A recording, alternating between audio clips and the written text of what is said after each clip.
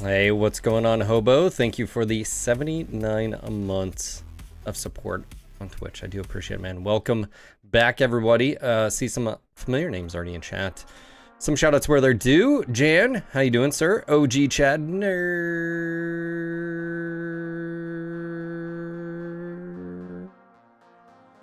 Cajun Tuna is already lurking. Time to beckon the meckin. That's right. Evan's also here. Shooter McGavin. Shooter Shooterson. And of course, Hobo. I hope you're doing well. If there's anybody else, make sure to chime in chat. At least say hello. Like I say again, welcome to everyone out there. Hopefully having a great day, night, morning, evening. We're back. It is a slightly later, about an hour later than normal. Like I said, I had a VA appointment. And yeah, went as accordingly as I thought it would. And yeah, we got some process of elimination here. Some stuff. But yeah, like I say again, welcome to everyone out there. Hopefully having a great day. Photon, how you doing over on the YouTubes? Hope you're having a good day over there. But yeah, so man. All right. Anyways, did you had any body parts placed? No. It went as expected. Basically, it's like the start. I mean, it's the sit down like consultation of like, hey, we're gonna do some blood work. You got to do a few more samples, which is oh so fun. I guess the initial thing I had sent was internal to the VA, and then this one they test a bunch of stuff. They send it out, and yeah. So once I get that done, then basically the process will continue. And he did say like, you know, you can try to eliminate dairy from your diet 2 weeks and then reintroduce things and sort of see. Apparently that's like the #1 cause of things, but and then if I still have issues, then it's not dairy, you know, so forth and so on. So basically the venture begins today. But yeah, gotta sit on the toilet and collect some samples, which is oh so fun if you've never done that before. But yeah, go from there. Scotty Bear, how you doing? But yeah, no, nothing. Yeah, nothing out of the ordinary that I'm aware of yet. How about you guys? How are you doing? How's your day going? I'm alive. Yeah. Troubleshooting. I just figured out why my second monitor wasn't working. Oh yeah? And you rig. Was it This user error. yeah.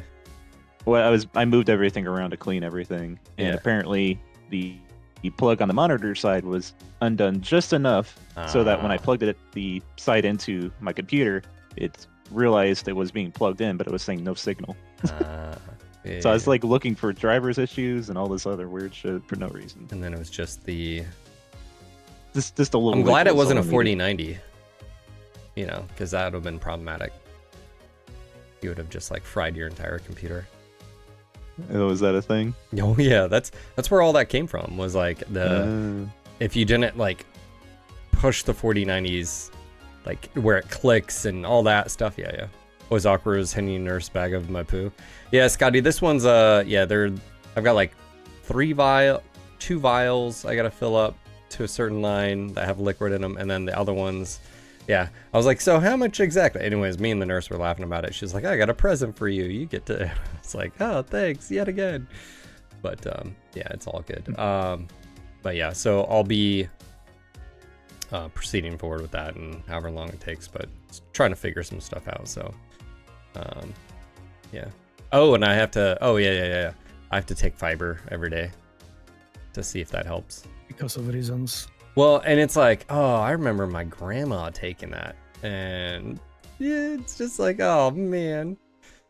Oh. Which actually reminded me of a story. I was checking whatever. I gave some blood samples. Never mind. But next to me was a guy who needed to. Well, he had the samples of something more substantial and more brown, if you know what I mean. So he went in, and I hear the voice from inside. Mister, we need a sample why do we need a full jar? And I'm like, oh my god. Yeah. They have specific instructions, but last time I was there and I had to do one, the nurse was like, please use these, do not bring it in a Tupperware container. And I was just like, oh man, just, you know. But yeah, so that's apparently a thing. Yeah. But yeah, Corey Stewart, how you doing? And again, Hobo, if you were there, man, thanks for the 79-month resub. It's that's a long time. I don't know if memberships show up like on a monthly basis, like if YouTube if someone's there for over a month, if it shows up for like a re-membership. I don't know how that works. Let me see here. Okay, so we don't have any new members. So yeah, we've had some members that, I mean, we have 20-month members over on YouTube. 11 months, 10 months, 9 months. Earliest is 7 days. So we got a new member 7 days ago. So I don't know how that goes. Anyway. Had the camera yet? No, Scotty, not yet. I think that's one of those things where they don't do it till 50 unless you have like signs and symptoms or whatever. So all bread cereal, fiber. What's up, Paul Chan? How you doing, sir?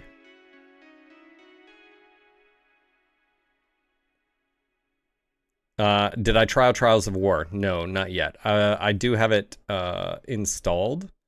But I was watching Magic. I got a key pretty much around the time I was wrapping up the stream yesterday, so I did watch Magic play it with some of the crew.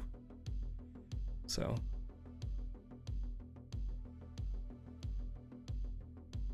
yeah, Paul, everything going well over there?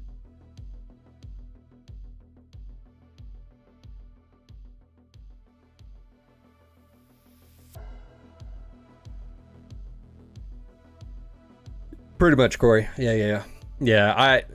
So, I don't know how long the process is, but yeah, kids are fine. No more scars with number 2, so that's great. Yeah, my daughter, we took her yesterday. She had to have the full gambit.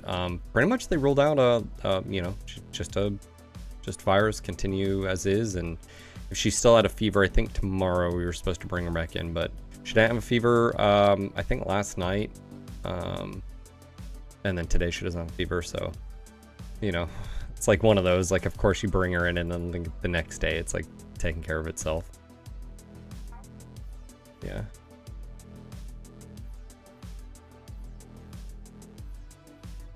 You had your first at 47, third time at 53.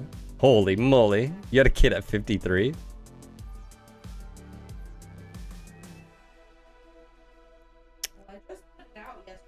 I think, in my opinion, the Trials of War, all the negativity, in my personal opinion, would be because of my main issue with it.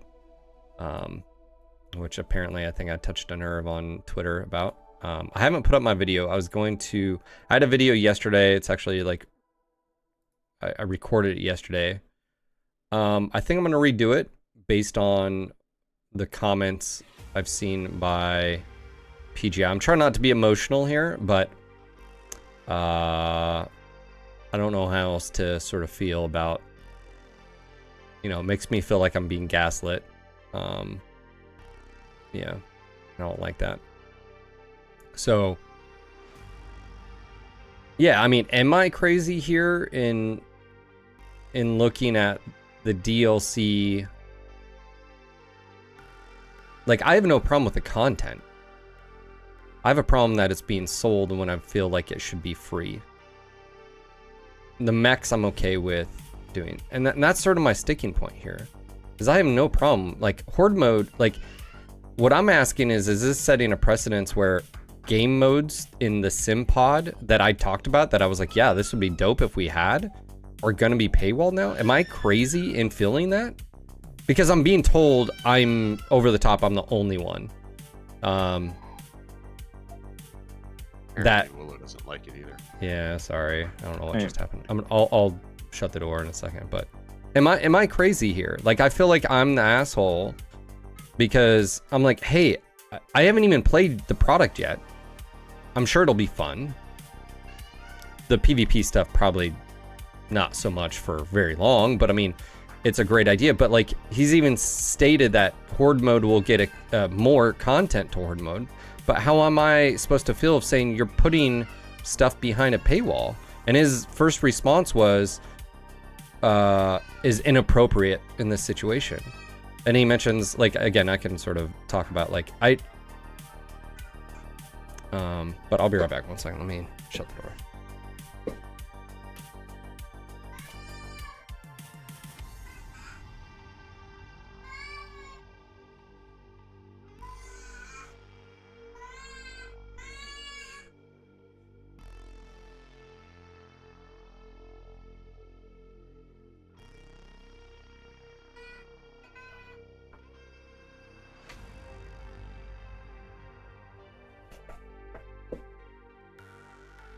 I mean, I feel like, again, I don't... Should I start off like, hey, this is really great stuff, but why is it behind a paywall? Like, is that what I need to say?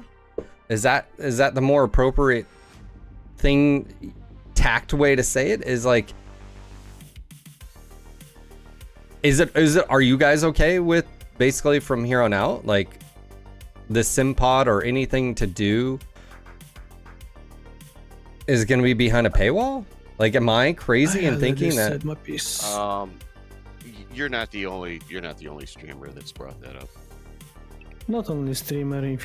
I actually played a couple of games today, McWhirter Online, and the people in chat were not saying nice things.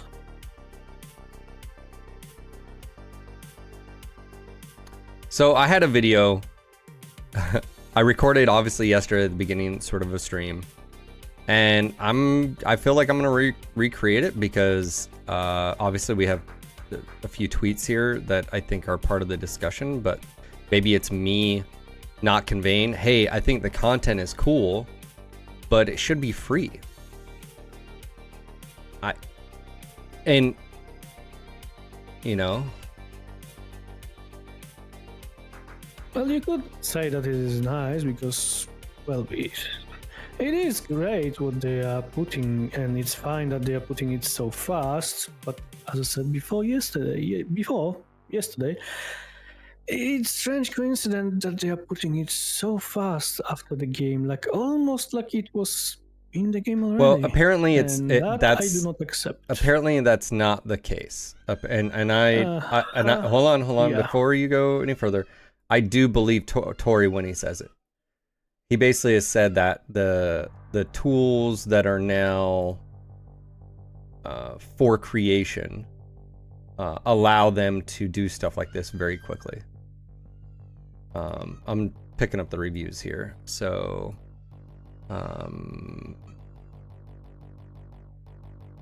she is not happy in the background. There's nothing I can do.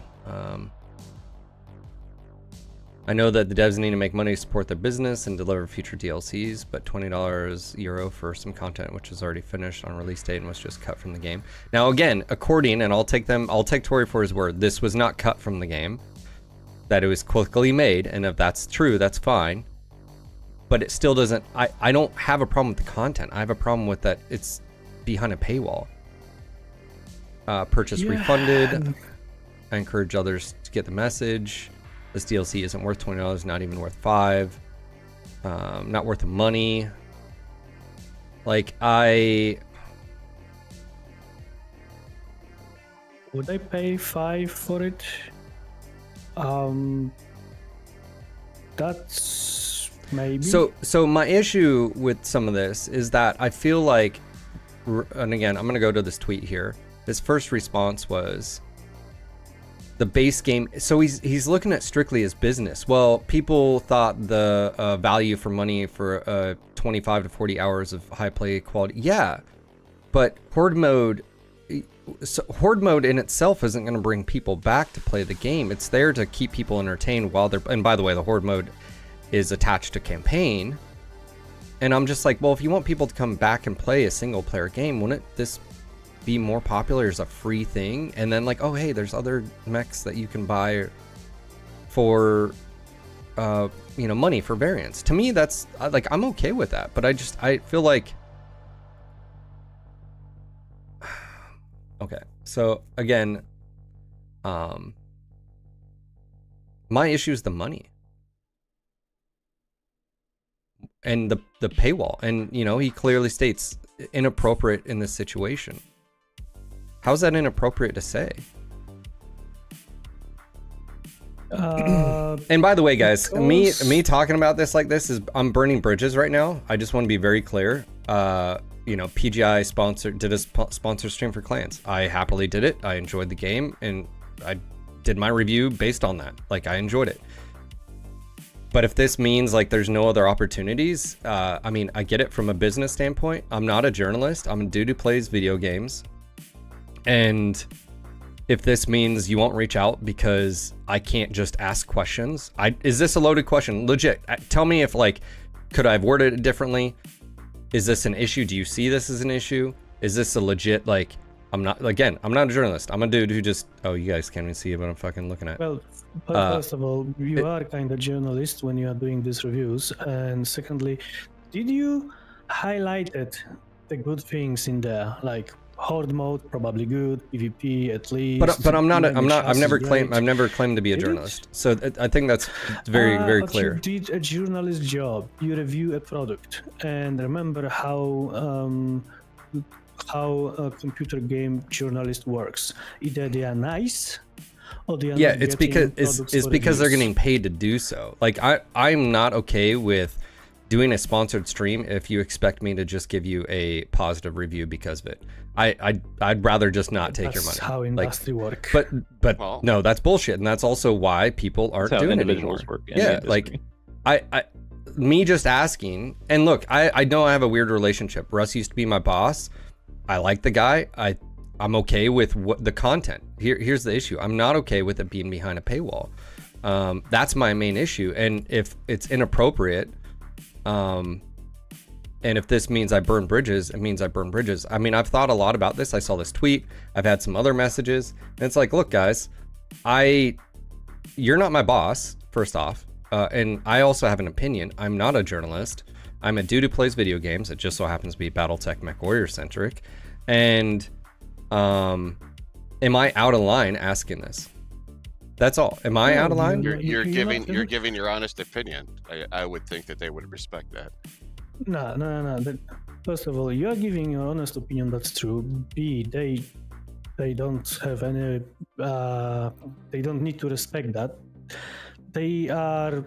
Well, they can feel like you kick them in the back, like maybe not knife in the back, but you know what I mean. They didn't expect probably so harsh things.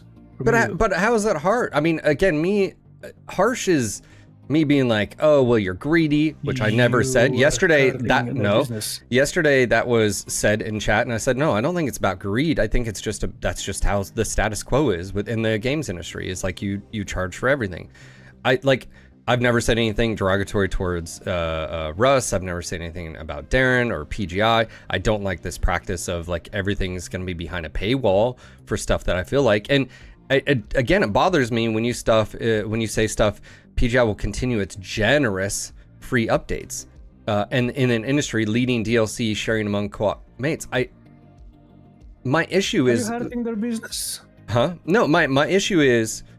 Yes. Then maybe it shouldn't be the standard. I mean, am I crazy in there? Maybe that shouldn't be the thing. I don't know. Like I said, me having this conversation live on stream today is gonna burn bridges. I just want to let you guys know that ahead of time. So don't expect any more sponsored streams from PGI. And roger that. If that's a conflict of interest where you are not okay as a game developer to put your product out there and someone, okay, roger that. Oh, can I be devil's advocate here for? Yeah, please tell me. I mean, again, is a fan. I mean, is the cost of the DLC, is that money going to be allocated for a new MechWarrior game?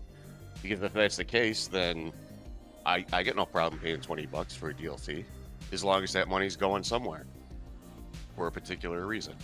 I do have issues with that though. Like if they think this is the norm that they can get away with, then they're gonna do the same thing in the next game. Besides, you shouldn't think like that. Like, I am okay giving money for DLC because I hope it will go for another game. No, if they would like started a Kickstarter. Hey guys, we are making money for the next game. Okay, sure. Maybe if I would be rich enough, I would donate some money for it. But remember, the next game, if they make it, I will pay the full price for it. So why I should pay now some money for the game to be created and then pay again for the full price? No, I don't. I condone those practices. Are just no, simply no. That is too much, and saying that oh guys, this is not 20, it's sale right now. Yeah, it's on the sale on the Steam, 17. Oh great, you're merciful God, thank you. I'm sounding salty here, but which maybe is coming slightly too strong, because I like the game. I like the MechWarrior Clans 5. I still will play it, and I will buy the DLC, the story DLC. Even for 20. Natural. For like 10, 12 mission, sure. Natural. This, no. Again, I don't know, man. I feel like I'm in a weird spot, and again, I've had a few conversations, and apparently this tweet was inflammatory and touched some people negatively. And I read this, and look, I'm not a journalist. I'm a dude who plays Battletech MechWarrior games. And if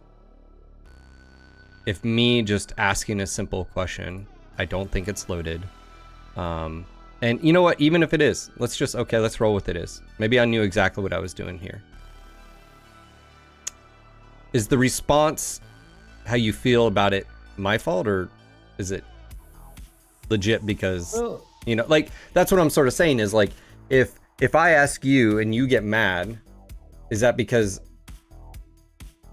Does that make sense? Like, yeah, it shouldn't be behind a paywall, and you know, so yeah. But did that tweet came out strong, coming like personally for us because you named him? Yes. He's the CEO. He's the voice. He's the pitcher. He's the one making the you know. I know, but it was maybe not worded, but maybe somewhat worded also. But it was like very strong coming at Russ personally. Like, no, I don't think so. I didn't use any. I didn't use. If this would be worded for me, like it would be me here instead of Russ Bullock, I could. But does that say more about you, or does that say more about me and asking the question? Here's my issue with all this. Is again, if I'm gonna burn bridges, which I already have today, roger that. No more sponsorship. Cool.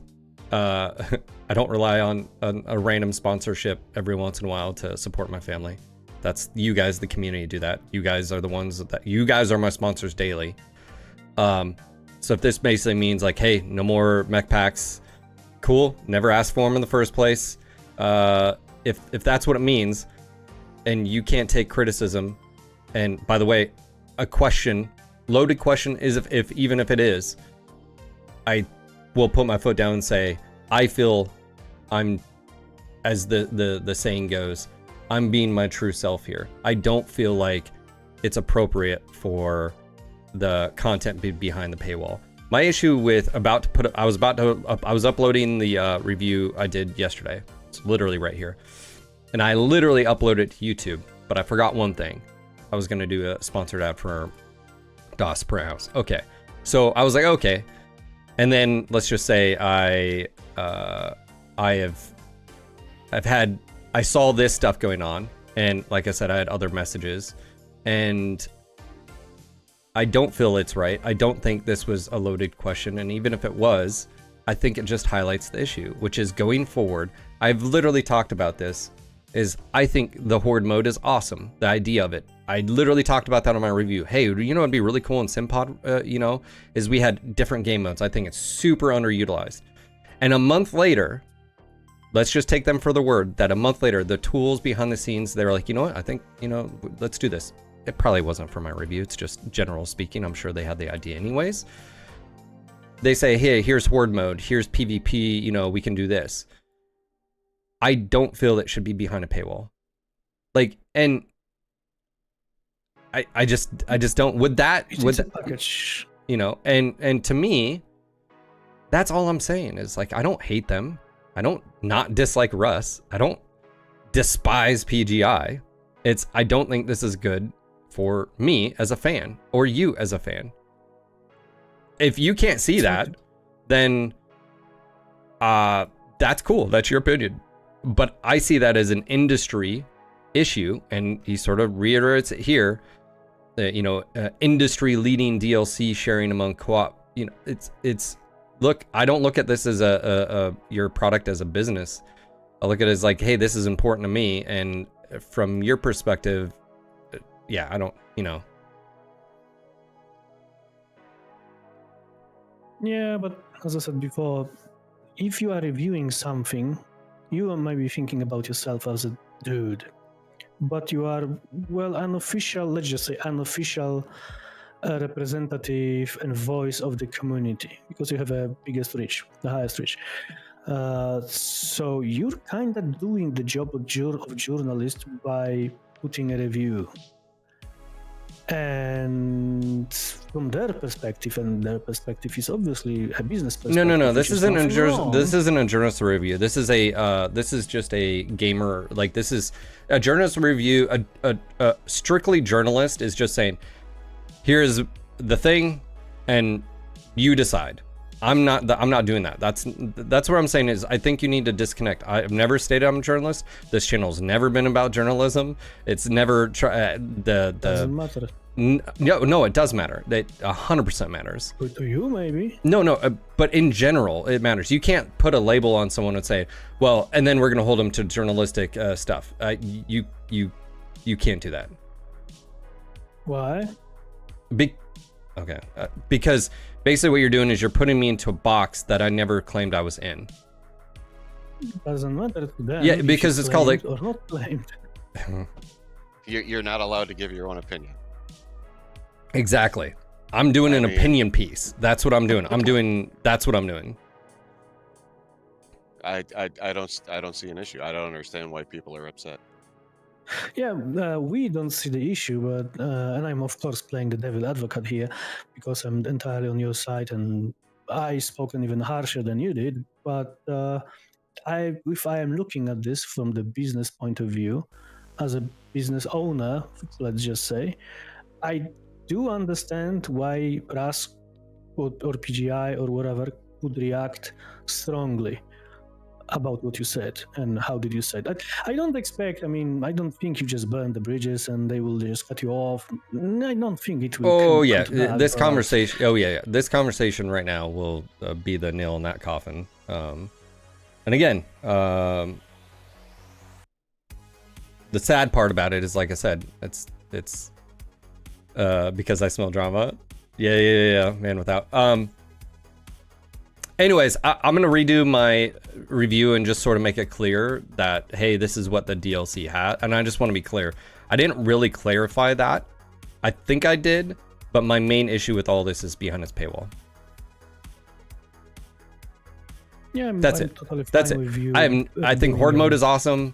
I think PvP, I'm intrigued because I'm like, oh, what are they testing here? But it shouldn't be behind a paywall. Simpod stuff should not be behind a paywall.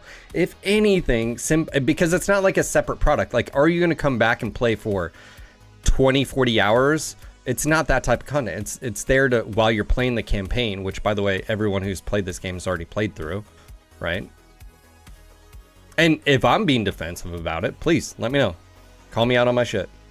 Well, like I said, you're not the only streamer that's brought this up. Eric says, yeah, man, he isn't a journalist. I'm a journalist, but Phil isn't, and business owners have zero control or should have zero control over journalists. Side note. Should. But if you see what is happening for decades now in the industry, game industry, journalist industry, no, the journalists definitely listen to the business owners, or they are not getting the stuff to reviews, and therefore they are out of job. Yeah, but I mean, I'm okay with the DLCs where they added story and narration and you had voice acting and stuff like that. I would have no problem. By the way, I don't think should be called a DLC. Like it's a ad. It's like patch. An add-on. It's an add-on patch. Yeah, it's an add-on patch.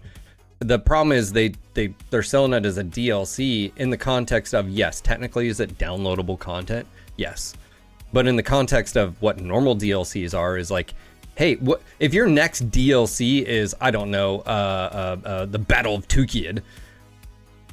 Is that you put two different very specific things into one thing? And by the way, if it's Battle of Tukid and it's got the same level of quality as you did in Clans, I'm buying it. I have no issue with that.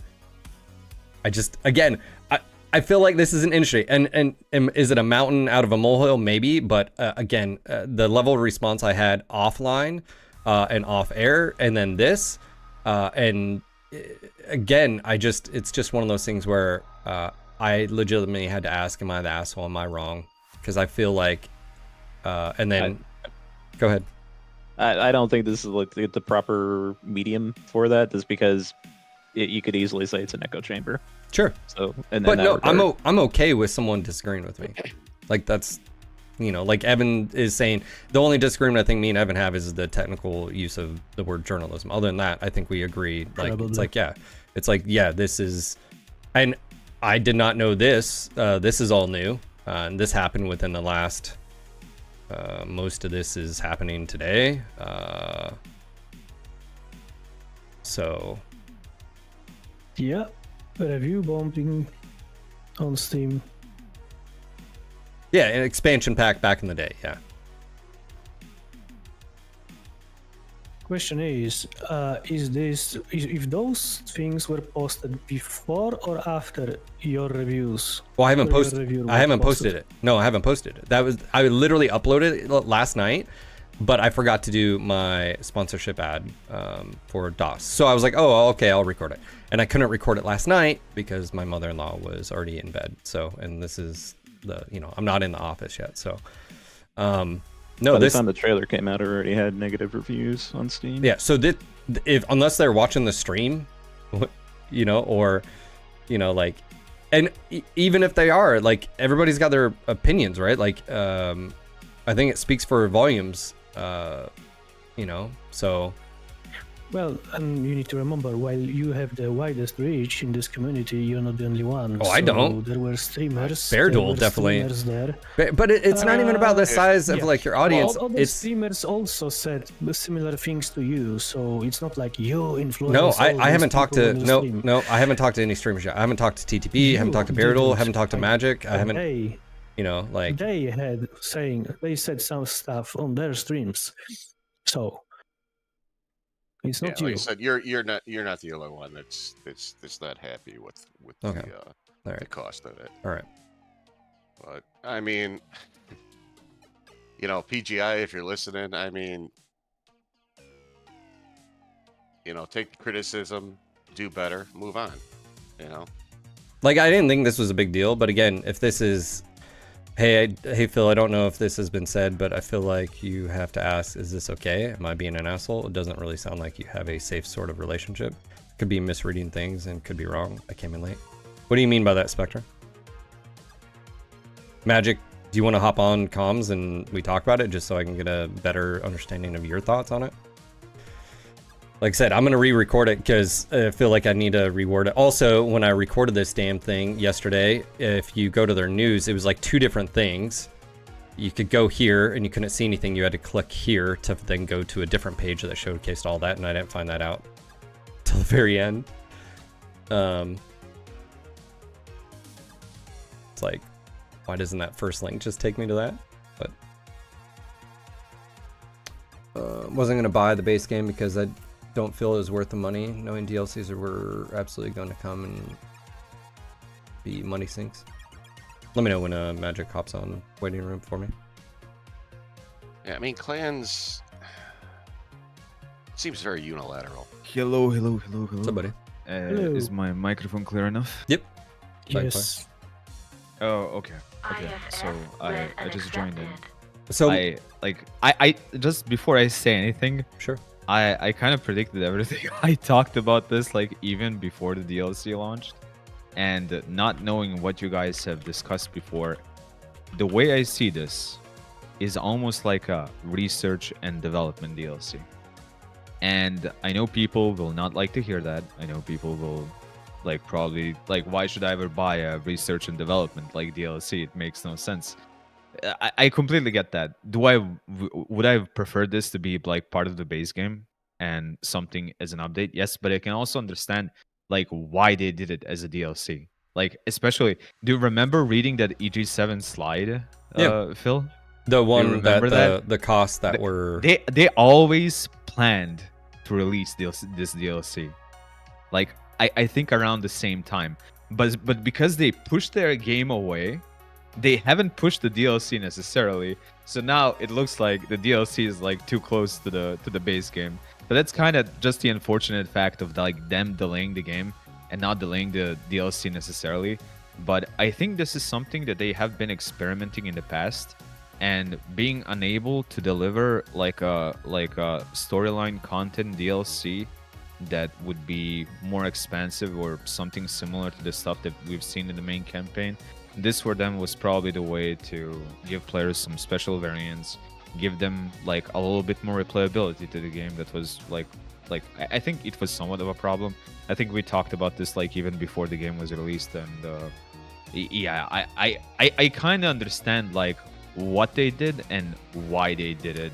So even though I'm not a big support of this being like a DLC separately, I actually had the chance to get the DLC for free, but I went out and bought it as a sake of principle, because if this is something that PGA like iterates upon, if they use this DLC like literally as research and development for the next game, or maybe they're not gonna do it, maybe they're not gonna touch it that much, like Russ indicated something differently on Twitter. Like I don't know if PGA is gonna do it or not, but I'm just saying they have a really good chance of using this DLC and like the ability to do like player versus player, to maybe even experiment with some modes if they can extend the PvP portion to include like more than 5 players.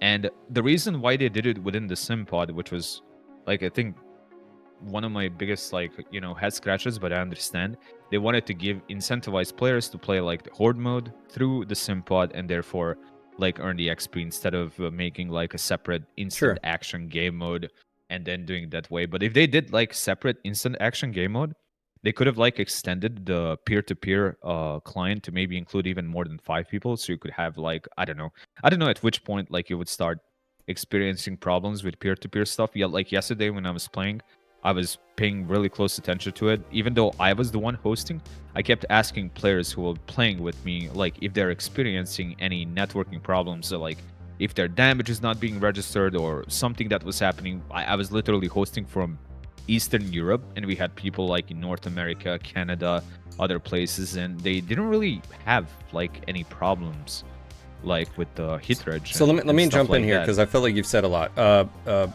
I agree with your statement about EG7. I think they were planning something, but then the release date got pushed back, and I think that messed things up. Okay, roger that. Yep. Yeah. Here, my issue, and the whole reason you're coming in late is my main issue, and that's the reason I sent out this tweet. I think horde mode is cool. I think the PvP stuff is cool. I'm intrigued to what that's going to lead to. Everything you just said, I'm okay with.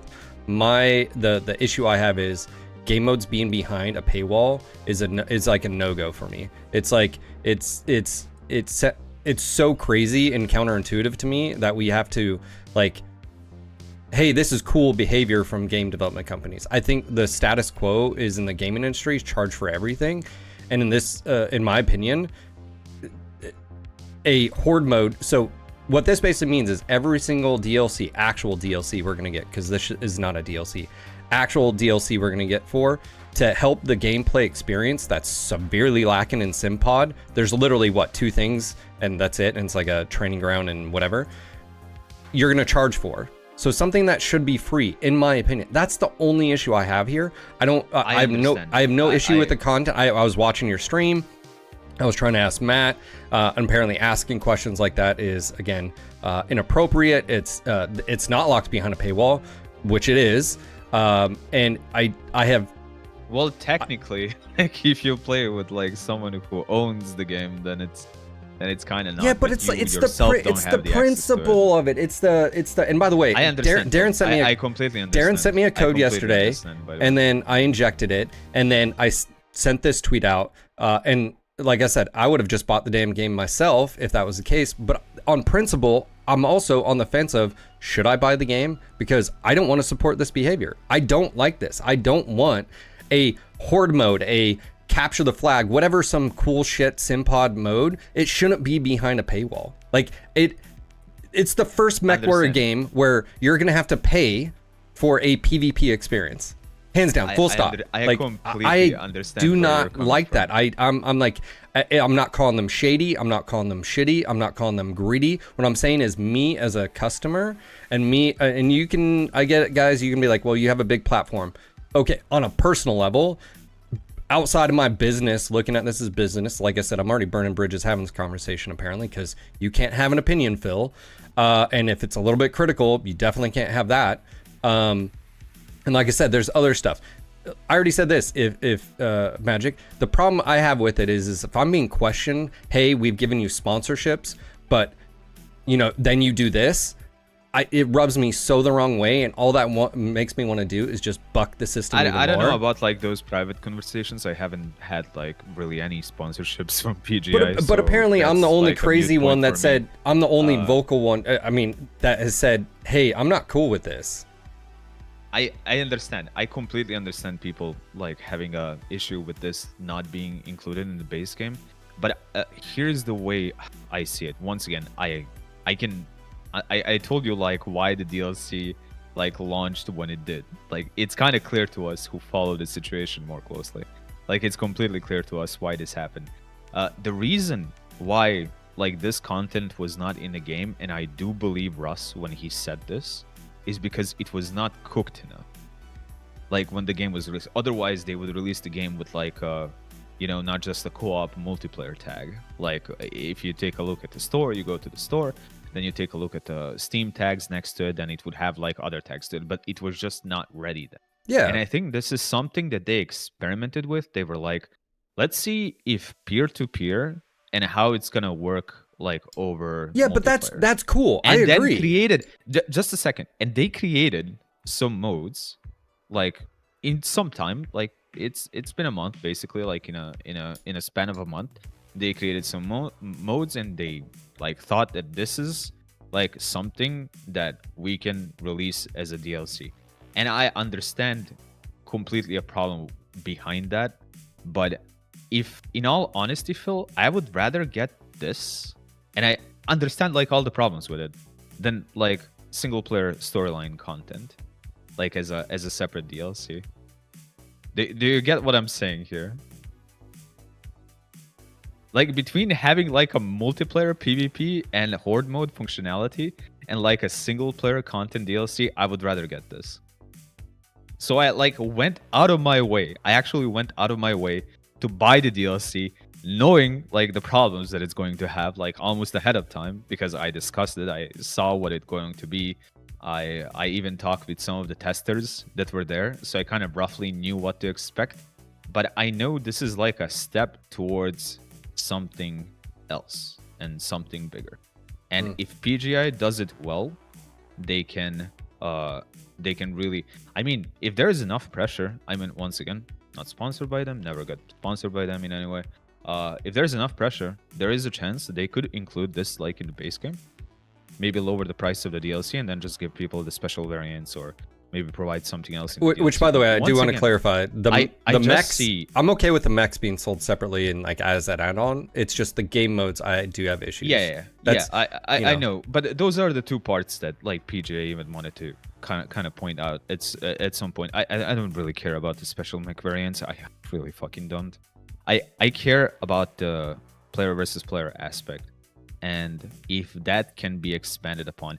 One of the reasons why they kept the 5-player stuff is, once again, they had the mech lab ready for 5 players. They had like all the systems in place for 5 players, so that was kind of a quick thing. There's like nothing essentially preventing them from creating like a bigger player lobbies, other than maybe some peer-to-peer like limitations that may manifest themselves like once you start expanding the player numbers and like someone is hosting, or maybe like the host you're basically saying have a is good enough connection. you're just basically looking at this. Yeah. This is a test from This is, PGI. like, for me, this is like almost is what- research and development. Sure, like and that's if you could fine. name this DLC like R&D DLC, this would be an R&D DLC for me. Yeah, but again, a month later, when, as you said, it should have been part of the base game, or probably was going to be part of the base game. That's where I have the issue here. Is just the money. It's the monetary. It's like regarding time, that's because of the delay. yeah, The but game even got delayed, but the even if DLC it was didn't get 2 delayed. even if it was 2 months, let's just say the game launched September. It's like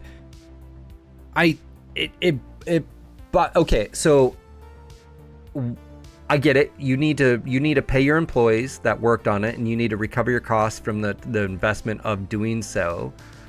But I just feel like short-term gain for like long-term, like why wouldn't you put PvP out there to every single person that's bought it?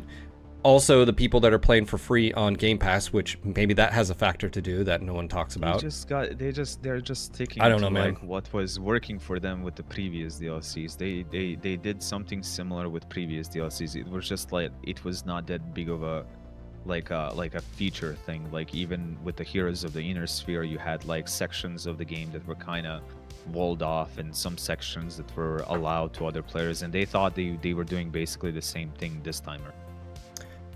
But people are reacting differently to it, which is once again understandable. I understand people who are reacting differently to it, but I almost understand like every move that PGI made and like why they did it in the first place. Like everything from the point of like player PvP being limited to 5 to the point of like game being delayed, but the DLC not being delayed itself because you're getting like to the end of the year and the quarterly reports like for EG7 stuff, to the modes that were developed. I mean, I hear you, like, man. Again, usage of maps. I'm okay to be like, hey, you know what? Maybe I need to change my mind about something, or hey, maybe I'm not coming- here to change. No. anyone's mind. I'm just presenting stuff. That's here why to, I'm asking yeah. other people and their opinions, because look, man, I'm just one dude, emotional, whatever you want to like. But here's the thing: it rubs me the wrong way to be like, okay, hey, I've already played the game. I actually went back to start playing stock only, and that, you know, is what it is in its own right. And then the one thing lacking is like, hey guys, you know, it'd be really cool to keep you entertained while you're doing all this this linear story that doesn't change at all, is Simpod stuff. And it's like, hey, here's a Simpod thing, but now you got to pay for it.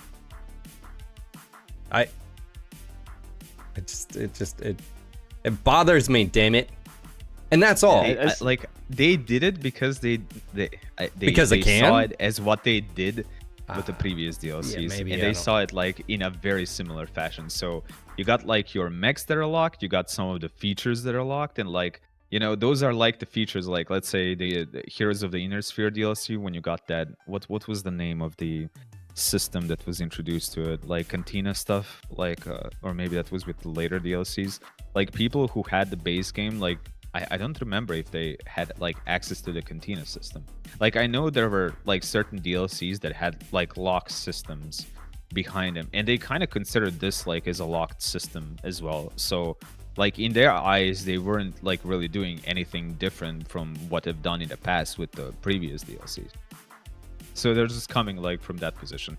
Okay, we're gonna allow people who don't have like this DLC to play with people who have this DLC, but like the base system itself is gonna remain locked to them unless they purchase the DLC itself. There's so many conflicting things though. Like, okay, so if they add a, you know, it's a, in one aspect, it's a good thing that they have the ability to create new game modes.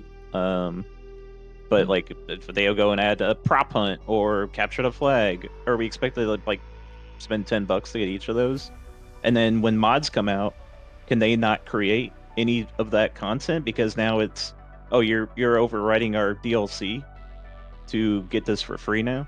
Like where does the I mean, we conflict come in already there? I don't know what happened. There was a player versus player mode for MechWarrior Mercs, if I'm not mistaken.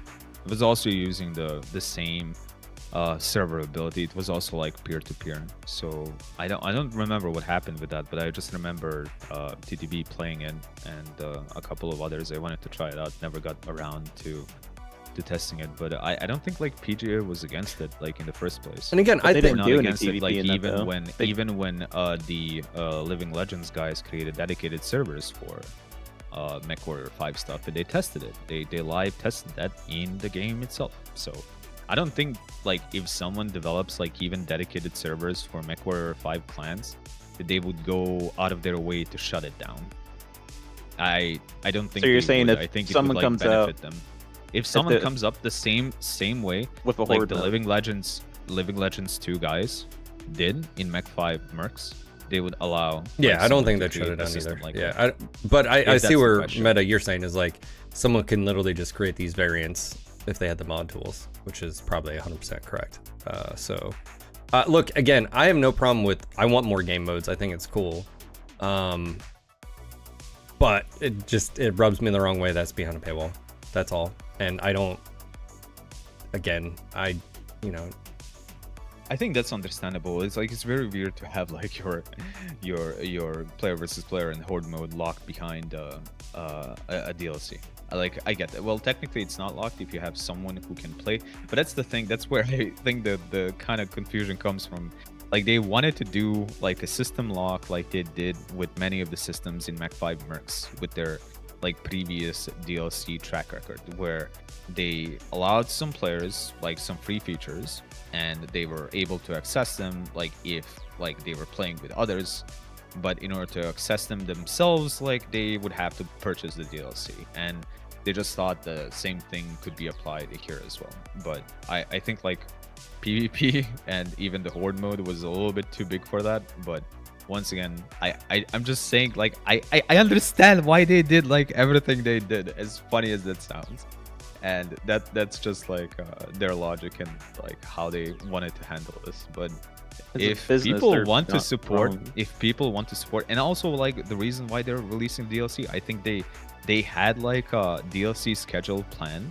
I don't think they had like a single like player storyline DLC like ready soon, and they saw this as a good opportunity to get something out there relatively quickly that's actually relatively substantial in my opinion, and monetize it as they did monetize like one of their previous DLCs, or like almost most of the DLCs that they did in Mech 5 Mercs. That's pretty much all. yeah, there is to it. and even when you talk about Mercs, I have issues as far as it's here nor there, but the quality of what you got out of the DLCs, I just never really thought the DLCs were good at all in general. You mean like the storyline section or the feature? Everything. I mean, section? everything. I mean, if you compare what they did with clans to the DLC, and that's one of the critiques that even Paul in the one article was saying, is they just couldn't do. So it's always around the sandbox thing, the story, the like blah blah blah, the behavior of the missions. Anyways, But that goes down to like base game criticism in that case. If you go like all the way over there. so my main Not thing even was necessarily the I DLC recorded criticism on their I own. recorded a video yesterday. I was about to go live, but I forgot something in it, so I needed to go back anyways. And then all this went down today, and like I said, I had some PMs and stuff as well, and it's just like I concede what you're saying. I can like I can understand like someone's like hey, they did it probably because of this, they're using it as a test bed. I think that's cool. Everything you said about that I have no problem with. I think that's intriguing. Hey, it's something else, maybe we can play it instead of just MWO, which would be a nice change, especially the PvP route. But it rubs me in the wrong way that in this comment of generous free updates and industry leading. The problem is I feel like the industry in general is here to just maximize profit. I mean, if you're going to quote like industry leading, then you would take a look at the game like Space Marine 2 that launched with both like Horde mode, PvE and PvP at the same time. But like I said, I don't think that was ready. Like yeah, but again, that's sort of supposed to launch. And another thing, and one of the reasons I think they experimented with it earlier, it was just like not cooked enough, and then now like a month and a half or like a month later, they think like that DLC was cooked enough, and they decided to release it. And once again, that's why you saw it now and didn't see it at the start of the game. Now, would this be more appropriate as a free game update? I agree, but I went out of my way to actually buy it, like I said, because I know this is like R&D for PGI, and if Russ' words are to be trusted on, like as to what he said on Twitter, let me find his quote. Just a moment. Oh, and he also said quote. The Horde mode will be expanded upon, or different modes or whatever. I want to see the exact comment like of the words he said. I mean, I don't trust like anyone without the reserve. Like that may be the case, maybe not. But that's the statement that was made. It's gonna take someone says, for example, Vermintide 2 did it versus, yeah, it's buggy and it's bad right now, but it's free. Yeah, he basically said, although not prepared to make assurances here, and now I feel there is a very strong possibility that throughout 2025, we continue to make the Horde mode and Arena mode more robust. More maps and scenarios for Horde mode, and perhaps more depth of options or modes for Arena. And then there is another one that he said. Okay, I'll finish it. I'll just go ahead and say I'll quote it next time. No, I was gonna say, and it's also, to me, it also strikes me as weird too. Is like because Clans is a linear story, like them. I understand what you said too. Is they're tying it in so people use it as a XP thing during the campaign. Yeah, that's why they tied it. But it also, to me, it almost feels like it's like this separate. I don't know if it's like this separate product. That's almost what it feels like to me in a different way, like a test bed, if you will. Because if you played through the campaign, I mean, would you go back and play the game mode over and over and over and over again, or is it one of those, like we do with like MWO? What do you mean, play which game mode? The Horde mode or whatever. Like it almost feels like the Clans, the linear, it's almost this separate thing, because this Horde mode is a game mode just for fun and your buddies to be able to do it in this fun experience or whatever. And the that's what I'm sort of saying, is like it almost feels like it's two separate things in itself, which and again, if it's a test bed for the other DLCs, I almost don't feel like it's separate. It would feel separate if they separated it into instant action, like on the beginning, like title screen or whatever, but instead they decided to merge it with Simpod and basically use it as like some kind of XP gain. Yeah, and like I said, I that's what I was doing with my stock. I was like, do the Simpod stuff, do the advanced parameters, because like you get so much XP with that, and do milestones, stuff like that. But I don't know, man. Like in their eyes, once again, in their eyes, that's part of the Simpod.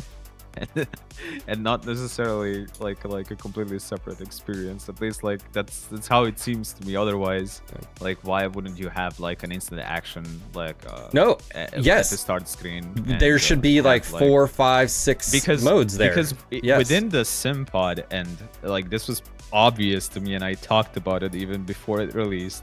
You have different pilots. Those different pilots have different skill nodes. The different skill nodes give you like different amounts of boosts for like various things. So like you can't really have like a clean PvP experience within it, because depending on who gets which pilot, different stats are going to apply to them. And on top of that, like a lot of the balance like stuff and even the research kind of ties into it. But they intentionally made it like as a Simpod. So once again, in their eyes, they've seen it as an additional feature and not necessarily like a somewhat separate gameplay element to the game they had, like it's treated in and that's fair. Like Space Marine 2. Yeah, but as Space Marine 2, it's free, and that's my hang up, is like I don't think anyone will be able to change my mind on that one. It just does Yeah, not there fit should well be with me. part of like a free base game update, and then like maybe something slightly different would have been done for the DLC. Yeah, you know what it yeah. goes back to me is it goes back to that what is the Forever Winter dev update. Yeah, and he quote, talks quote, and quote. it just dude, that's in the back of my brain the entire time going, and I'm not calling them greedy, but I'm just saying maybe, just maybe, you shouldn't be charging for stuff like this, and maybe, just maybe, you can sell mechs and add-ons and do whatever, blah blah blah, and that's appropriate. And when you have a actual DLC, because again, to me, this isn't DLC. Now, I'll also concede to your point, Magic, that it is. Would you rather get like single Single player- player storyline content or something that Well, expands the gameplay I- like as massively as a PvP or I like think- a horde mode Well, does? I think it You know? depends. It depends from PGI's standpoint, where so far Mercs and then this, and if this is trending to be 1 million plus copies sold, then yeah, you'd focus on single player, but then you'd toss a bone here or there, which is fine with the PvP stuff too as well. But all I'm saying is, like, if to me this should have just been a free update, and then, oh hey, here's a mech add-on pack, and you guys, if you guys want these Omni mechs, these heroes, cool. And then, hey, just FYI, we've got a big DLC coming out, you know, Q2 of 2025. Stand by for details on that. We wouldn't even be having this conversation. I think the thing is, Phil, they just couldn't release like a single player DLC story content now that they've released clans and with all the cutscenes, you know, all the. You don't think they'll customizations, release like, that I as a just- DLC? I think they didn't have enough, and they wanted to release something else. as a No. DLC, which is why I'm in released agreement with you, but what I'm saying is, if you would have just released this as free with the Hero Mechs as an add-on pack if you wanted to buy it, but the Horde mode and the PvP mode, and just said, hey, just FYI guys, enjoy the holidays. Here's some new fun game modes that you can expect even more in the future. But until then, I enjoy this, understand and that, then but they see it, but they almost see it as a free release because like only one person needs the DLC to host the mode. yeah, I don't. Dude, I will spend $50 on the next DLC if it's a storyline and stuff like that. But if you're wanting to, You know what's funny? I kind of knew that this was gonna be a problem coming. This that I literally went out of my way to buy it myself. So like I'm just clean on that. Like I'm completely clean on that. I went out of my way to buy it because, like I said, I see it as a research and development DLC. yeah. can't So be marketed you're that way, saying and- you're yeah. saying you're okay with spending the money because you're thinking PGI, like, here PGI, here's the money, here's support. I want to see more of this. My main issue is, I don't want to see more of the behavior of stuff like this being behind paywall, even if Locked it's behind yes, paywall. even if it's Yes. if you were to say, because here's the thing, if you want the damn product, you have to buy the product in general. I mean, if you were to say, well, Phil, you'd buy a DLC 2, that's a story campaign of 2 Kid and maybe the Smoke Jaguars again, whatever it is, name clan, blah blah blah. The next story is going to be just as good as the first one. You're willing to pay $50 for that? Yes. So would you be willing to pay $50 for a entire PvP oriented game mode? And that's where I'm like, Yeah, you're scratching your head at that point. I and it's like, completely understand. so hold on, I had to buy the base game, and now I'm having to buy another $50 for a PvP. Every other MechWarrior game has been. It does. Someone yeah. said in chat Photon. like another problem is if there is a paywall PvP mode, what about the population? No one cares about the population because of how it's designed. Like it's not designed to have like a matchmaker and Yeah. Well, this some isn't. kind of This- like a global yeah. search button. And this isn't really you a. basically just a second. You basically play that with your friends, like when you're not playing the single player storyline, and that's it. It was designed in such a way that it's more like an extension of the SimPod itself than it is like a separate PvP game, which is once again why I said that they didn't really design it as like an instant action game mode, like on the beginning screen, like even if it had like no global search function or like no dedicated servers, none of that. It's sort of like saying, hey, hone your skills pod. against your teammates to improve so you can fight the campaign better and blah blah blah. And it'll be fun or whatever. Like, I completely understand like where people are coming from. I'm just asking people, please understand. So Modib says, so Modib, okay, so here's Modib's opinion. He says adding a DLC for $20 for a PvP experience that isn't fully fleshed out, and horde mode that just expands on their training mode anyway, a month after release just leaves a bad taste. We talked about like the release schedule and like why that's sure, like a little bit weird, because the game got delayed. The DLC itself didn't get delayed because you want to end stuff before Q4, and I get that. Here's my thing, Magic. I get that. I'm okay with the perspective of, hey, bigger picture, I think PGI is using this as a test bed. I want to support that because I want more PvP action in the future. I'm okay with that mentality and that opinion, but that still doesn't change the fact of, yeah, but should you have to pay for that, R&D? Like, shouldn't that just be like, and haven't we paid enough? Included as a part of the base campaign. Yeah, I get that. And the thing that I'm really afraid is, like, a year from now, I'm going to hear people saying, oh, but PGI did PvP in Mech 5 clans and it didn't work. So like once the next game comes around, they're not even going to bother. They're just gonna go and then you'll be like, I blame Phil both because... from Pepegas. Yeah. I'm gonna hear that comment both from Pepegas and from PGI that they quote unquote tried and quote unquote it didn't work. And it's all about implementation and how much they iterate and stuff. Like it happens so often that they try something, get stuck on the V0.1 implementation, and then like let it go, never touch it again, never iterate on it, never like expand upon it like in any way. That's my problem, and that's kind of my fear at the same time.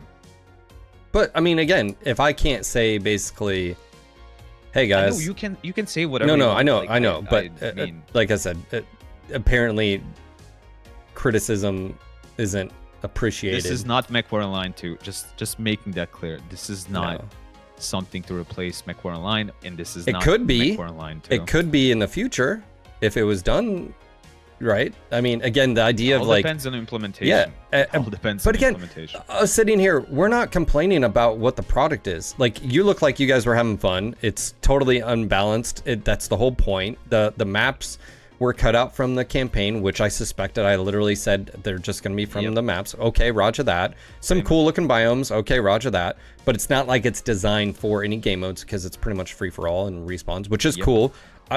I'm okay with that. I'm okay. I think that's fun. I think that would have added some definitely extra hours to gameplay and some other things to do, because again, linear storyline, literally when you can't do like side missions, it's just okay. The issue is the money and it being behind a paywall. And I don't know what inappropriate means. I don't know if that's because they're like, hey, we've given you sponsorships and we don't appreciate you basically being critical of so 100% of what Modeep said. I think PGI handled this extremely poorly. Russ needs to get feedback from the community before doing this, and he needs to be open. Well, the good news is, I guess from my standpoint, is I was told I was the only one that didn't like this, literally, and I quote, I was the only one complaining about this. No, that's not true. And even from other streamers, I was the only one that was voicing a negative opinion about stuff being behind paywall. I was told this. And so that's why I was asking. Because you're the only one that brought it up on Twitter, or is that because yes, that is incorrect. Go watch TTV's video, because he basically said that's fine, but yes, like Twitter. People aren't out there watching everyone else's stream 24/7. But sometimes too is like I'll read through comments and like I'm okay if you paid the money for it. I have to question, like, you're bending the knee to say like it's okay to charge customers for what I feel like should be free. And I don't villainize you for paying the money because you think it's worth it. But that's also his point when he talks about value for money. And it's like, hey man, like I'm a person here, I'm not just a number. Like And we also know, by the way, Magic, based on that EG7 report, that it didn't have as high as it's expected to be 1 million copies, but it didn't have as high as sales because they missed a month. And obviously they wanted to get out something before the holidays, again, which is fine. I just feel like it shouldn't be game modes. And I keep going back. I feel like I'm fucking repeating myself, but yeah, I just... I mean, I'm repeating myself as well. Once again, one of the reasons why PGI didn't see a problem with this, even though I think like some of them may have anticipated this, maybe some of them saw it, is because like they treated it as they treated their previous DLC. Yes. And there wasn't like much clashback over the previous DLCs, and they almost see the inclusion of the PvP and arena game modes almost as cantina like in the previous games. It's something that players who unlock the DLCs have access to. You can kind of expand that access, like if you play with a player that owns that DLC, so they didn't necessarily like see a problem with it. That's on PGI's perception part. Like I don't know how community is going to react. I really don't. Like I said, I enjoyed like a little bit of that Pepega like free to play 5 versus 5 like fights. I was having fun on stream, I can't deny. I was really surprised that the hit reg was working surprisingly fine, but it has a lot of intrinsic balance problems. But once again, I think PGA didn't necessarily care about that because they Sure. saw it as like something that's tacked on and not a separate feature, like something that's tacked on top of Simpod and not a completely separate feature to the game itself, which is also a little bit strange, but that's just the way they decided to go about it. And by the way, that's exciting that that one, I didn't expect a PvP mode to be part of this, thing. Before I interrupt you, I kept hearing for people that PvP is undoable. Like PvP is undoable. You have to like spend so much time and effort. PvP is undoable. And then within a freaking month, I'm just gonna repeat that. Within a month, like they kind of do it. They almost do it with like some of the base systems like in place. Friendly so fire annoying. is a It's, thing like, already so in the game. annoying. I don't understand. Yeah, but like PvP was already a hearing thing if that. you wanted it to keep, be. You keep hearing that. You keep hearing that from various people, and it annoys like me to no end. So All yeah. they did was add respawn, like that. They didn't have to do anything else besides add respawn. Well, technically there is a last man standing mode, so there is a mode without the respawns as well, like free for all, 4 versus 4. Well, not 4 versus 4. You can go like into any 5 campaign and and just drop and then fight each other, and that's. I mean, it's yeah, the same thing. technically you can make like that, but it's more about like I wasn't sure how the peer-to-peer networking was going to work, like when it comes to player versus player. Yeah. And I was really surprised to see that like people who played with me, and I asked them like this several times, like how does the mech versus mech combat feel, and they said it feels fine, which like a little bit surprised me. I know it was going to feel fine on my side because I was the one who was hosting the game, but to hear that from them was quite something.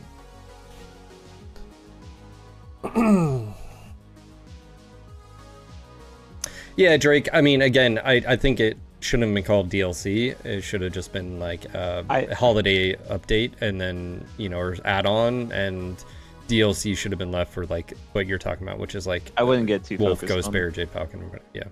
I wouldn't get too focused on it, them calling it DLC, just because like Steam is huge and it has standardized anything that is not the game that is added to the game is therefore DLC. Yeah. And that's why I'm saying to call it DLC, at something like that, like afterwards, like a feature update or something like that. Like if you add a reskin of something and charge $5 for it, Steam is going to call it a DLC. Sure. Like, yeah, that's what I was sort of saying is like I feel like it's just horse armor DLC. Blame Bethesda for that moniker. Yeah. All right, but again, it goes back to my big thing is just stuff being behind a paywall. I appreciate different perspectives. I get where you're coming from, Magic. Also Modib and then everybody else. But again, yeah. So, what's up, Tori? How you doing, buddy? And by the way, guys, I will say this. I don't feel like I should have to say this, but If there's any devs in chat, respect them. Even if they're on Discord, they're taking their own time to do it, and Tori's one of them. And if you act like an asshat, I'm just gonna ask you to leave because like it's just not appropriate. Yeah. And by the way, Tori is an feel free to criticize engineer like, and like game designer. any of the decisions, but like being like targeting devs in a way of like swearing at them or calling them names or whatnot is just like past the. What's worse, releasing PvP tolerance. behind a paywall or Gold Mechs? Gold Mechs was 100% IGP's idea, by the way.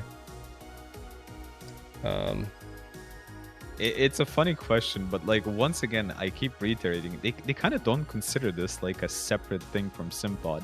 They see this as an expanded function of Simpod. Which it like, is more than it is. No, it would surprise sure. me if like they tag like a PvP tag on the freaking like game now. Dude, I'm actually gonna go on Steam and take a look.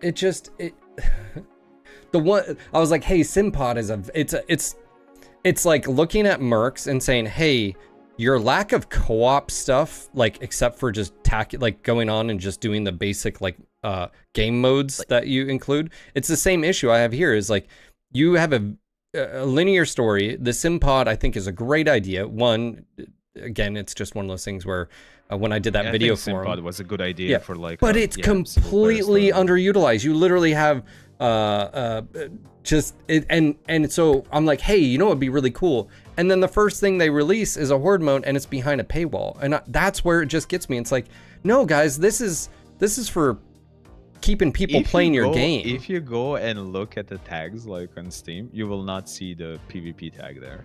Like that's kind of it. It's just kind of so. All right. Yeah. Well, all right.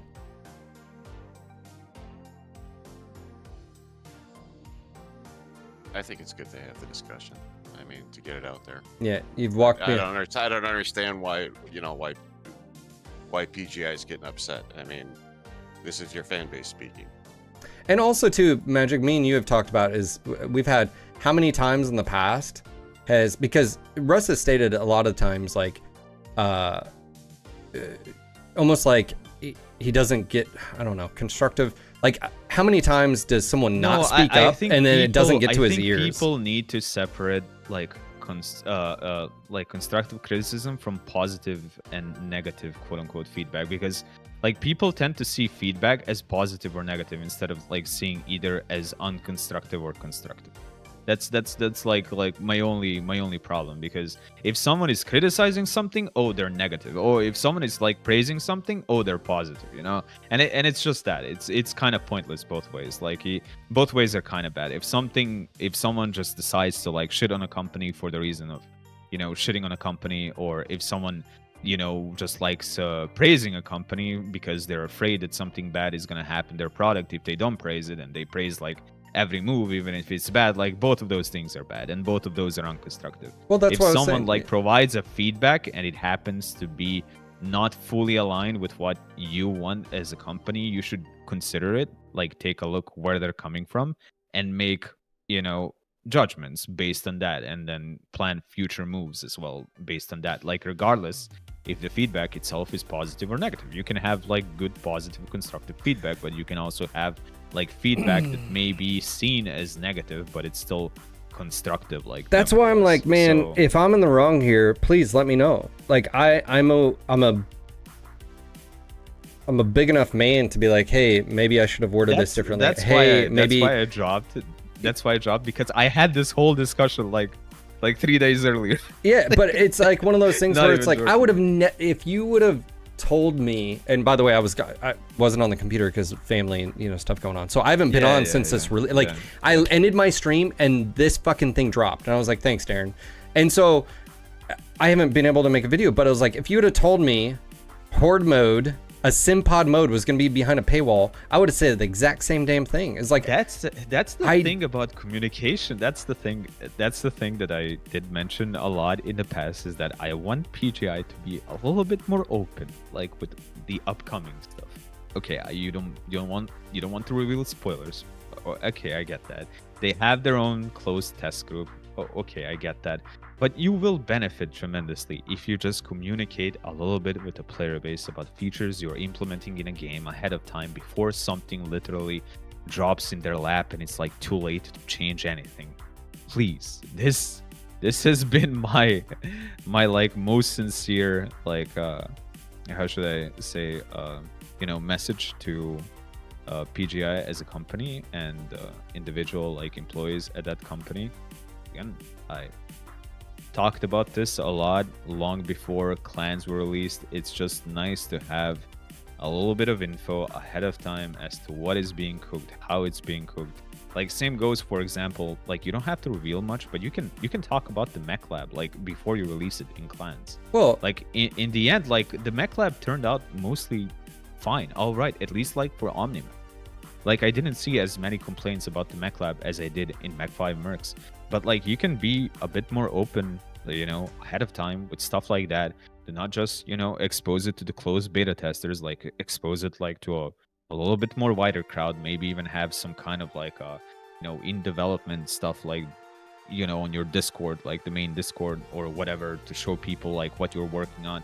How do you think this is going to be implemented? Like a lot of companies do have much more open development process together with their fan base and like with their player base. So like it always surprises me when PGI tends to be relatively like closed at that end, and sometimes they do end up being like out of the loop, and they get surprised by players' reaction as a result of that. And that's completely unrelated thing to, well, it's not like entirely unrelated thing to this DLC. Like I said, I know exactly why this DLC and every feature in it ended up the way it did, and why the DLC like ended up being it's me delivered the way saying, it did. look, you have two game modes now that are locked behind a paywall. Should we expect this behavior moving forward? And the response should be, this is his response, which is basically yes, everything about the SimPod will be behind the paywall. That's all I'm getting at. And to me, it's, well, I don't think that's right. I don't think that's good for me as a customer, because I don't feel like it should be behind. But it's just one of those things where I just asked a question, and again, if me asking questions, if you think it's loaded, would you see sure, like blah a blah blah. Cantina-like system like being behind a paywall fine thing, or would you be against that, like something that happened in Mercs as well? I don't, because that's how PGI is perceiving this. Yeah, I don't know. That's the question. Like, look maybe at the it is maybe it is behind, timing. like Mech 5 Mercs, and like ask the same question again, because they see it in the same way. You and many others may see it like differently, but they see it in such a way. On top of that, they see it that they're doing the same thing they did in the past by providing people like a free way to access some of these by playing with someone who already has it like unlocked. Yeah, Deslock, I mean, that's fair. Deslock's basically saying is, I feel like people are making this into a bigger deal than it was. Well, the only reason I'm having this conversation is because it was brought to my attention offline that, again, this question and me having a stance on this was a negative to relationships. And again, which I said, if that's what it is what it is. And I don't think I'm in the wrong here. And even if I could have worded it differently, which again, by the way, this tweet is nowhere near as inflammatory as things I've said in the past. So if that's the issue. Also, again, I have no issue with any of the PGI staff. I have issues with decisions that are made, especially in MW in the past. I wish Mercs was a completely different game. Clans I enjoyed, but this being behind a paywall, maybe it is just timing. If you would have released Magic, if you would have released, let's just say first quarter, and it had 5 or 6 or 7, 8 different scenarios for SimPod, and you said, hey, here's all this, that maybe that's different. But I just feel like if you're trying to keep people there and come, I don't know, man, like it rubs me. If you're asking me, I would also like this to be like a little bit more cooked in a way. Yeah, like there's like different things you're about asking it that $20. The game was like 50, right? Cooked, the game was $50. You're asking $20 I don't think even it's a price thing. I understand like $15 technically now because I think it's something like on a 20% sale or something. But still, like even ignoring that, it's not even necessarily like a price thing. Having a PvP option in the game, or even the horde mode in a game that was kind of more geared towards like a single player linear storyline experience, is like a relatively decent kind of shift into one direction. But they kind of wanted to put that under SimPod, which I also think is a small mistake. But I understand like why they did it the way they did it. That's all I'm saying. Yeah, you understand it from the hope- business perspective. That's fair. From both the business perspective and like the development Sure, perspective, yeah. as to why we ended up with what we got now with this DLC. As someone who has played it already, like actually quite a bit. Cyber, I don't have a direct answer for you other than maybe it shouldn't have been behind a paywall. I don't know. But in this case, for whatever reason, it rubs me the wrong way.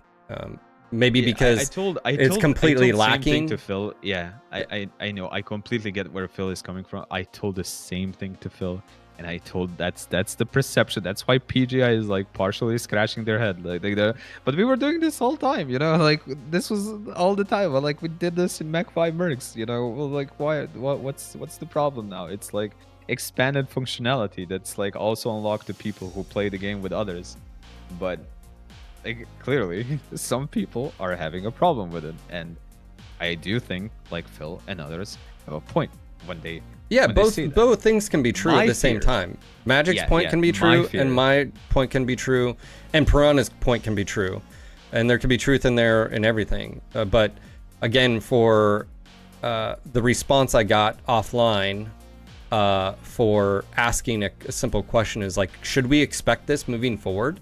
Which the answer is yes. How do you, and again, I'm not a journalist, but he looks at they look at that like once again, I am repeating myself again, the same way they did in Mech 5 Mercs with the locked functionality. This is not PvP for them technically, even though they may say differently. Like in terms of like the DLC perception, this is like another like mode that's kind of locked behind the DLC. Let me.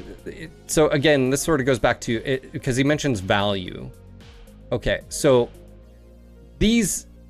every single DLC here has value, and every single one has free stuff as well. But you're paying to get some story and voice acting and some hand-designed missions as best they could, which we all concede, and Mercs was not good because of the procedural system. Okay. Right. So these all have perceived digital value.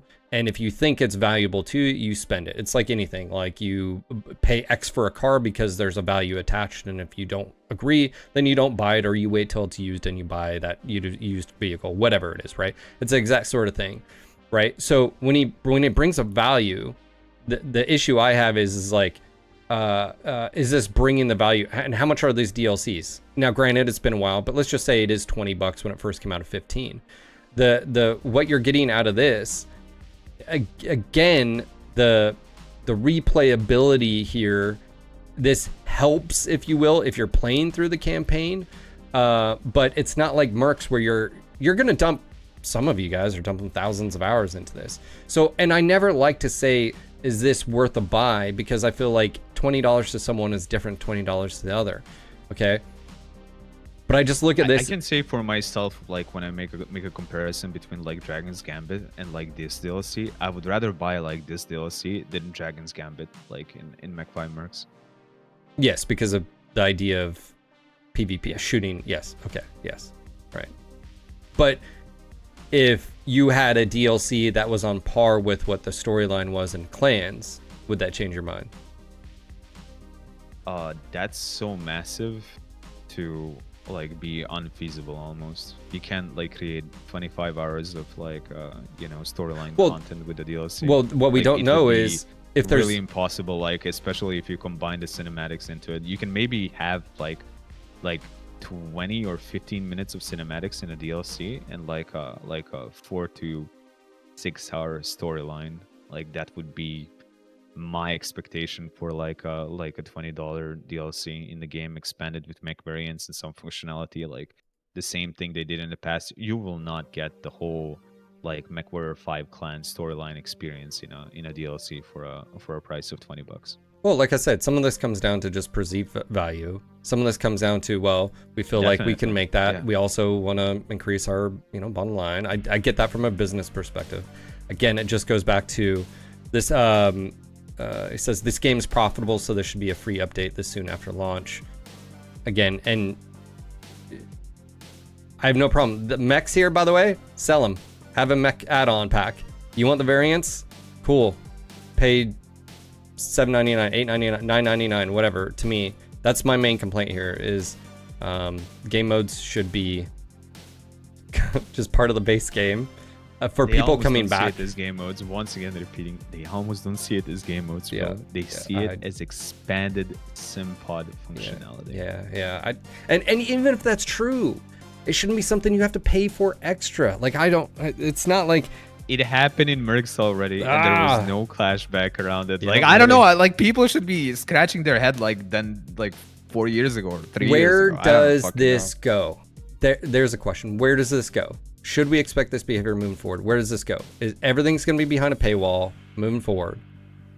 Are you okay with that? Am I okay with that? I'm telling you, I'm not okay with stuff like functionality being behind it. Like, let's say that they like bring over a Cantina system into Mech 5 Mercs. And Mech 5 clans. Well, Would you be can't. okay with that? I mean, you can't. There's no. You're not running around. Imagine that you can. Yeah, but that's Would a you be completely okay different with that? game. Would you be okay? I don't with know. that? The I don't know. Cantina system. I Like, don't know. let's say that they invent, like, you see that planet screen, like, in the campaign. Just the Cantina well, you can now system? visit No. the Cantina. Absolutely not. Just to the basically Cantina say, system. hey, just go shoot a bunch of hunchbacks and collect a bounty. No, just that. It's no. Would you be okay with that being, like, a separate system for a DLC? Not that alone. That combined with like maybe single player storyline And again, content, like that- they did in the past. So that But like that system, I'm talking about like that specific system being locked for people who didn't purchase No, it should the be DLC free. itself. should be free. So you think like in Mech 5 Mercs that was also a mistake in your opinion? Yeah, I mean, hindsight's 2020. Yeah. That's And- then that takes like a long way back in a way. Yeah, like to Mercs and like a discussion that maybe should have happened by now, but it didn't happen. No. People haven't really had as much of a problem with that in the past. So once again, I understand like PGI because they perceive it this like almost in the same way. So No, you're not necessarily paying the extra money for the Cantina system. Cantina system is like something that's locked behind DLC itself, like it was. I'm just taking that as an example. You can kind of go and check out like each DLC, each Mech 5 Mercs DLC, and saw like what systems are locked behind that DLC specifically, because that has happened like over and over again, and I can like go and list you stuff that was locked behind it. it's yeah, I don't. It's a weird thing because digital products, and then what would it take for you to justify the cost, and you think it is added value. So and this is where it's a weird thing. Some people will praise Mercs and everything. This will be the next best thing to slice bread. Some people are like, yeah, it really did. You know, it's not for me. I'm not really. I'll buy it when it's like on super sale, right? Same thing with like something like this. Some people are gonna be like, no, I'm not gonna pay this. I guess that's up to PGI whether they look at the sales numbers and then the reaction maybe on Steam, or, you know, I guess influencers like Magic and I and Modeeb and others and I fucking hate that term, but whatever. I hate the term I as well. fucking hate Please it. have your opinion. Don't let MPG influence you. Just You know, just form but- your own opinion. Like Magic can say like his thing, his opinions and whatnot. If you think I'm wrong, like, or I don't know, whatever, feel free to disagree with me completely entirely. I'm not even playing devil's advocate. I'm just saying like why PGI did the stuff the way they did. Yeah. So Like, and where they're coming from in this, and why they're scratching their head. I'm they saw their again, reaction. I'm just a little annoyed because I got called out, and Well, that's I was told that I was the only negative thing, and then I fucking wake up today and you guys are like, hey, check out the reviews. Oh, hey, check out this fucking PC Games article. And then I'm like, oh, so I'm not the only one. Thanks for gaslighting me. Thanks for telling me I'm the asshole for literally asking. By the way, this is totally separate. I'm just gonna rant here, like I said. Not appropriate, man. Like, you fucking, you know, like, you're not my boss. Like, if I have an opinion, and if you don't want to give me sponsorships, that's cool. So be it. Like, I get it, but like, if I can't ask questions and for whatever, and maybe that's the route, just, you know, like, hey, moving forward, whatever. Don't give me mechs on MWO if that's gonna be a problem. If I can't be like, hey, this mech isn't very good, and you're gonna be like, Ree, you know, like, then it is what it is.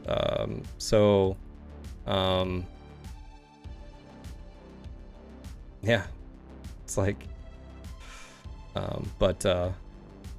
and also too, I concede that, yeah, it's a mountain of a molehill. Guess what I said last night? I don't think this is really that big of a deal, but apparently it was. So, yeah. I haven't catched up. I had some stuff like to do around the house, so like I'm just joining in. I'm already expecting.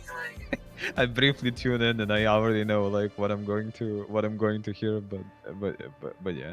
I understand like where people are coming from, and I understand like why PGI did it exactly the way they did, and they didn't see it as a problem because they did something similar in Mech 5 Mercs over and over. It wasn't a problem, but now when you're adding like PvP and Horde mode, like people have, you know, expectations from, especially like from other games, that like is not something. It is that the ends up first behind the DLC. Mech Warrior game that you have to pay to shoot your buddies. Once again, they don't consider it as a PvP game or as a Horde game, or even like that's just expanded content for them. Yeah, but again, this goes back to like in Mech 5 Mercs. Like in Mech, if people had like a really massive problem with Mech 5 Mercs DLC approach, then they should have like voiced it back in the day. Now PJ is getting confused signals and like scratching their head all over the place, like thinking like, oh what is going on? You know? No, you could shoot your buddies for free. You just had to do a direct connect, guys. Let's be honest here. But it's not the only game to shoot your buddies. That's true. And again, guys, I could be totally wrong and in the wrong here, but I just don't feel that's appropriate. Because I'm looking at this in the bigger picture too, which means, god dang it, man, the next cool game mode, it's going to be behind a paywall. The next whatever. And I don't. Another thing too. We had game modes behind paywalls in Mech 5 Mercs. Where I mean, what game modes were behind paywalls? Wait. I think they were pretty. I'm pretty sure there was some game modes behind paywalls. I'm pretty confident. The damn beachhead and stuff missions and stuff like that. Mission types. Yeah, mission. It basically that's game a game mode. Yeah, it's a game mode. Yeah, it is. I think it's a really good example of things that happened like in the past. Like, and once again, like I say, people were not like raising concern over this in the past. So like when PGI releases like something as a game mode, although it may be I think there's a difference than a game mode now. There's a difference between if like they didn't have a stealth, if they didn't have that stealth mission in there, and then they come out and with a DLC that's like, oh, we added all these new stealth mission types that you can do through the campaign. I think people would be okay with that. But when you add in multiplayer functionality that gives something replay value that was not there before, that's completely different. And also, does this add but they treat it let me ask, hold on, the same way. Does this add replayability at all? Like legitimately, right now, if you played plans, would you start up a new campaign just to do this? Would I start a new campaign? Or go back to a save to I wouldn't care about the campaign. I would just play like 5-player free-for-all. Yeah, because they're fun. But that's sort of my point, though. Is like, so you're looking at this through the idea that you can PvP. I'm looking through the lens of like their buddies. Let's just say casual mech dads. Does this add replayability? Does this get you back to play stuff? I think the Horde mode, again, I want to play it. I literally can play it right now. I think it'll be really fun. I think we can have some shenanigans with it. I think it's a With- great with idea. The horde mode is probably going to be like a contest between how many people, like what's the max wave that you can survive, because you can go beyond wave 20. So And- you're gonna see people like competing. Oh, and this from the streamer, co- like, by the this way, player content reached, creation. like wave Yeah, 1076 or look whatever. at from the content creation know? and stream. It's great content. It could be like, okay, guys, we got to be super serious. We only made it a wave like fucking 8. We need to do this. Blah blah blah. You could make YouTube series off of it. Like we're gonna do all that's great. I have no problem with what they did. I have no problem with the content. I've never. The problem is they did it in the past with like other locked modes and like Well, did you- people. There how- was how no many- hold on. backlash with it. How many hours do I have in Mercs? That's the thing. They perceive it the same way, and that's why they did it like inside the sim pod and not like a There you go. separate instant action stuff. I don't know. I mean, clearly gamers do not perceive it the same way, though. I know, because gamers are not really following like the PGA stuff, like and to know like the whole history behind it and the way they develop stuff and like how like the DLCs in Mech 5 Mercs, where they do not pay as close attention to it as some others would. But No, they once go off of again, studio standards, which is, you add new Exactly. game modes to a game at no extra value that then gets more people interested in the game to buy the said game. Do you know And which then game also also, give it- did that to some extent? Like Arma did that with some of their DLCs. Yeah. They had game modes locked behind the DLCs. And My unorganized like, Steam while list. some people, Is well, this- some people do you may mean? have not liked that, but yeah. What do you mean unorganized? He means you don't have like sections like strategy games, FPS games, and whatnot. I would say Arma more so was just a big toolbox, and they added more tools. Yeah, but like But- in Arma, you had that. So- you literally had game modes locked behind DLCs. I guess maybe They didn't lock the multiplayer functionality Okay, behind the so DLC. let me- But they locked the game modes behind let the DLC. me- And once again, like PGI, for better or for worse, for whatever reason, perceive this more as a game mode Okay, than like so- as a whole. But here's functionality. the thing. I guess I'm looking at Mercs is a open-ended, and you could say career mode, whatever. Like you travel in a sphere, you do whatever you want, you can go anywhere you want. You can play indefinitely. So them adding game modes fit because it's like because that's what your game. That's the gameplay loop. The gameplay loop was pick a game mode on a mission or on a planet. And by the way, they're not. Let's just call them missions, but they're game modes. And they had a difficulty rating. You drop in. It's the gameplay loop. Get a large squadron of mechs, a roster. You're gonna take some damage here. You're gonna repair, and you're gonna go to the next planet. Blah blah. Rinse, repeat. You're just doing this. You're just doing this. This to me is, hey, it's an attempt to do that, but the gameplay itself, the game, the linear story, and that's why they tied it into the being able to get XP, right? And so you can unlock your pilot skills and stuff. But I just sort of feel like that's sort of lacking because again, the linear story is that, and with the Spring people right now, does this Trials of War, would it bring you back to playing the full campaign or just to check out and shoot? If I was to ask you, Magic, how many hours would you put into just shooting your buddies doing the 5-man PvP?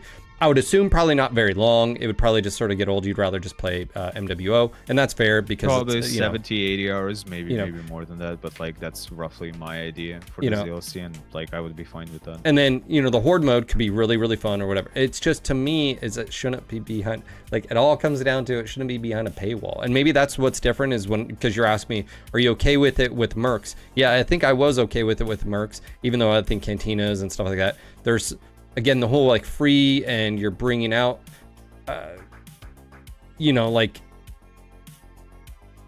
so, yeah, I think Mercs, it was just Game more modes fitting. behind DLC, like people just need to answer that question. Like, are you fine with game modes being behind DLCs? And like, if you're not fine with game modes being locked Then behind Mercs was an DLCs, issue, then, yes. then why Mercs wasn't an issue? Yes. Like, and the reason why they perceive this as a non-issue is once again they look at it more as a game mode than as a like a PvP separate option. Which is once again the reason why this is inside the sim pod, like using all the sim pod elements and not expandable. Like, we don't, like, you were still able to queue up with 5 players instead of being able to queue up with 10 players and then do a bigger team versus team stuff. If you're laughing at me, I have no idea. Oh, they're ang. I have no idea. I've never look. I'm a complete noob. Don't laugh at me. Like, oh shit, what'd I do? Just select game and you can create a new. Oh, or you can do that. No, I'm. Don't shame him. Don't shame him. It is what it is. You know, whatever. Modeep says maybe because Mercs provided more content on top of outside. Hey, we added horde mode and health bake PvP mode. You think like this single player storyline content? I think that's fair, but they just didn't have time to do it like this time around, and they decided to release this as more like a mini mech pack plus a game mode locked behind DLC. Tank Hair with the gifted sub. Is that 3-month gifted sub to Modeep? Thank you, buddy. My game list is the same way. Thank you, Mythic.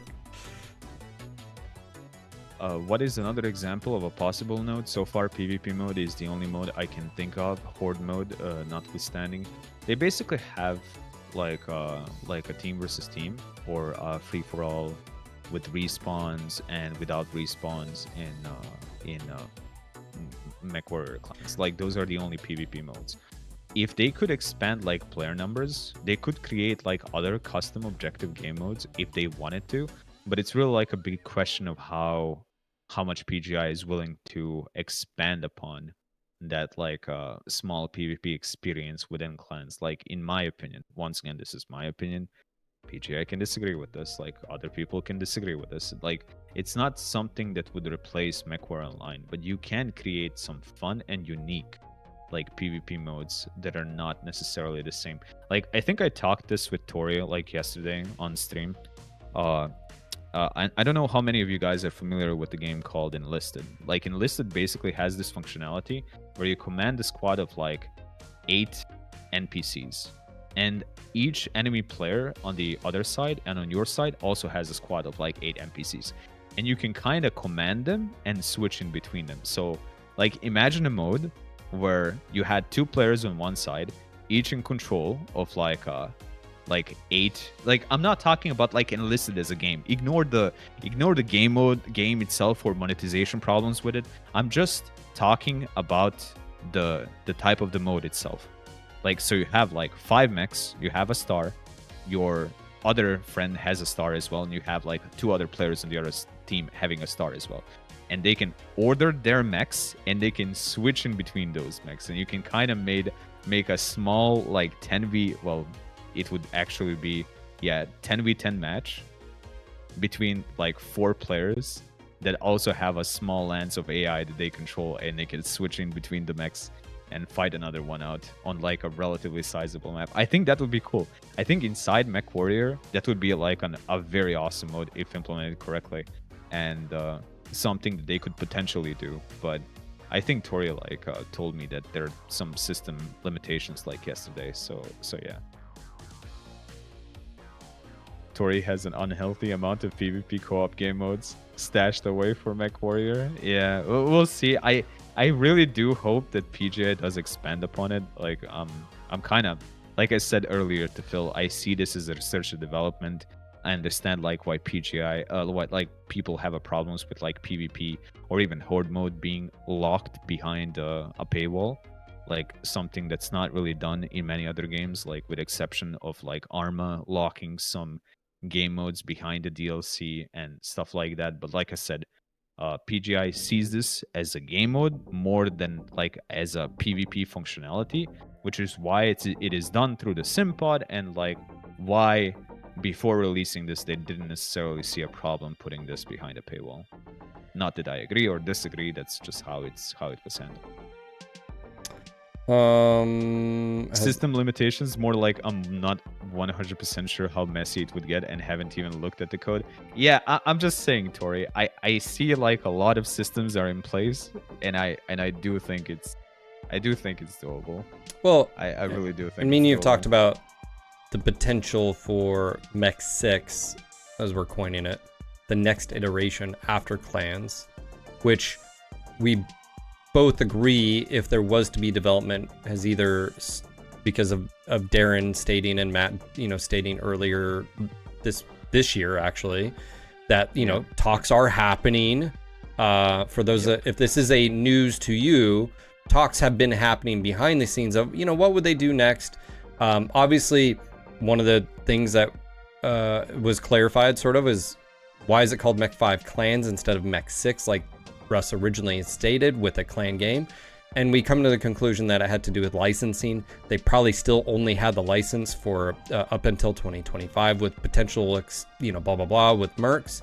So this is probably why Mech 5 Clans, they don't have a new license. So let's just say they're, as Russ stated in the podcast, they have good relations with Microsoft. Clans is doing well in sales, blah, blah, blah, whatever is coming up. This allows them to screw around and say, hey, you know, what game modes, what PvE, PvP game modes could you do? For instance, you know, you mentioned Horde and PvP. If they do like a, they could probably iterate, Tori, if I'm correct, they could probably iterate a Living Legends type conquest game mode, and that would probably be separate. That would be like an instant action, but I think it could be hugely popular, you know, where, you know, you said Magic that 5 people was actually pretty good. Well, let's just bump it out to 10 people. And you have 5 people on one side, 5 people on the other, and AI. Do you know why they're creep. sticking to 5 people, like in this DLC? Because they have the mech lab and everything else configured for 5 people co-op already, and it's a small step towards just, you know, doing PvP with 5 people. But if you were to say, hey, we're bringing out a, this is maybe answers your question. If they said, hey, new DLC, we're gonna have some storyline content. Hey, also there's an add-on. We're gonna be in an instant action online conquest style game mode with respawns and some micromanagement, sort of what we talked about, like Living Legends. I think I would be okay with paying for that. I think I'd be okay with that. So in that case, you're fine with paying for a locked game mode, or would that game mode be unlocked? Again, but everyone? Also, again, that's where I'm like, if that's where I know I'm conflicted. Yeah, you like know, people like, need I get to it. get like a clear answer on that, and have a clear answer for that for Mech 5 Or should it I'm be seeing like a lot of like? Should it be again? I don't. If it's something like you would pay for that, I would assume you'd be like, yep, yep, I'm good, right? Okay. I mean, am I correct? Like, you would rather have that than a storyline campaign. I would rather have like, if I can choose between like a game mode selection or like a single player storyline campaign, given that those game modes are good, I would rather pick that. I know a lot of people here's the would issue. disagree with I'll me on pay that, for it but once, but okay, so I'll do this. I'm okay with paying for a instant action or an online segment for clans. That is a team A versus team B in a conquest, like with blah blah blah, you know, AI creep and all that. Basically make it like Living Legends, if you will. It's basically a MOBA at that time. It's funny, but a lot of people don't realize that. But if you were to say, hey, we've got additions, I'm okay with you selling me mechs to use on that, but other game modes on that should be free. If I buy it once, that other game modes that you're gonna add to this should be free. That's where I'm sort of at. I don't know if the problem that I have, that's like, I guess like partially solved in PGI's mind by the ability to share and like host for other people like that don't own the DLC, is that I also feel like mechs and storyline content can be locked behind a paywall, but like other features like shouldn't, in theory, at least like in my opinion. But that's just how they decided to go with it with Mech 5 Mercs, and now they're basically continuing doing the same approach, like at least with the game modes. Yeah, being locked. But that's also, can I just be honest? This is also the fuck thing about like what the free-to-play market did. Instead of just saying, here's $50, and then when we have a substantial update to the game, DLC expansion, you can buy that. That's also the fucked part about all this, is like where it's like, are you okay with spending $20 here or $40 here? Is this value good here? Is that there? And then like it puts it basically makes it where you ask me a question, I'm like, I'm fucking torn, because like that would be really cool. But then on the inside, it's like, God dang, do I have to pay twice for this? Whereas in the past, and you can be like, well, that was the past, Phil. It's like, no, it's because companies started doing it and then it became the norm. And instead of like, Am I crazy there and thinking that too? Is like that's the messed up part. Is like we're having to justify. I'm having to justify that to myself as a customer, saying no, I'm okay with that, but I'm not okay with that. Well, isn't that conflicting with what you just said? Yeah, because I perceive more value here. Instead of just a game company say, instead of extracting as much money as we can out of you, we're gonna respect your wallet. Here's a product. Boom. Well, Phil, that's a little bit, like there is definitely something to be said about the goodwill, like overall, but it comes down to how like different companies, like PGA decided to do this premium model plus DLCs. Like that's the monetization model that they decided to build up. And okay, I get that. So like in order to do that, they need to do something with those DLCs, and they need to lock certain things and unlock other things. It's not really that unusual, like in a game world where like certain DLCs locked everything. Like if you remember some of the old Battlefield games, like everything was locked, but that also created problems. Yeah, they split their play base. Yeah. That was so stupid. Yeah. I agree. I agree with that. It split the player base massively. Now PGI does provide an option for people, once again, host, and then others can join even if they don't own.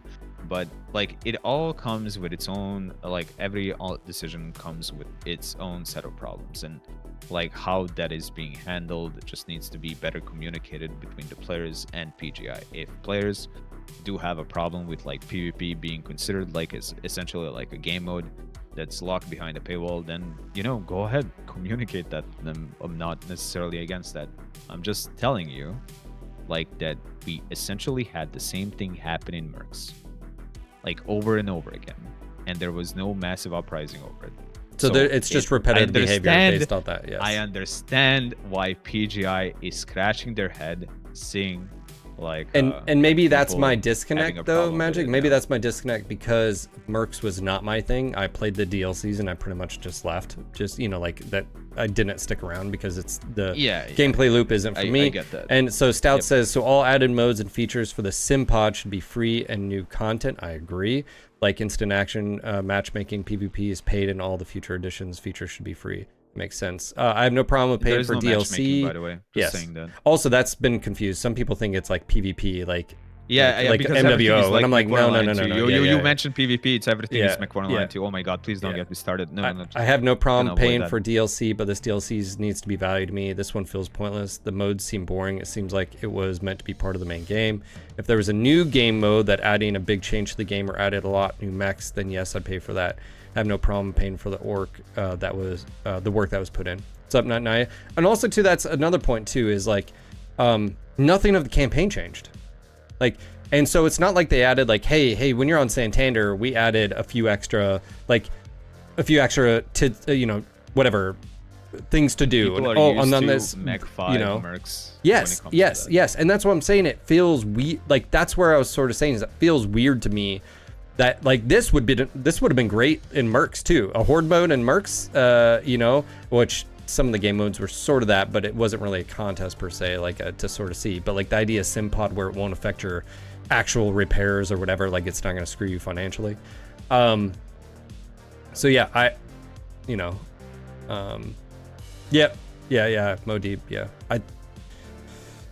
I don't think, and I think it's fair to say, Clans does not.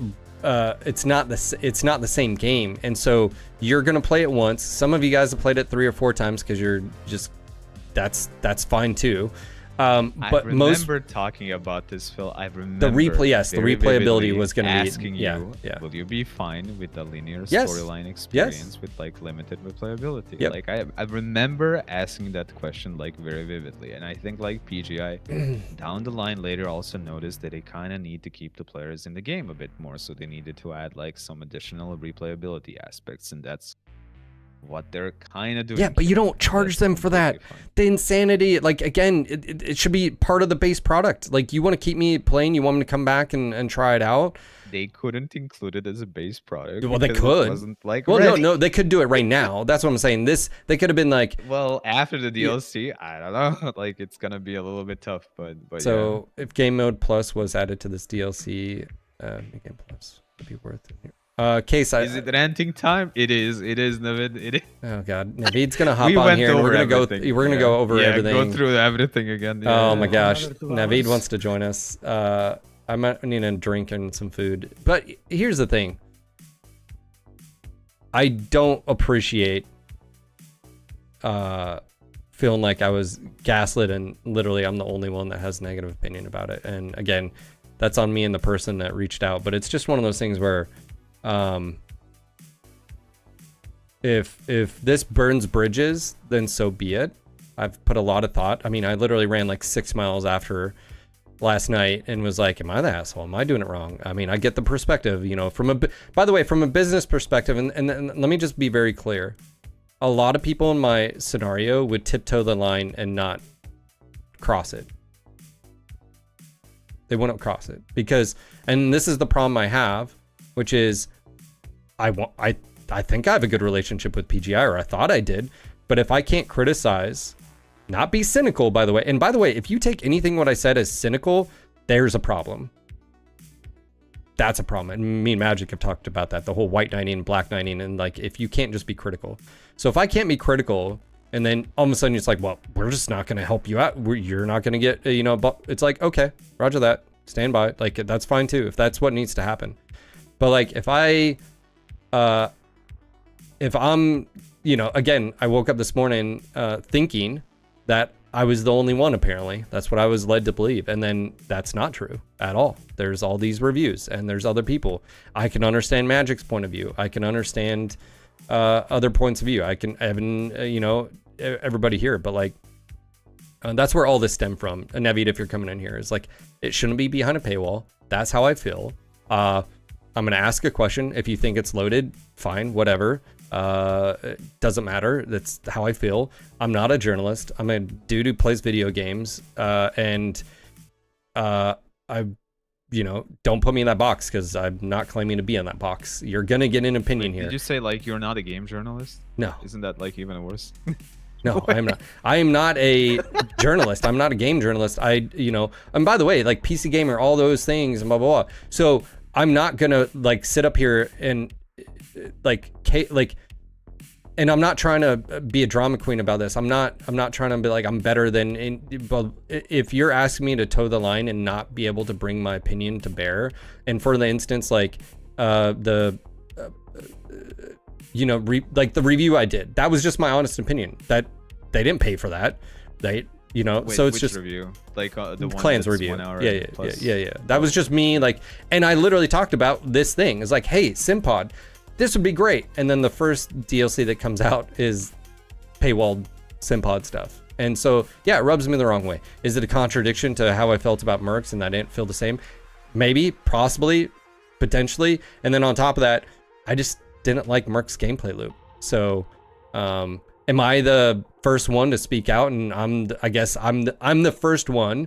And by the way, and I don't You're think the first one? No. I talked about this long before like this well, was even released. maybe Like, I'm I the first expected, person. like, No. 3 days ahead Maybe of I'm the time, first so, person yeah. to tweet it out and got, because apparently Russ wasn't watching your stream, but he definitely saw this tweet, right? So if I'm not my point being is, if I sort of lost where my point. Anyways, long story short, Check over in the vid, by the way. I'm not a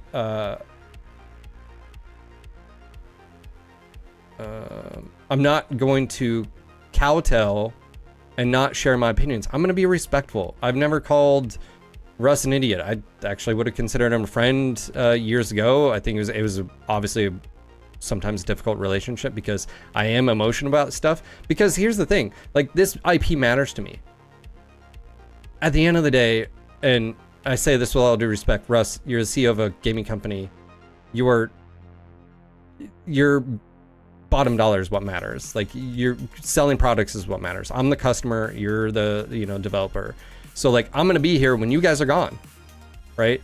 And so, and then on top of that, that's why, like, you know, feeling jaded from a PvP standpoint, where we've now had 2 single player products and we haven't had any PvP. And then the whisper of a PvP may or may not happen. I think it's gonna happen, but anyways, regardless, how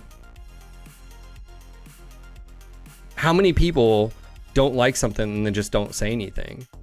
I think is probably a majority of people. Like, or I was completely open about like everything I said here. well, I mean, look at And the history though. Look at MWO. As soon as someone had a different point of view, they were told they were on an island. At one point in time, you have to look internally. If I say something wrong to any of you or to my wife or whatever, and I'm not willing to say like, yeah, actually I wasn't wrong, I need to go apologize, or yeah, I need to change my behavior. Like, that's not on me. It's not on me. Even if this is a loaded question, which by the way, fucking go to Twitter, which I'm not calling it X. Go to Twitter. This is a pretty standard question. I don't think this is ridiculous. So if your reaction was that involuntary, where you don't feel like there should be a relationship between me and your company anymore, okay, like it is what it is. I think I'm better off with that. And just like how I said, I'm better off not being under the thumb of a game developer anymore. I broke that was broke by you in 2020, and it sent me down a trajectory, which by the way, I'm a lot happier now. I was fucking stressed that last 2 years working for that company. Okay, so, you know, I'm okay. If that's what it needs to be, that's what it needs to be. But I'm just because you paid for a sponsorship, a stream, getting your product out there, which again, I appreciate. I'd love to do more of that. But if that's not the case, if that relationship can't be there because this is too hard of a question to ask, then so be it. And again, I'm not being hyperbolic. I'm not trying to create drama. But maybe you need to also sit and think, you know, so yeah.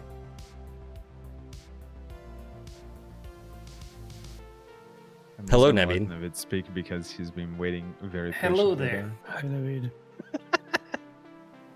Yeah, I mean, what more can I add to that?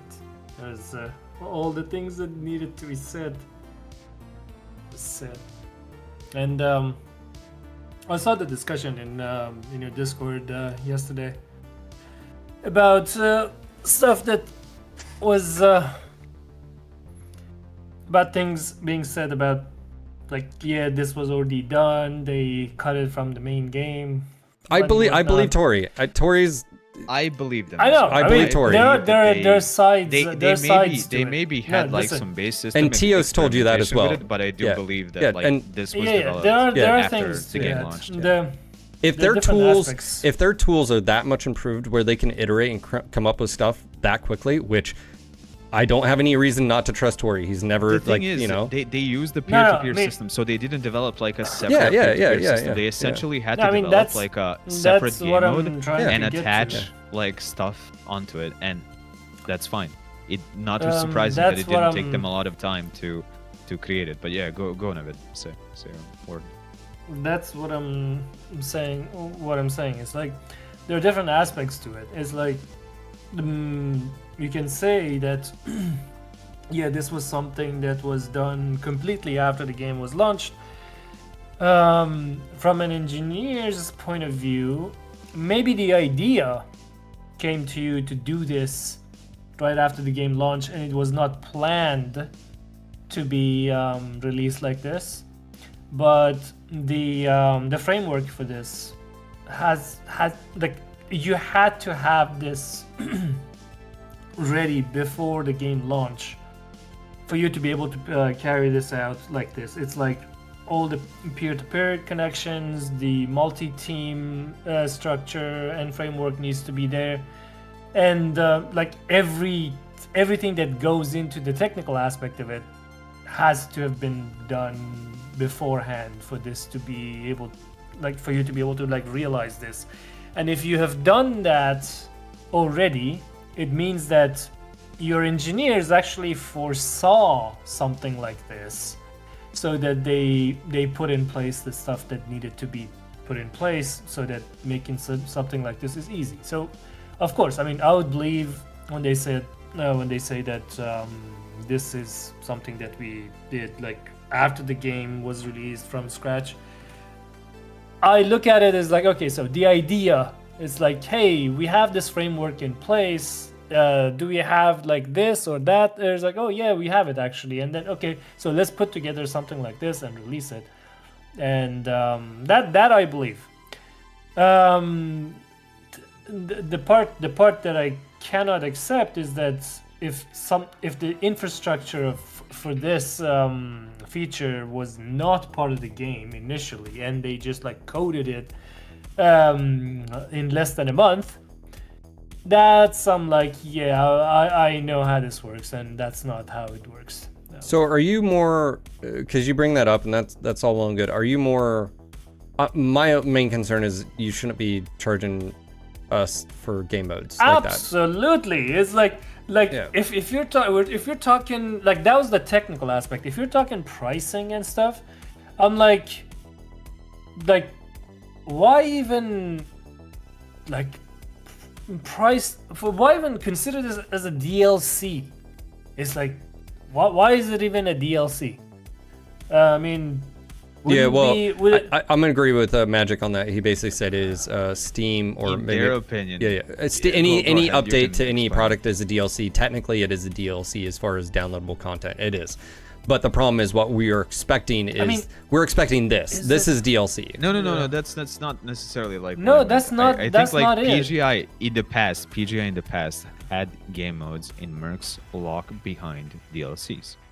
They see this not as an expanded player versus player functionality. Yeah, they did. Yeah. They see this I think as an expanded game mode, yeah. essentially, and as a new functionality. So they treat it like in the same way. I didn't have that past perspective. DLCs. I didn't realize that too, but I think it feels different just because in Mercs you're gonna use that game mode like all that like throughout like the hundreds or thousands of hours you're putting into it. Maybe that's just sort of different. But yes, they did. Like again, Beachhead, what was the infiltration and stuff like that, and so forth. So again, I can see that, but it just doesn't fit the. I mean, there are multiple things again into this one as well. It's like, first, I just would consider this as an update to the game. But if you want to make it a DLC, $20. You have to look at what costs $20 in the DLC market on Steam to know how ridiculous it is. Well, dude, we have $70 mech packs still. Like that. I mean, again, and that's another aspect for MWO, which is completely out of touch. But for this one, I'm gonna get a drink. You guys keep talking. Like $20 DLC. Like, you have to look at like what's available as DLC for $20 on for various different games to see like why this is receiving this has a negative reception, because I mean, you have skins like labeled as a DLC for $15. You know, like technically they kind of delivered on that part with the that's worse. You know, Magic. If like that's worse, skins are cosmetics. Skins are not a feature. If you go to Steam, if you go to Steam and look under certain games, it will be listed as a DLC, even though it's a cosmetic pack. I can show you examples. I know. I can show you so many examples. Like, I'm not arguing over terminology. Like that's not at all the point. It's like, if you want to price a skin pack, call it whatever, DLC, update, whatever you want to call it. If you price a skin pack for like $2 billion, I'm fine with that. Why? Because it's a skin pack. You don't need to buy it.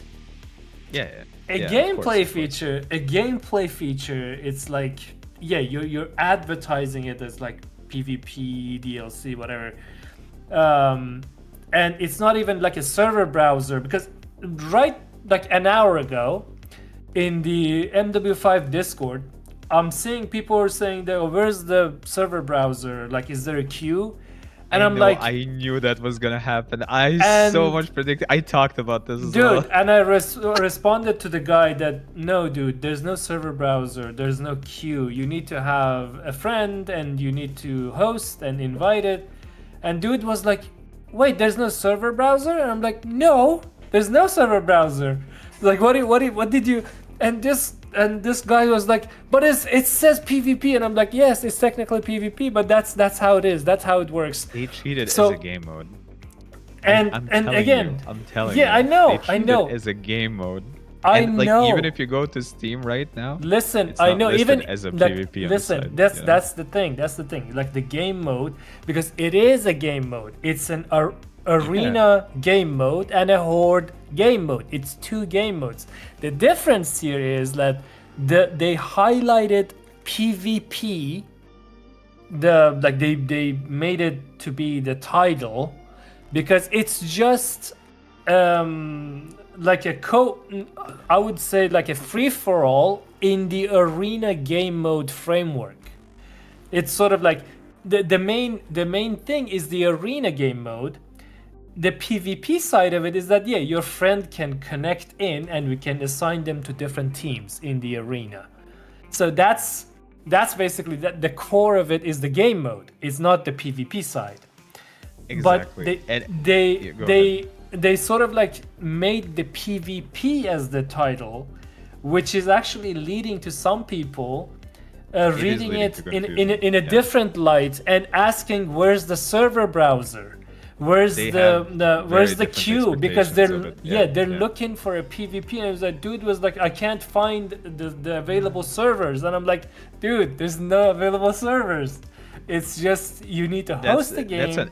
You know Yeah. what's the funny thing? Like, same with the Mech 5 Mercs, for example. They had the Solaris DLC, and they had a Solaris game mode that was also locked, you know, as a game Yes. mode behind the DLC, together with the new chassis and like a small storyline campaign as well, which was also voiced. So they essentially treated this the same way they treated all of the other Mech 5 Mercs DLCs.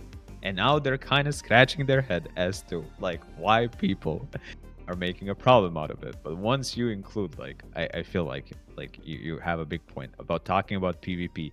People have way different expectations than like what PGI was planning to design here and like what they ended up delivering.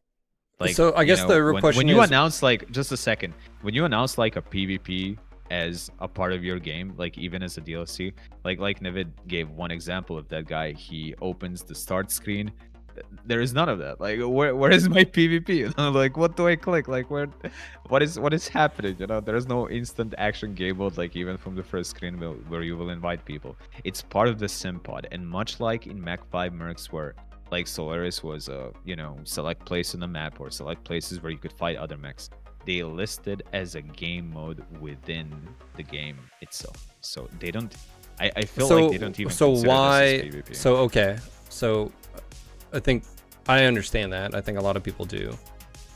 So you asked me earlier, are you okay with it? Like, so what's the disconnect here? Like product mercs, you're okay with it versus this.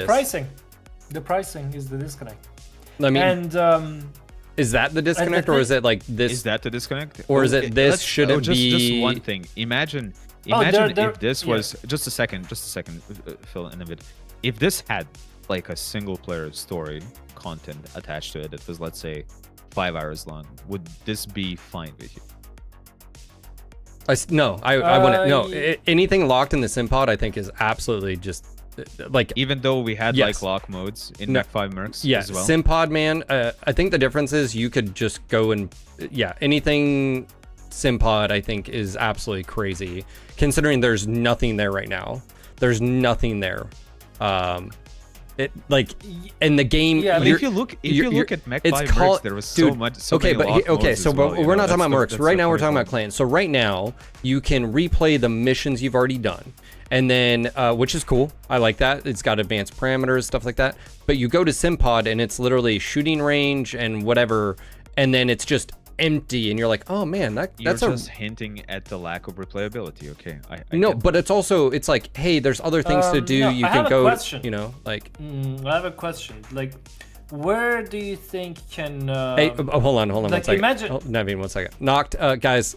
I want them here. I appreciate Magic's and Naveed and everybody's opinions. That's why I asked them here.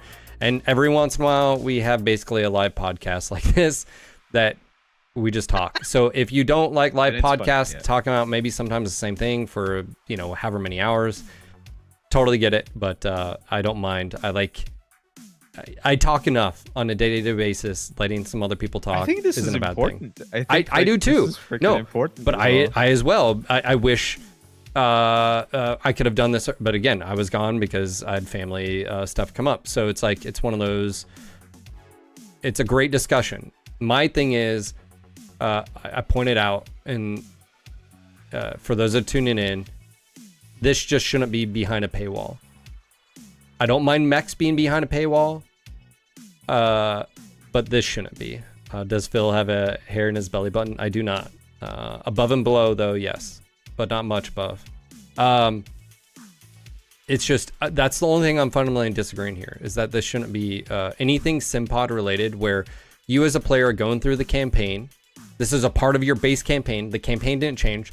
So I look at it as, game mode or not, I look at it as, this is accenting your campaign. Get me to come and play through the campaign. Does this attract me to do so? No, this would not attract me to come and play your game again, like me personally.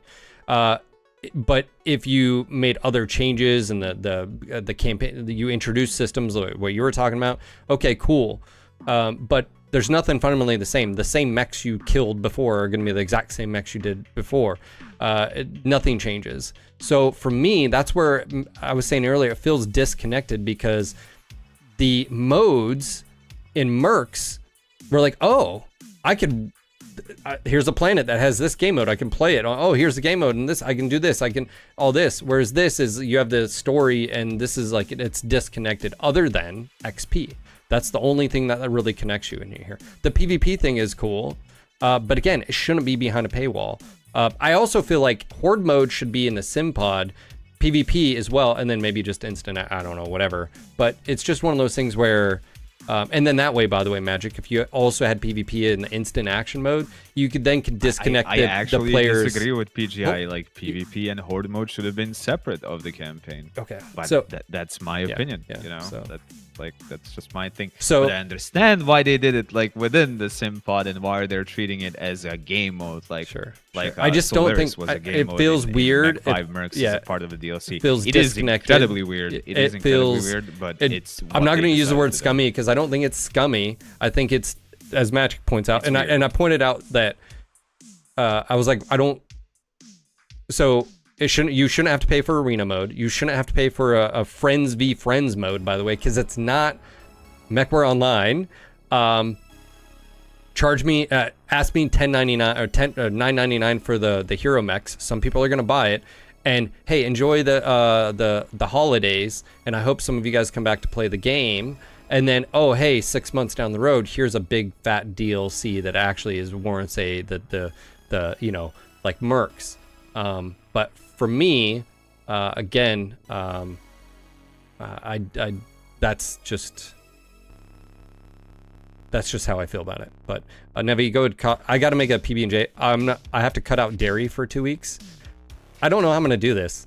I legitimately was like, oh well, I can't eat that. I can't eat that. So I'm gonna have Eat what? anything dairy. I gotta cut out dairy for 2 weeks. Oh, okay. Put That's- cheese on everything. Dude, I'm like, why did I agree to this? I guess I can eat a lot or drink a lot of beer. They didn't say no beer. I mean, but- isn't there like a lot of like fake cheese out there? Like essentially not cheese, but Oh, I'm sure. You know, but we have legit cheese here. Not all Americans are savages, okay? You know, like.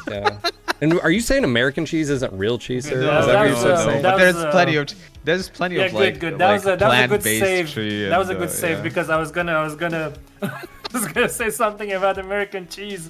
Look, sir. It's delicious on a grilled cheese. If you've never had it on a grilled cheese, it's pretty damn good. All right. Magic is like, do you even eat cheese? Like really? Do you even, bro? All right. I'll be right back. All right. Believe it or not, we import cheeses. Yeah, that's So, fine. okay, I am not good at talking here, so give me a second to figure this out. And this is going to be more confusing because obviously modding is not an option on consoles. So, but when it comes to the PC side, when mod tools become available, someone's going to come out with a better horde mode. It's going to be the horde mode they have, plus it's going to have, you're building up currency, you're dropping down defenses, all this other stuff. So you've immediately wiped out the value of this DLC right there. Do you think that the devs should look ahead and be like, hey, there's going to be mods for this game. We don't want to put a money value on something that is not going to have any value 3 months down the road, or 4 months, or whenever mod tools come out. I mean, it's kind of up to the company, but it's less about that and more about like if they're gonna have a problem with that or not. Like from the past experience, it seems that PGI didn't really necessarily have a problem with that. Like one could develop like their own game mode, like using some of the systems that have been developed, and that they were fine with it. Or unless, like, let's say, if a specific system is locked, that they can use it anyway. Like we had people design something very similar to this, like PvP mode in Mech 5 Mercs. I haven't heard like much buzz around it anyway, but people played it and they did fine with like all the problems that come with like its setup and with no balance and whatnot. So like if it's coming from there, I don't think it would be a major problem. Like you can look at it like from the value perspective, but is someone really going to develop like a PvP mode for the game that hasn't like released mod tools like that fast for that to even be a problematic consideration? I don't think so. I'm just coming at it from the point of, in the future, they're making you want to spend money on something that has no value in the future. There's none. Like it's going to be purely for the skins, and I don't think there's $20 of chassis value there. That's a different argument entirely. Yeah. For this one, the problem that I have with this package is that one, it's that game mode for money that I don't like. It happens so many times though, Navid. I don't like it. Like so many times. And like the thing like that freaking annoys me is that now that we got a PvP quote unquote game mode, people are raising like issue over it. And in Solaris, I mean, I can go from DLC there are multiple to things. DLC, there are multiple like, things, literally, Magic. and like there are name multiple game things. modes The that things that that are also locked behind a paywall. It's like there's an S there. It's like the things that I don't like is that one, is that it's a game mode for a price and there's nothing else. Then it's that it's marketed as PvP when it is game modes. Like PvP is not the. It is. I mean, PvP is not the. I mean, PvP is not the cover. The cover is game modes, and they support PvP. Like one of the modes, like the arena mode that supports PvP. Yeah, I get that. I get that. The arena mode supports PvP, and the PvP side of it is that you can actually set different mechs to different teams. That's the PvP side of it, of course. That's the modes. The game mode for $20 for me is an issue. It's like $7 would have been fine. Oh, you $20 see a price. You see a price attached to it. Okay. $20. I mean, when I see a $20 DLC, it was $15. Like it was discounted now. I mean, yeah, it was like after this sales period passes, it's gonna be $20. It's like when I see a $20 DLC, I expect some story. I expect some major change into something, and I expect like stuff. So just to more make stuff. This clear, you're fine with it having a price, but you're not fine with price being $20. Like yes, it needs to make sense. Like if you go to the store page of the game right now, it's not like this is just the only DLC that's available for the game. It's like there are other DLC packages in there as well. It's like there's like a collector's content, like invasion mech patterns, and they're all like priced. Like the digital collector's content is like $40 or something, or am I right? Am I wrong or not? It's 23 now, but it's 28. Oh well, yeah, it's roughly 40. Yeah, it was I guess $29.99, totally right? different. Yeah, Yeah. so it's $40. I'm actually reading it in Canadian dollars. Forgive me, but that's it's like it was expensive, right? It's just that okay. So I bought it because I think it added some stuff that I would have liked. I think there was like some mech omnipods that was in there, and I forgot what there was like digital art book or like music tracks, which kind of weird, which was like only in the game, but again they did it for consoles. There are some actual extras in there that I was like, okay, so this makes sense.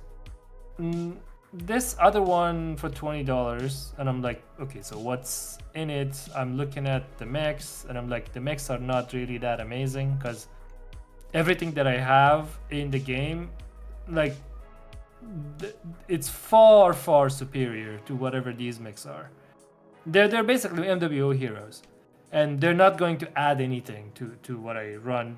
Maybe like 2 of them or so add something that would increase the power of a mech or something like that, but not a whole lot. Yeah, the campaign doesn't change at And- all. You wouldn't approach the campaign any different other than just the mechs and the loadouts. Yeah, the campaign will play exactly the same. It's just that it all comes down to 2 game modes. And those 2 game modes, I don't think I would pay $20 for it, but I would pay $7-10 for it, fine. So Especially when It's especially when interesting there's to hear that only it's more of a price. so I think there's issue, 2 and I things. understand that approach. Magic, I think it's But a few in my things. opinion, it's either like no price, or like after that Sure. point, even if it's $1, it doesn't matter. It's locked behind. Yeah, the because paywall. basically what we're saying is like technically we're okay, I'll forgive, like, it's basically like if the price is low enough, I'll just sort of forgive that the idea that I have to pay for it anyways. Like, so I may think I shouldn't have to pay for that, but it's low enough to where I'll just sort of let it pass. That's sort of my issue with the games industry in general, is it's basically made it to where content that should be free, developers are asking you to pay for, and people do. It's just if it's priced accordingly. Notice how you guys said, well, it's on sale right now, or, you know, this just came out. Well, it's not really $20, it's $15 or $16, whatever it is. My thing, again, stands is you shouldn't be paying for game modes that it doesn't add the replayability like it does Mercs. And I think you're correct, Magic. I think PGI was just looking at just like Mercs. It's just, in my opinion, it's just like- not the right call, because this isn't a replayability game. You can't go across. You're literally, nothing changed in the campaign.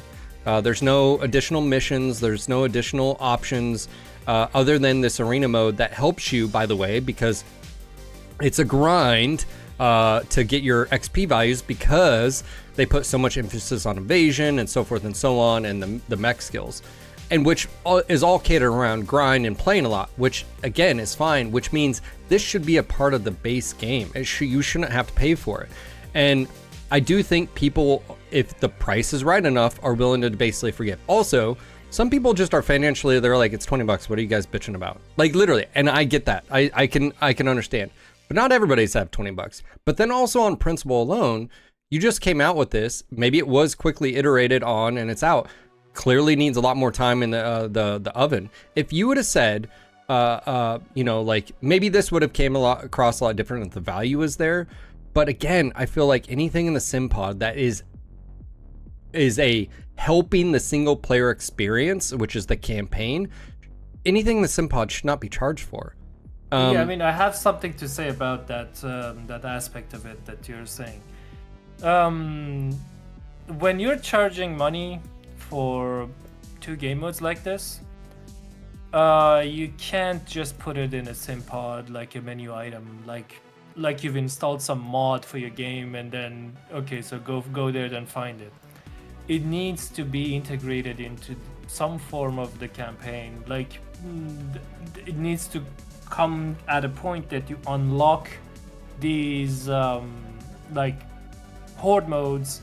For example, let me just give you an Technically, example. Navid, technically, Let me just give you an example. New maps and whatnot for horde modes unlock as you progress through the campaign. Not No, everything is unlocked like at the okay, first. so I'm just saying. I'm hear just me, clarifying that. hear me out. Like you've played the game, and I've played multiple playthroughs to actually like one for just for having fun, just as you would normally play. But other playthroughs I did to actually see what is the maximum level of cheesing that you can do, what's the maximum level of upgrades that you can have, like what's the maximums of everything that you can do. And there's one thing that was basically clear to me is that there's no way currently in the game that you can absolutely max out your research options to upgrade every weapons in the game, upgrade every mech system in the game. There's no way. There's simply like no enough salvage points, not enough like missions to continue, and you can't do it. It can't be done. There's no not enough of that. But if you want to sell these game modes, it would be fine if you integrate it into some form of the campaign. That, for example, there is a part in the campaign, I don't want to do spoilers here, but I'm imagining like everyone has already played. There's one part of the campaign when there's a time skip. In that time skip period, you can actually implement it to slot this in as something that you can just repeatedly do, or becomes available as part of the campaign, that you can grind salvage points for your research options, so that you can actually upgrade most of your weapons and most of your equipment before you reach the end of the mission. Because there are a lot of stuff there's a lot of I would say bloat in the research option, stuff that you can do to upgrade your stuff, and a lot of it are so minor and so sort of insignificant, but they cost the same amount of research and stuff, and you're like, okay, so why is it even there? It's just a trap. People wouldn't normally do this, and you basically slot these game modes inside the campaign framework. That okay, so now there's downtime in the campaign in terms of the story, and there's this horde mode or arena mode, simulator stuff, that you can actually go there and grind, and you can actually implement it in a way that it feels connected to. They can't add the sim pod to resources. No, not simpod. Include this as a repeatable place on a planet, a repeatable in a campaign. repeatable mission in the campaign, and you give the player a trigger so that they can progress and go to the time skip end, that all the other stuff happens after that time skip. So within that framework, you would, because inside this story we actually have this context that within that time skip, they've been just controlling the planet. They've been suppressing resistance movements here and there, and securing stuff to make sure that this planet is safe, whatever, for the stuff that's going to happen down the line, a year from the time skip. So you slot these things in. The arena mode is just to keep you prepared and on your toes and battle ready and whatnot, and the horde mode is basically you can slot it in as some form of securing a base or defending a base from resistance, that sort of thing, because it fits within the context of what you're doing. This, and then you tie extra salvage parts that you need for your research items inside of these. This is fine. This feels connected to the campaign, and it actually adds something to the game. There are a lot of stuff that you can't do right now in the game in a single playthrough, but with something like this you can. Adding it just to the simpod, as you click on this and it will be available, just that, I don't like it. It feels disconnected. It feels tacked on without. I mean, isn't I agree and I disagree at the same time. Like, is it really having like a PvP mode within the quote-unquote sim pod? Like does it feel disconnected? You're technically battling like other players inside a simulation where you're kind of simulating combat between one another, and like that may mean- grant you like XP. Like I don't know. I don't see the big disconnect there. Horde mode on like a specific planet, like No, I mean, sometimes of in course you between can campaign. have it. You can have it in the sim pod. It's not just. It shouldn't be just there. I Like, think yeah, what you're of saying course. is you tie it into the storyline. Like, hey, so the invasion's halted. We're gonna send your star for 2 weeks to go do one-on-one combat, or hey, we're gonna send you to do some advanced training. I can see where you're sort of going with that. And then it's like, hey, if you want to do further stuff, you can replay this. We've got it loaded up in the simulator, so go at it.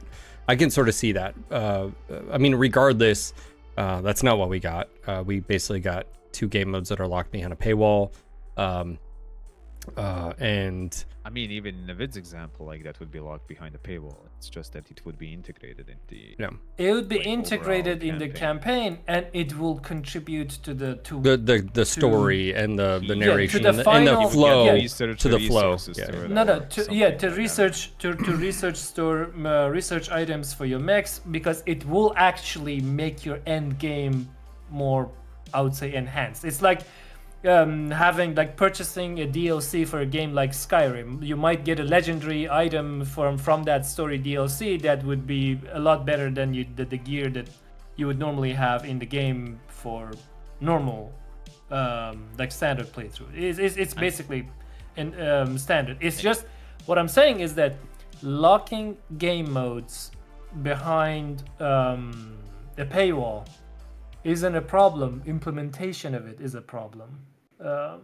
It needs to feel connected to the game that you've purchased. You need to be able to enhance what you've purchased with that.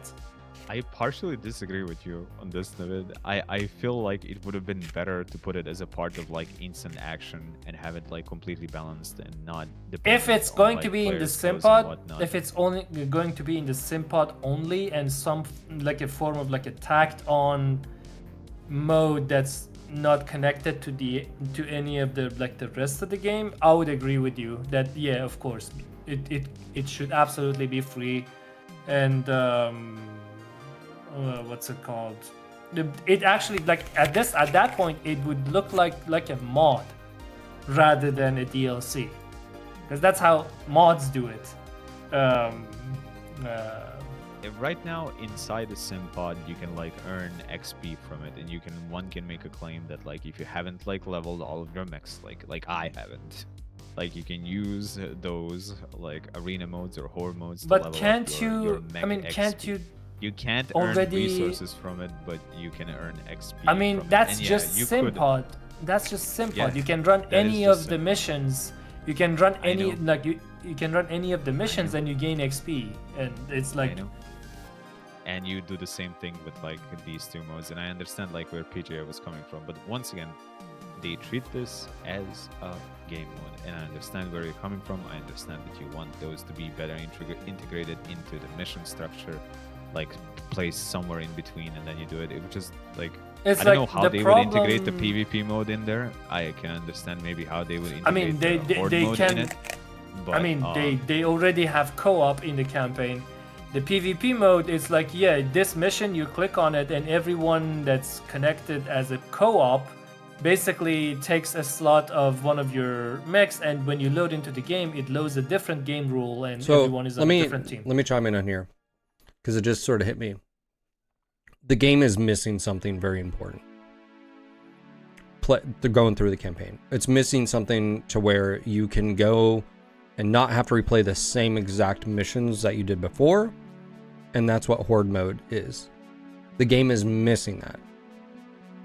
That's also where I feel like playability now. that's also where the issue is with me is, so it's something the game needed, not, oh, it'd be really nice. The game needs Simpod stuff, and you're charging for it. that shouldn't be charged.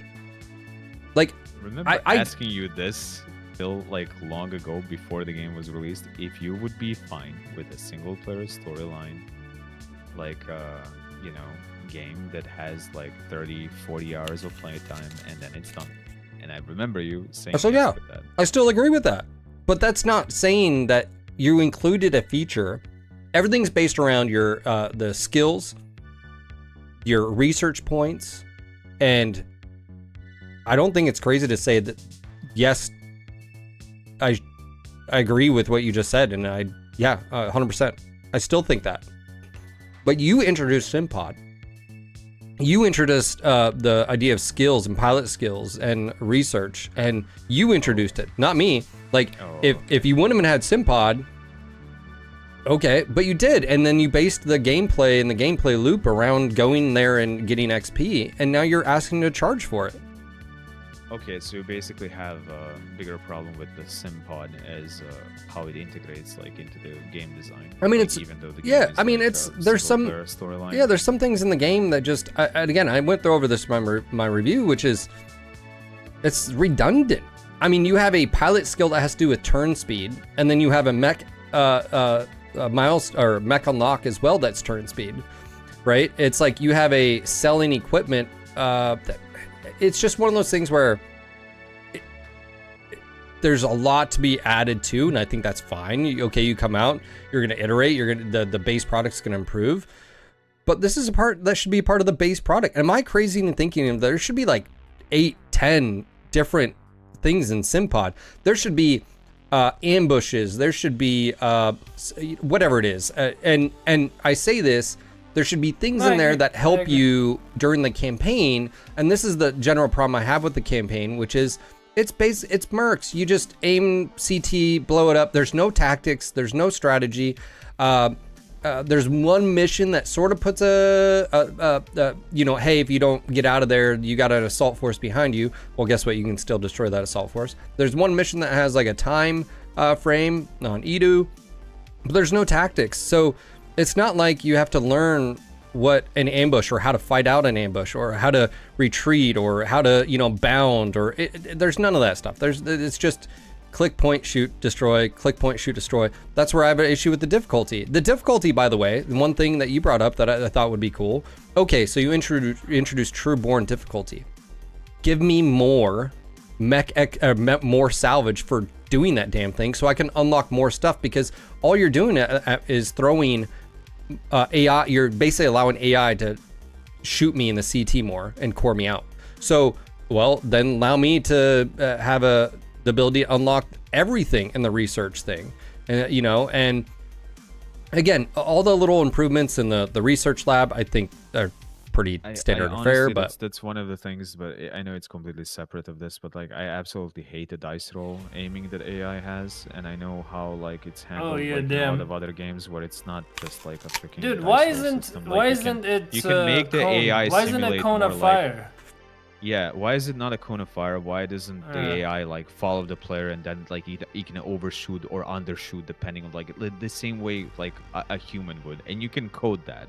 You can code that in Unreal. You can, like a lot of people do it for like FPS games, and yet that's because it's not the mercs. case there. Isn't that mercs? I know. There's just copying. I yeah, it mentioned is. that in the past. It's exactly it's the exact copy. Yeah. I mean, literally, cone of fire behavior is something that every shooter does, and it's a function of like many things. It's like the function of your speed, like the vectorial speed, of course, like and then like I don't know, you can implement like a lot of what's it called, modifiers to it. It's like there's a skill in the game called evasion that every pilot has, that you can upgrade evasion. Do you know how that works? Just percentage reduced. I don't know. Like fuck if I know. I don't know what it is. I don't know how that works. What does evasion mean? Like, it says it's less likely for you to be targeted. right? It's just a dice roll that reduces a percentage somewhere. I can already Mm. figure No, it out I mean without even that looking at the game percentage. files. That percentage is like. But there, Okay, so- so Nemi, let me update you on this. No. If you're running no, at the target, there's no evasion. If Okay. you're walking backward, there's no evasion. You have to be running or walking perpendicular to your target. That was clarified by, I believe, Tori in my chat. Yep. So then you stack on evasion on the way to the mech or whatever. But if you don't know that, then, and there's nothing to explain. Again, again, it goes back to the sim pod of like a listen, training thing yeah. of like, hey, try to run at an angle, try to go, So you know. yeah, listen, like I just learned that right now, and because when I read that in the game, and I'm like, okay, so what does this mean? Does that mean I have less chance of being targeted? So if I upgrade all my pilots, then we will See you, have Spectre. equal chance. We will have equal chance of being targeted, so we cancel each other out. So like, what? How does this work? And now you're just like saying that, okay, so it's just like the. There you go. It's vector math. Like, yeah, it's basically vectorial velocity that determines this. But again, like, why is the enemy not using cone of fire? Why does it have to aimbot my left arm that I'm Yeah. shielding from? I've seen that happen so many times with laser mechs. I'm like literally twisting like insane, like Dude. moving in the air, like across, and I see a Nova holding like such a perfect burn on Dude. my head. You know what? Like, What I was? felt like smashing my keyboard at that point. Like it was really annoying, and I was hoping that the system got changed in Mech 5 Dude, in times, one of but the- it like, didn't in one make of the it, but it's missions- separate, yeah. In one of the missions, I was running a Nova, and I did a jump shot on another Nova, and you could guess like which mission that was. But I did a jump shot on another Nova, and what I saw is that my cockpit in front of my face started glowing green, and I died.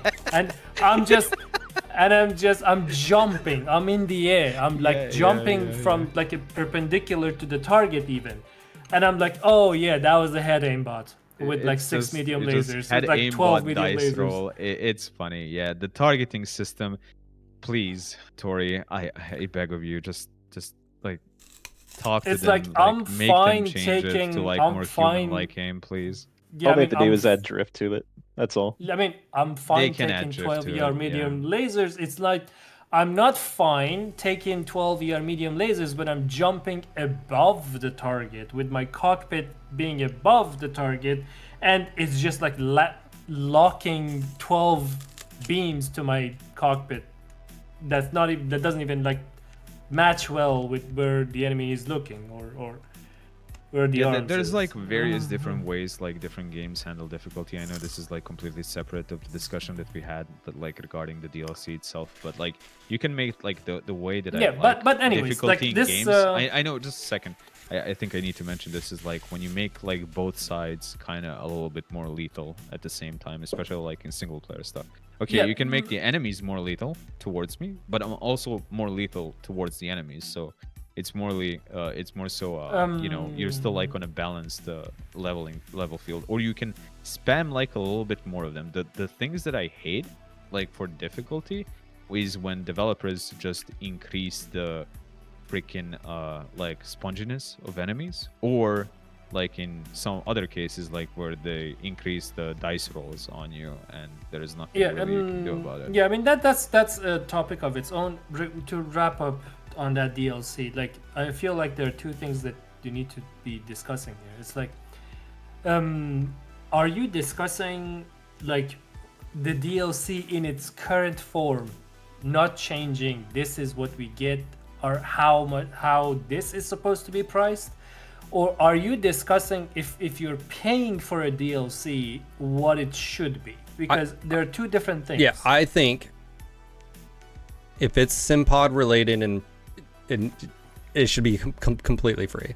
I don't. If it's only in Simpod, I agree. Yeah, it mechs. should be free. Mechs. You want to do mech packs? Do it to your heart's content. You want to do cosmetic stuff? Do it to your heart's content. I don't care about that.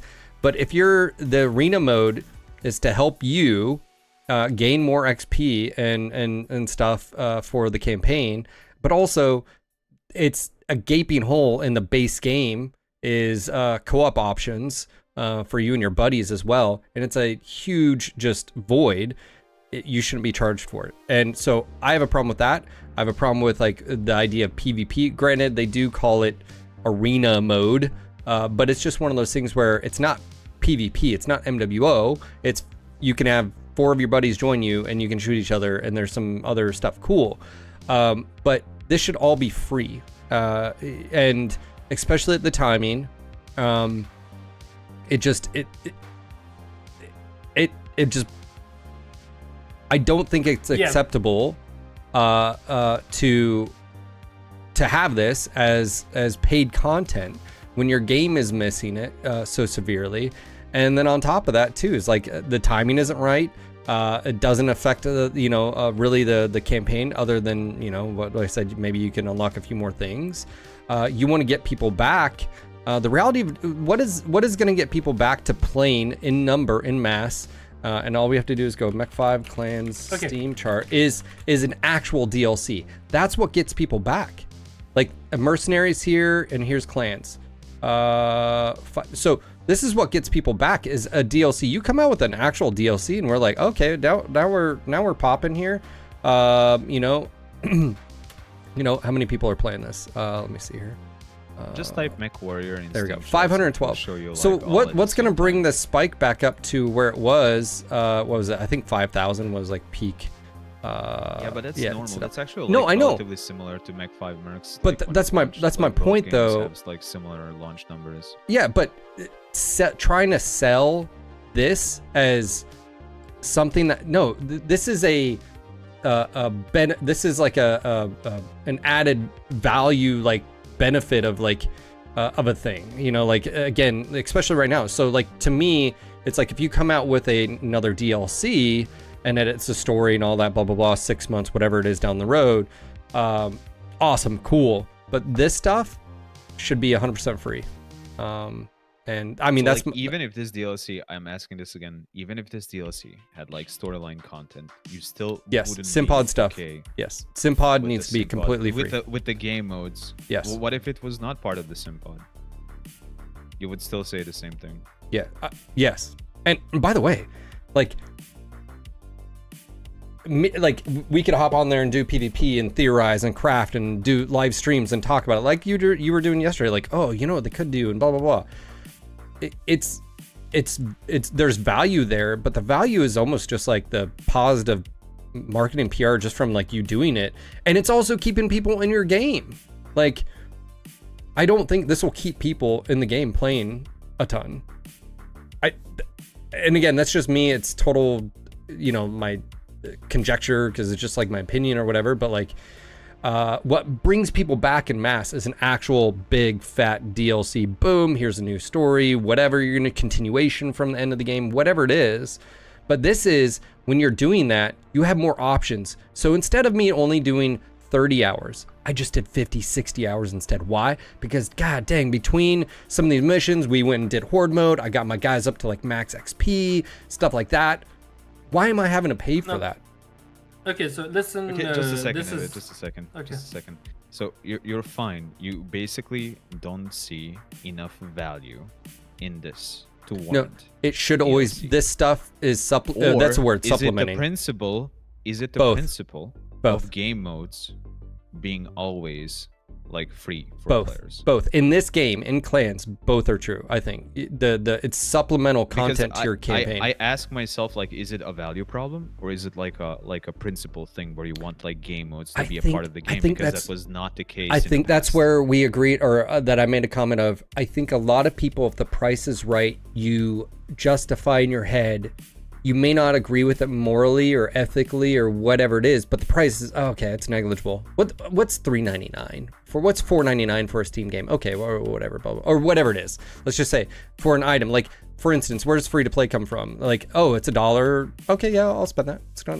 Because in my head, it's more of a principle thing. Yes. Do you like It's an as a industry doesn't matter problem. the price. Yes. The price can be like $2. Yes, it's an industry problem that's it can capitalizing. be like $1 for this. It's free the to- thing is like, is the principle having game modes like locked or not? The Is free-to-play that fine, model or is it not? has injected into every single developer out there that the psychological I don't think that's needs. necessarily the free-to-play plot. It started it. I think this is the live service. Yes, no, problem, I know, but more than the quote-unquote free-to-play. But where did that all start from? It started from the free-to-play, because, dude, World of Tanks blew up, MWO is one of them, and then everything else is adapted to that. But it's the idea of the psychological need of those, and that you can extract, based on the psychological needs, as much money as possible from the consumer. And by the way, there's individuals at PGI that were hired specifically for that, by the way. And that's fair. Cool. You want the best of the best. That's normal. Like every company, but my yeah. point being is, the customer is you're the whale here. Like you're the target of all this, unbeknownst to you.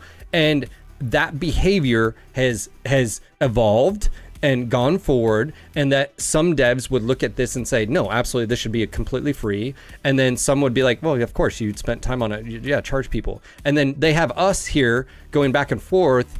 Some would validate the dev's position, and some would validate my position, which is it shouldn't be. And that's where it's fucked up. That's why I was sort of saying earlier, you have to justify morally, like, if I don't agree with the DLC in this practice right here, I shouldn't buy it at all. Even as an influencer, morally, if I disagree with this as a behavior, I shouldn't do that. That's basically what you're getting at. Is it's an ethical thing of saying, hey, I disagree with this practice, and then the other side of it's going to be like, well, you're going to miss out, And I can understand like some people not seeing value. Like for example, we're taking example is like this DLC. But like it's more for me a matter of principle, like especially like in the case of PGI, with like game modes being locked behind like a paid DLC, which happened a lot of times in the past, like a lot of times. So for me, like in that case, it's a matter of principle. Either it's nothing, or like they can charge whatever price they perceive the value of this to be. Yeah, I think the game itself plays in the part of why it feels different, is because Mercs, you went around. I wasn't hindered. I still had other stuff to do. Whereas this is, if you don't download this, you don't have Horde mode and you don't have PvP mode. Like, at least if with Mercs, I still had the other stuff and I could go romp through the inner sphere and do whatever I needed to do. Like, it was no biggie. Do you think like this cuts you off of like a major part of replayability? And that's why it's again, I don't think it's a replayability. I think this is a supplement to the campaign. Like, if that's how I look at it, is you'd want it sort of what I can sort of see what Navido was saying is, what you could have done is also tied this into the actual campaign, and they showcase this scenario where, hey, we're going to send you to R&R or whatever training for 2 weeks, and then hey, you can if you need to sharpen up those skills, hop into the sim pod or whatever. That's sort of where I look at it. It's supplemental. It's the replayability. The game's not a replayability would be PGI realizing, if you made it so that every, like, even the most simple thing is where you change out what mechs are present in the campaign. Like, you don't run into the exact same thing every single replay. Or that, I don't know. Outside of that, I don't really know what else you can do. That's kind of the part of the Horde system, like within different games, like Space Marine and Darktide have like systems where they are those free? Place and behavior. What do you mean? The PV, like the Horde mode is that free? I mean, like Horde mode was quote unquote designed like in mind with Darktide, but yeah, the Horde mode quote unquote in Space Marine 2 is like free, but it launched with the game itself. Yeah, like it launched right away. It launched together.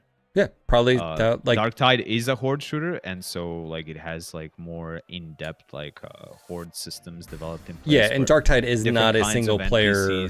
Yeah, different kind of NPCs will spawn in different places, will behave like very differently. It actually has a pretty impressive system, like when it comes to that. But I'm just like mentioning this as an example for like. Can I make a point that I've read, and I think this is 100% valid, and I hate this argument because I think it was Pasha said this earlier. Pasha, correct me if I'm wrong. He said, "Do I want this IP to go away? No." and so I'll continue to buy as best I could. And I fucking hate that position as a fan, because I think PGI has done a lot of good things, regardless of what a lot of people think. MWO, so forth and so on. Mercs isn't my game that I want to play, but I don't want that to go away.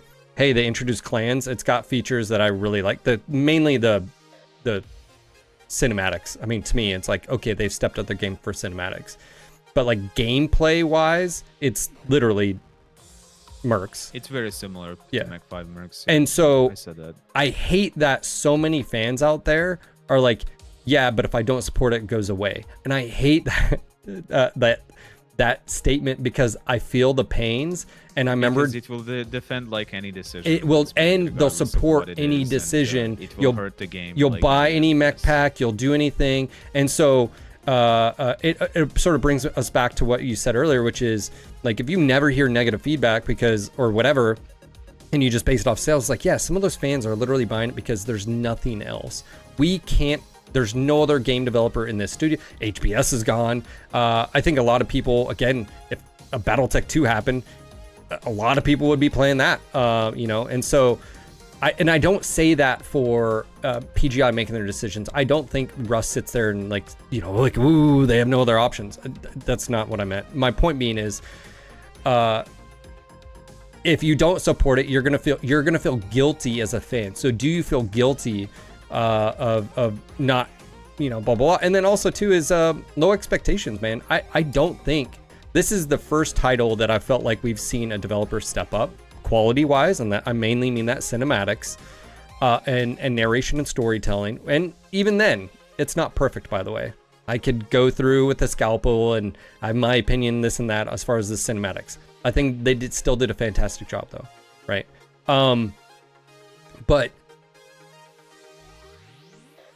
it's the quality out there. Like, go play fucking Battlefield game or whatever right now. Some of the, like, and you're like, holy shit, the fidelity, the gameplay, and everything like that.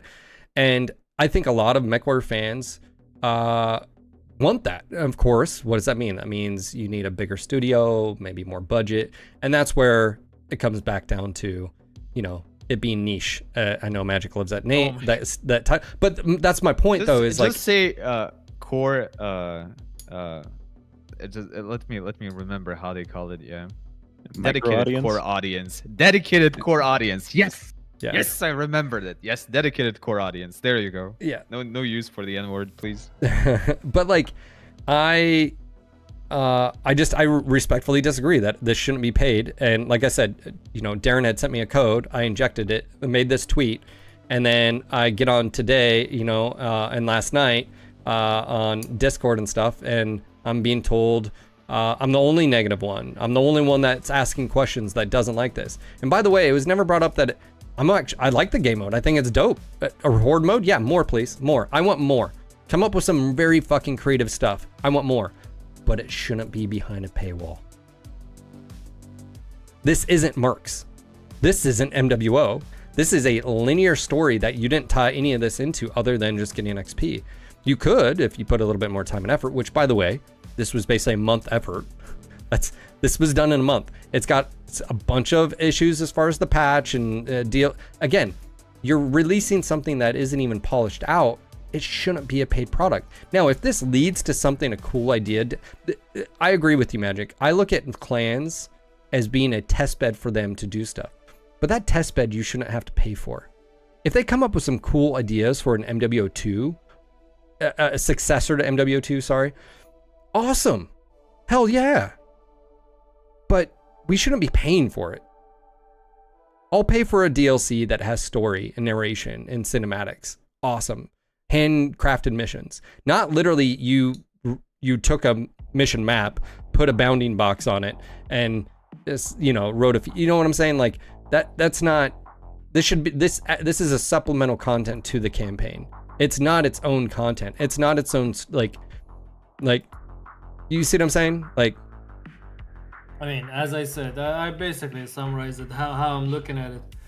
In its current form, that is only available in the Simpod, All primary it should objectives absolutely be free. complete. Like This no pop-up question. won't go away Like if you unless want I to do put this. actually, like it's actually quite funny. Thank you, Ferret. Thank you for the If you want to 54 put months. the extra mechs as part of the DLC for money, I'm fine. I'm totally fine with that. If you want to make this a mode available in Simpod only, it should be free. And only time I would pay anything for this is if this is integrated into the campaign, and if this actually gives you salvage component, which is like the most valuable thing. Yeah, the most valuable thing that's in the game to research upgrades for weapons, because there's a finite amount that you can get, because there's a finite number of missions in the game, and there's no other way to earn to get those. So things. Forced Be With Me says, geez, there's no replayability at all. You do the campaign twice if you want the full story. After that, the game goes on a shelf. I'm fine with that, but I just dropped $20 for Horde mode. That is so damn boring, or that is damn boring and brings zero accomplishment reward to someone who already finished the game. Arenas are well designed, but without any way to matchmake, it will not be played at all by players who have no friends, at least playing in the universe. Yeah, of course. I mean, as I was saying, is like, if you want this to have a point, you have to insert it inside the campaign and make it so that it's a way for you to earn those like most valuable thing in the game, which is salvage components. And it actually makes sense in the context of the story that you have these time skips that you can use for like keeping yourself like ready, and then this horde mode, which actually fits really well within the context of the story, like what you're doing actually on that planet. You're basically suppressing resistance, and if it's slotted in within that, and you could basically use that to skill up, to upgrade your stuff, that's something that you cannot do. I would actually go back and replay again, because I want to actually do a replay that with fully upgraded gear before the final act of the game. So not at $20, by the way. As I said, it's like $7, but if it's just in Simpod, it should absolutely be free.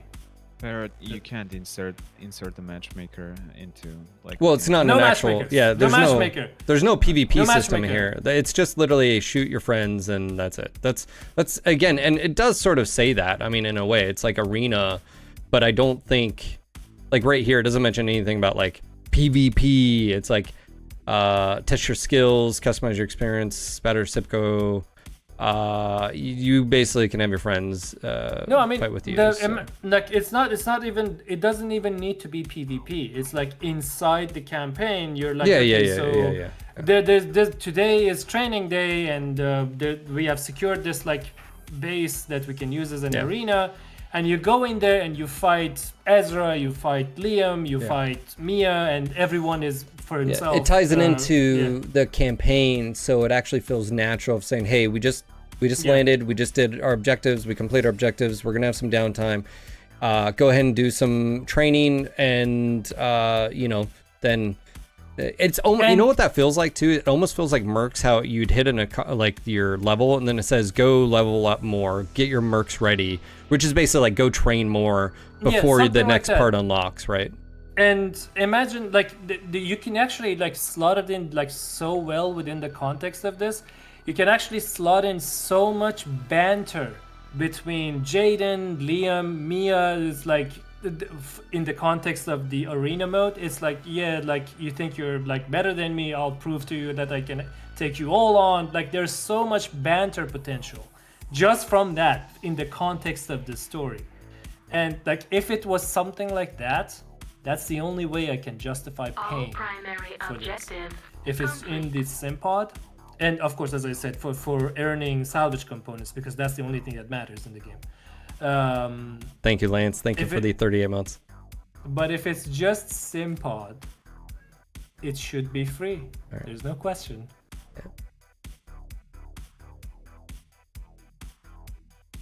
Yeah, that's right. Force. Yeah, yeah. Anyways, guys, MWO doesn't have a matchmaker either, so there's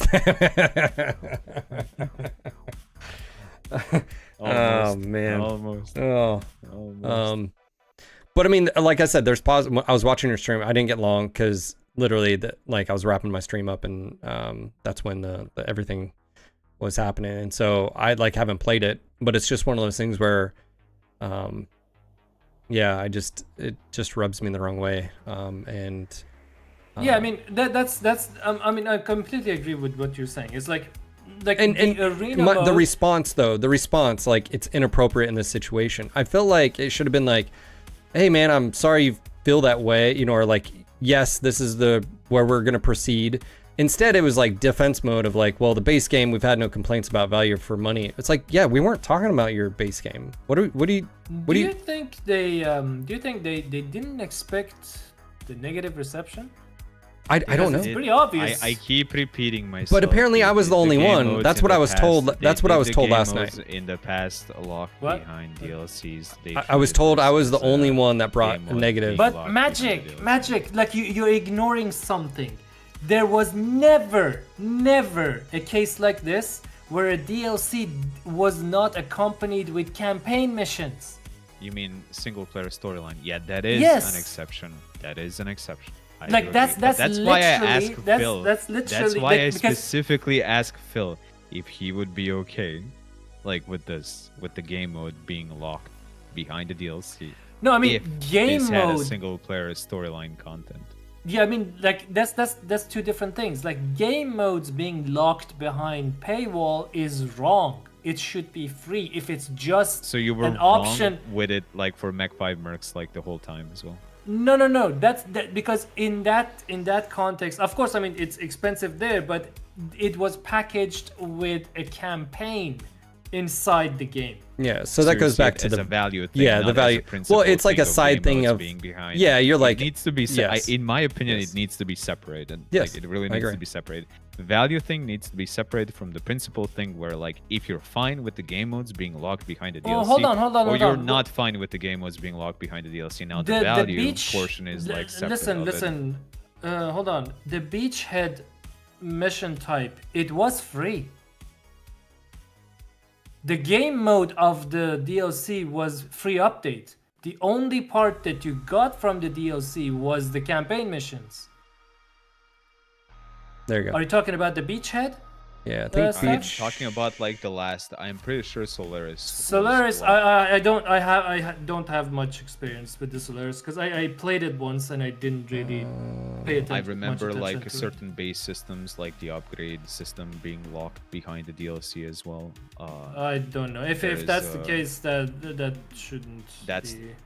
That's the thing. That's the thing that I'm talking about, and like one of the reasons why PGI didn't Because see it as what a I problem, remember- like what I locking game modes remember- behind it. Because what I remember in the past, I think they had a DLC that introduced. which one you're talking about? I don't remember Let me which see. one. There's They so many. they list Which free one? content. They show it. Yeah, which what's it called? Which DLC introduced Beachhead? That's what I'm trying to find out. I can't remember. I think it's the Heroes of the Hemisphere. It's the first one. That's the beachhead. But I'm trying to remember here. Yeah, I can link below. It's like there are two things. Like there's like Legend of Kestrel Lancers, and then there's like Heroes of the Inner Sphere. I am pretty sure Heroes of the Inner Sphere is like the one that Was it introduced that like one? beachhead. I'm linking. I'm I pretty am gonna post sure it in it chat. wasn't. Just click or on the maybe link it in was. chat. That's the Okay. first one. It shows it linked there. I don't know, but I think it is. Yeah, but if it's not mentioned in the DLC description that it was part of the free update, and I'm pretty sure it was part of the free update because they started doing that later with some of the other ones that could have been like part of the free update, but like I guarantee it for some of the other DLCs. yeah, like you can see I- the features being separate. I don't know if Solaris was like this, but I'm pretty sure the game mode of Beachhead was free update for everyone, and the DLC part was basically the campaign mission. The campaign missions that also used the Beachhead. Yes, stuff. this is because this is Beachhead. This is when we did it was me and some of the other streamers did the video. Yeah. Yes. And my main critique after when I was playing it solo was like, you can't issue commands, and then fast forward to clans is when we got the battle grid revamp. So yeah. Anyways, like as I was saying, it's like the game. If you're selling a game mode, that's by principle wrong. Like if you're already, it's like, let's look at it this way. Like if you've already made this, and the maps are already there, and you've like made the framework, and you actually made it so that people who haven't paid for this can actually join others and enjoy this mode without paying. Like, I don't see the justification for a price on a game mode like this if it's not part of the campaign. Then that's the principle. That's the principle of like game modes not being locked behind. Yeah. It's like if it's like the like. But I'm just pointing out that was already done in Mech 5 Mercs. Yeah, but I think Okay, so Navid the has got a Mech 5 point though. It was accompanied by a wider thing. There was actually like a new Then that's a campaign, value thing. and yes Yeah, and no. like- It's more of like hidden and attached. So you're like, it goes back to the principle of things. Yes, but I think Yeah, that's where most people also. You could still roam around the inner sphere. Like you could still do your thing. This adds literally none of that. Like this only adds this and that's it. Like, yeah, and so that's why I'm bringing up the like integrating it into the campaign, because like you cannot justify adding like a game mode in the sim pod, which is basically an afterthought in the context of MW5, in the context of clans. You like, oh my god, there's like this arena mode and horde mode. Like there is no better way of having these modes other than putting it in a clan campaign. The potential is endless. If I you almost put this, disagree with you, Navid, but I for, mean, like, if you different put this in as part of a campaign inside the game, it's like extra missions inside the game, like within that downtime period. You can challenge your lance mates. You can challenge commanders on the base. You can challenge stuff. Someone in the chat says you can rematch Mia versus. so Star in Dragon's Colonel Gambit, it Wimmer. has 3 game modes that were introduced, and they're all free. Yes. Yeah, they Can you did just imagine- introduce like free game modes as well. What was that? They did Meta? that in the past. I was going to say, can you imagine if like the trials at the beginning, you had co-op opportunities there where you're fighting each other instead of it just being, oh, you have to go through the single Yes. Oh, player. you mean for Solaris? What I'm Yeah. what I'm saying be nice. is that you can only justify a DLC that includes game mode. By the way, what I'm saying is like if you do this DLC, put it as part of a campaign that enriches the campaign in a way. But the price that you pay is for that campaign part. The game modes that you're going to be putting in the sim pod is going to be free. Like imagine this: like you sell a DLC, and let's say you don't buy the DLC. You go into the game. Your campaign is going to be the same as ever, but now if you open the sim pod, you will see the new game modes, right? That you can play just like if you buy the DLC right now. But if you buy the DLC, your campaign will have extra stuff in it. In those like specific time periods that will give you content, in-game valuable content, and extra.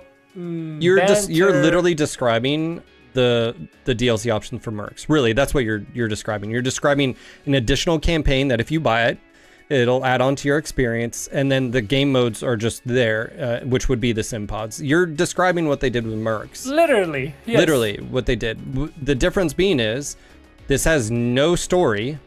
This has 2 game modes, 12 of hero mechs, and then this, and they're asking you to, that's a DLC. Again, going back to, they didn't even follow, because they didn't follow their own recipe. The funny thing is that this part that is being sold for $20 is the free part of the DLCs for Mercs. It's like the free part of the DLCs. Thank you for pointing that out. It's 100% true. this. Yeah, it is 100% Is true. this? Yeah. Yeah. So, I think we came full circle where. Yep. I didn't pick that up until now. I gotta check it, but I'm pretty sure like there were game modes that were locked behind DLCs in the previous game. Yeah, maybe you're right, but that's what I had in mind. Like that's They did. That was release some what I of was- them. Career I mode. went Well, through- career mode I was. went through some of them. For example, the one called Worms, for example, where they gave you those. Just remember if it's like instant action stuff. Deslock so sees, okay, all this aside, this has been released. It does cost $20 and it is locked. All that is left now is what? What does everyone expect to happen now? Voice my opinion, voice my displeasure.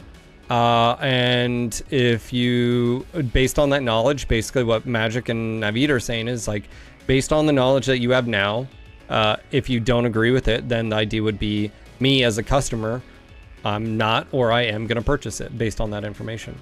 And, you know, it's like, it's the messed up thing. It's like phones, man. It's like, well, if you know this is built by slave labor and I'm against slavery, but I need an iPhone, or do you really need I'm going to buy the iPhone. So are you saying you are okay with slave labor over in, you know, like, it's like, well, no, well, you just bought the iPhone knowing that it's slave.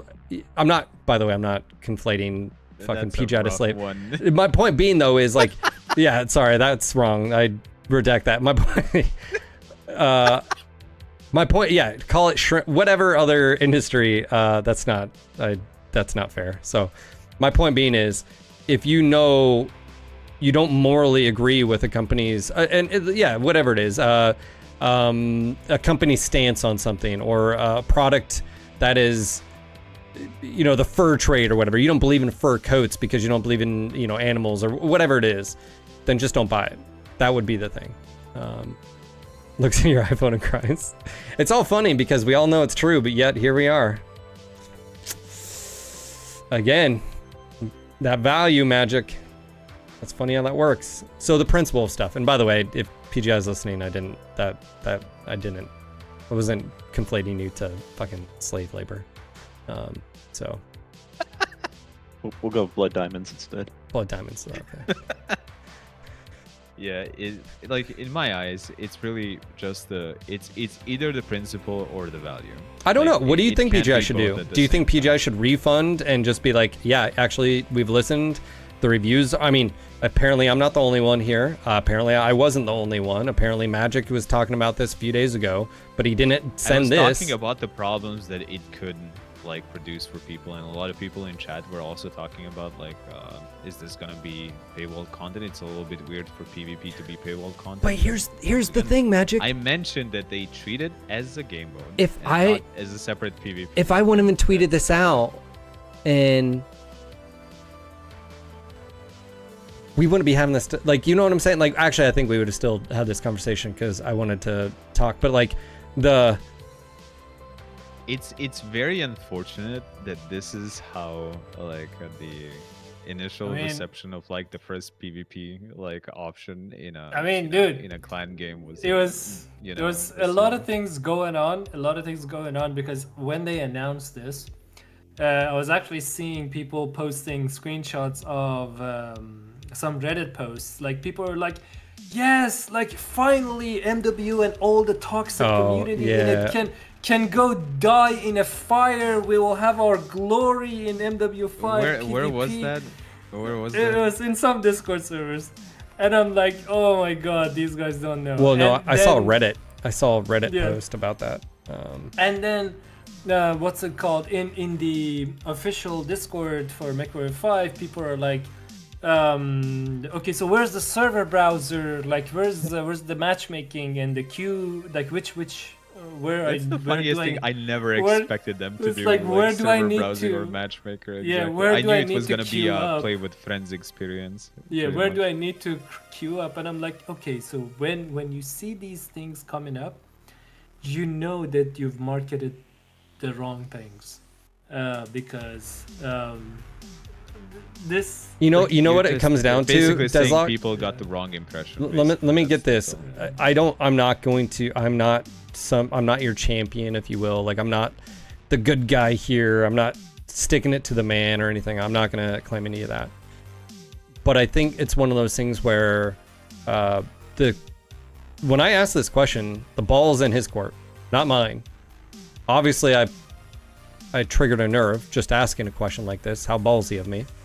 Sorry, I'm being a little bit snarky there. But the reality of it is it's just like my last podcast. I'm going to ask you questions. How you answer it is on you.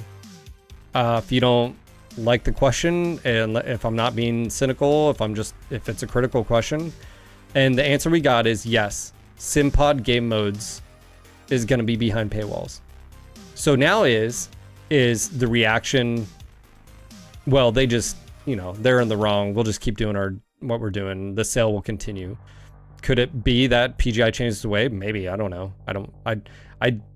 Is there a I don't think is the thing on fire right now? I don't think things are on fire. It's not the end of the world. You don't have dude, fucking doom and gloom was like MWO days when like Reddit and the Brown Sea was just on fire. The skill tree fire, the nerfs to like the unfunding of MWO was like legit holy shit negative stuff. I remember all that. So this isn't that, but it's just the question of if no one speaks up, if no one, I don't know what happens. The thing is that I'm going to be afraid of, and I think like people will understand this. Like PGI will get this as a lesson that people do not want game modes to be monetized, and they're gonna come away from this that they will not try to develop like new game modes at all.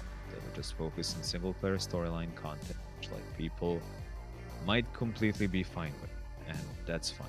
But like most of their developer time will go into that instead of trying to actually develop something that may like provide a good baseline for the next upcoming, and some experimentation with game modes I think is sorely needed in like even in mercs, even in clans, like mission types, and like it just like fucking it hurts me that there is so much conundrum over this that they'll once again get the wrong signals and maybe react in a way that they shouldn't react. Like it's all I want to say. Like it's so, because I had fun like playing 5-player free for all. I had fun in that. I played it yesterday. Legitimately, I had fun.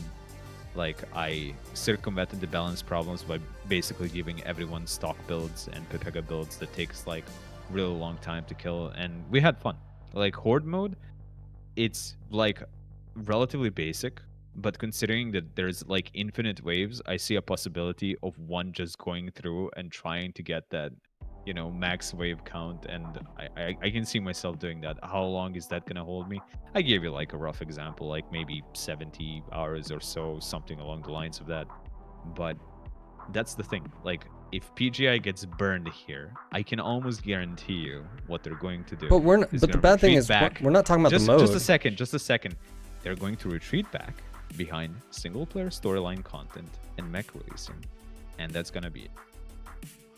Yeah, but here's the thing. They're not gonna even bother iterating. But the statement should be, no, you're on the right track, but this shouldn't be a paid thing. Like, that's so simple of an answer. Do you think they're gonna go through that? Do you think like the most of the feedback is gonna be that concise and like point them in that direction? I mean, if it needs to, I literally can make a post. I'll literally do that right now. You guys tell me what to put and say, look, video, like, hey, you guys are on the wrong track, but I do not, like, that's what this whole thing is. Like, this entire discussion here has been about, and like I said, we like what you've done. I will hear PGI tried to do PvP and it didn't work, so it shouldn't be like in the next game. Or like PGI tried to do horde mode now and it didn't work, so it shouldn't be in the next. Basically like literally shooting something itself in the foot in like 0.1 version of implementation. You're holding yourself hostage on this one. Yeah, but I might be. I don't see that, because it's like, no, your mode is cool. But why are we having to pay for it? That's the value proposal, I guess. I think it's the industry that he talks about. That's I mean, and maybe yes, Mercs had to do with that, but like, you should have been like, actually, no, this should just be free. Like, I can't believe anyone at that company didn't be like, yeah, this should be free, right? You know, okay, Hero Mechs, maybe not, but We What all was want the, PGI to succeed. What was the release date of the game itself? September was, was the first, and then moved to October 16th. Yeah, October 16th. So it's about a month between the game release and this one. And given, like, let's say, like a week or two for testing and QA before it goes out. Look, So it's we just solved what you pointed out. We literally just solved the thing. Everything in this DLC is free in the Mercs. Everything. Yes. Except for we're not getting a story-driven experience, if you will. X amount of Yeah, missions. that- And in certain DLCs, like game modes were not free, but okay, Sure. I can concede it. In Yes. some DLCs, So game modes they're were free. asking you to pay for that now with no Yeah, thing. so- And if yeah, it's that- to bring that's people what I'm back to the getting game at. for the holidays to play, or is it, again, I brought this up, is it because the EG7 numbers were low because you did have to launch a month later? And in that case, which again, I don't think this is greed. I think they legitimately probably said, oh, you know, it'd be really cool is if we had more Simpod stuff and blah, blah, blah. Okay, roger that. But whoever's decision it was, whether it's, and the reason I pointed out Russ in this is the buck stops with him. I can't ask EG7. Apparently, Russ is the one who makes the decisions. So the decisions are him. He's the one to answer that question, which is, why are we paying for content that was previously not paid for? And then the follow-up response is, you can expect PGI to continue generous free updates and industry-leading DLC sharing among co-op mates. The problem I have with that is generous. It's like, yeah, see, we're giving you all this free stuff. Like, man, like I said, yeah, I just, so anyways, as far as what happens now, nothing happens right now. It's up to them, I guess. I mean, I don't know. I do know one thing. I do know EG7 looks at these fucking reviews. I do know EG7 will look at Clans DLC and the what people are expecting here. I guarantee you that. I guarantee you they look at here and mostly negative. This is a big deal to developers and publishers, right? This right here, this is a big deal. 25%. You know, like, mostly negative, you know, like, okay, again, and his first statement was on here, well, no one was complaining about the value money with 20. Yeah, we're not talking about your campaign. No one's talking about that. It's this that we're talking about. What are you talking about? Like, and where's this at? Oh, mostly positive. Yeah, I think that's fair. I think that's a good review of it. As far as a metric, I think it's mostly positive. And I think, you know, Winner said it yesterday where he says this is probably one of the best MechWarrior titles, even though I know people are nostalgic about Mech 2 and Mech 3, and there was a lot of cool things with Mech 3 and Mech 2 just because of where it was in the time. But yeah, it's probably true. But what does this have to do with complaints about value for your money with a single, like, this should all be value for your money, where we used to get this for free. Well, we had to pay for it, but it used to be free once this came out. So yeah, I do have a problem with it, and I don't think you should have to pay for this. And yes, it's only $20, guys. I get it. But you shouldn't have to pay for this that used to be free. And the value is getting me to come back to your game and play it. And me, by I meaning you guys, everybody else. It doesn't have the same, it doesn't add replayability to the game. It doesn't have the replayability like Mercs. This has replayability. This does not. So you're asking people to pay for something that doesn't have replayability. And even though it may be cool, which it is, and I agree with Magic, just watching them, it shouldn't be behind a paywall. You know what you go into and you roll into Thanksgiving to Christmas time frame? Free shit. Why do you think they do the loot bag event around that time? And they give free mechs away. How many mechs? They give through the loot bag, and then also the 2 free mechs usually they do a year. Why? Because you want people coming back to your game. Are you coming back for this? I mean, I guess, you know, if you paid for it and you went in here, but There's a few people in here that have said they are asking for a refund after they played, you know, so. I paid for it. I actually knew that this was going to be a problem, and I know I said earlier, and I paid for this. Like, even though I knew I was going to receive a free copy. But I paid for this for a specific reason, because I want to see PGI develop like this further. I understand the people that have the problem with like game modes being locked behind a paywall as a principal thing. I even understand the value aspect of people thinking that this is like too much to ask, like from the value perspective, but I want to see PGI experimenting with both PvE and PvP modes. Agreed. And if they can expand this in the future, that's a benefit for everyone. Agreed. Like But I don't think we should pay for it. I don't think we should Magic. pay for the testing of that. How's Stockholm right now, Magic? Say again? How's Stockholm right now? Oh, wait, you're asking me if I have a Stockholm? Not really. I think I see a little bit further past like what a lot of people are you know seeing here. Yeah, but what you're saying is you want. Okay, what I feel like is, Magic, I concede everything you were saying. I agree with some of it. I don't agree with others.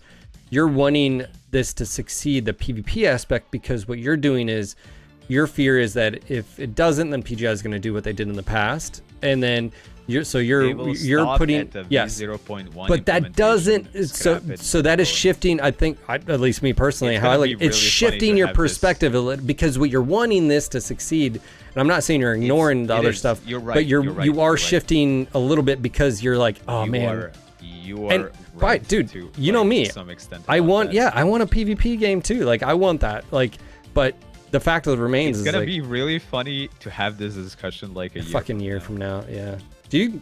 It's going to be really funny to have this discussion a year from now. But I know like people are not looking that far. But Yeah, but I marking can't the make data my down. decision. No, I cannot. I still can't support that then. If that means, Phil, I understand. if you, because that's a completely principle understand. thing. That's principle then. I It's know. like, well, if you can't see the forest through the trees, it's like, no, that's not fair. It's like, that's acceptance of this behavior for a potential. In principle, you know. you're completely correct. You shouldn't be paying for the quote unquote the potential. Like I actually completely agree with that statement. However, knowing what I know, like, it's gonna year from now, I guarantee you, like I already know what to expect. You're Like the I knew what worst. to expect before this came to be, You're like why the it was done, worst. the way it was done, and now I think I can expect what's gonna happen like a year from now. They And, should like, have sold fuck it, this it as annoys an me. add-on supporter pack rather than as a DLC with I that you would wonder if expect it's a certain just the level of wording. I content. wonder if it's just the wording. I wonder if it's just the price. Like I don't know. They could have done like technically the way I would have done it. Like this is how I would have. I would have sold like those hero mechs and like shown all the custom new like camos and whatnot, and maybe like something else to tie it in. Maybe like a small single player mission for maybe like one of those mechs, and just call it an add-on, and then release like the quote unquote the arena mode and horde mode as a free update to the game. That's how I would have. But they Like haven't, because like if- they did this stuff in the past and they thought it's fine. Just this time around they don't have like a single player story content attached to it, and people are having problems like from the value wise and from like how should I put it, like principle wise, in terms of like game modes being locked behind that content. But like I'm saying, like this, I guarantee it, I can almost guarantee it, is gonna give PGI the signal that they shouldn't develop game modes. They should just focus on single player storylines, and that's exactly what you're going to get. And like this is gonna remain in the V0.1 implementation. Yeah, but you And can't that's gonna fix be- that though, man. That's like saying, like, that. Then that's a fundamental problem with the studio. If that's what they take out of that, you're not gonna fix that by throwing money at them. Like, if right now, if someone is listening, and by the way, I have seen Matt was in here and Darren was in here earlier. Don't know if they are anymore. Doesn't look like it. I think Tori. No, he's not even here. So like, it's one of. Well, actually, no, he's here. So it's one of those things where if you can't legitimately listen to critique and take that and decipher are we good here? Do we need to make any changes? Okay, yes, no, blah, blah, blah, whatever. And I'm not saying you have to listen to like me or Magic or Naveed, but like if your ultimate decision is to like, well, fuck the, you know, like, no, we're going our way, we're screw that, we're just not gonna, that's fundamental shit with the developer and the company. Like you can't fix that. I can understand the fear, but I'm not spending $20 to maybe possibly in the future that the company, you know, does the X, Y, or Z. You can't change that. I agree. I can't do that. I agree. I know exactly, but damn, I'm fucking going to enjoy that discussion like a year from now. I know I am.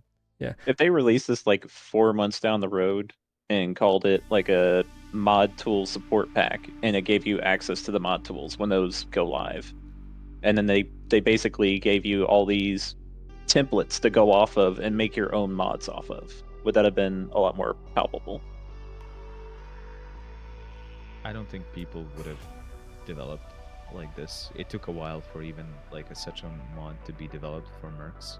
Yeah, And, mod like, tools it should be didn't really free. get a lot of that buzz, but yeah, Yeah. mod tools is something that they did talk about like releasing at some point down the line, and I do like kind of hope that once those become available, people will be able to experiment a little bit more with this now that some of the systems are in place to facilitate it, but we'll see how that goes. And I kind of agree with Toria, like who said that most of this rant is of little value to me as a designer. I just want to know what people like, dislike about the mode itself. I agree. I want to talk about like, you know, future modes. I want to talk about like new game mode designs like that you can have in place for both like Horde and maybe some kind of PvP, or like the system that I mentioned like earlier, where you can have like two I'm players on the in other total side agreement with you. controlling like a star of mechs. But do you know That's what kind of feels the thing. not fun is talking about that and then knowing you're gonna have to pay for it. Like and like I said, it's not like it flows with the game. It's not a part of the campaign. It's just this like side thing that's only there for XP and just fun. And that's where I'm saying is like as it expands, The you whole community, community you know, needs to decide as a matter of like either principle or value, like either one or the other. Like if it's fine or not. Hello there. Hello. yeah, that's a mech. Can you say mech? Yeah, mech. Yeah. Yeah, are you having fun? Yeah, can you say hi? Hi. Can you wave? Hi. Yeah. Is that Mimi? Is that Mimi? Mwah.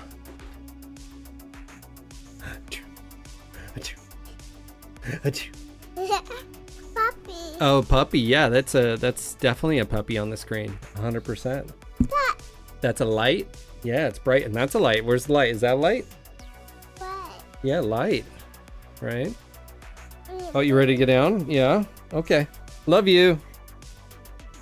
Bye-bye. Oh, thank you. Shutting my door. Thank you. Watch your hands. Be careful. Bye. Bye, management. Bye. Sorry.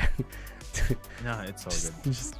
I mean, just to sum it up, as I was saying, like community as a whole needs to decide, like if it's fine, like having game modes behind like a paywall and letting PGI design game modes, and then have those game modes be behind a paywall. If that's not okay, people should communicate it like very clearly, because we've seen examples in the past where that was done.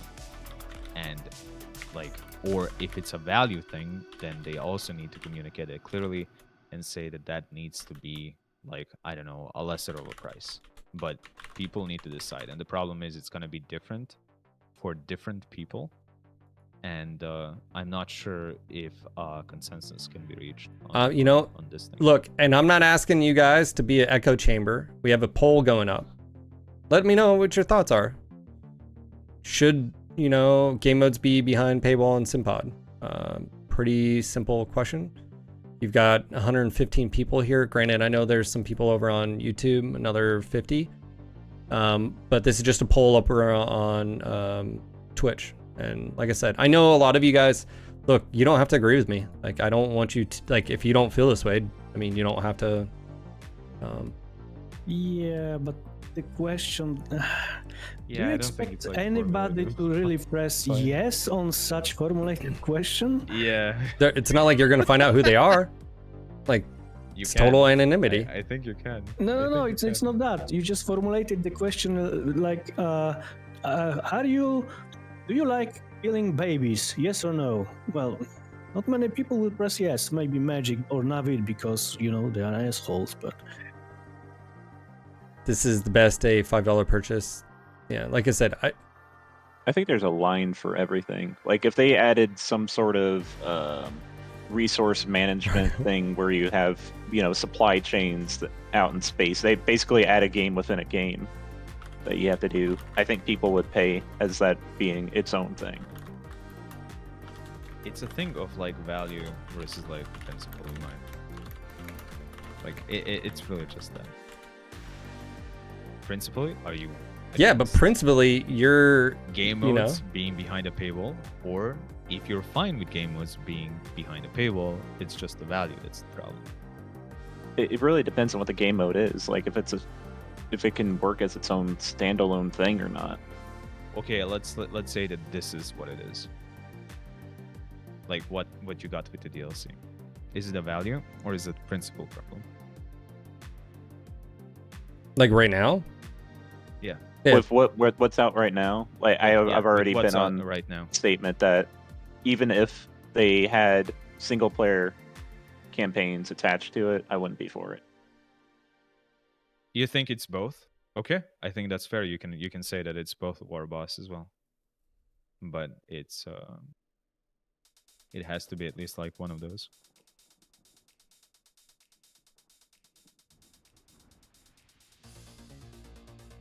I feel like, and again, it's not PGI exploiting people's wants or desires, but it's like one of those, like, you could be like, okay, if it was priced at $10, would you do it?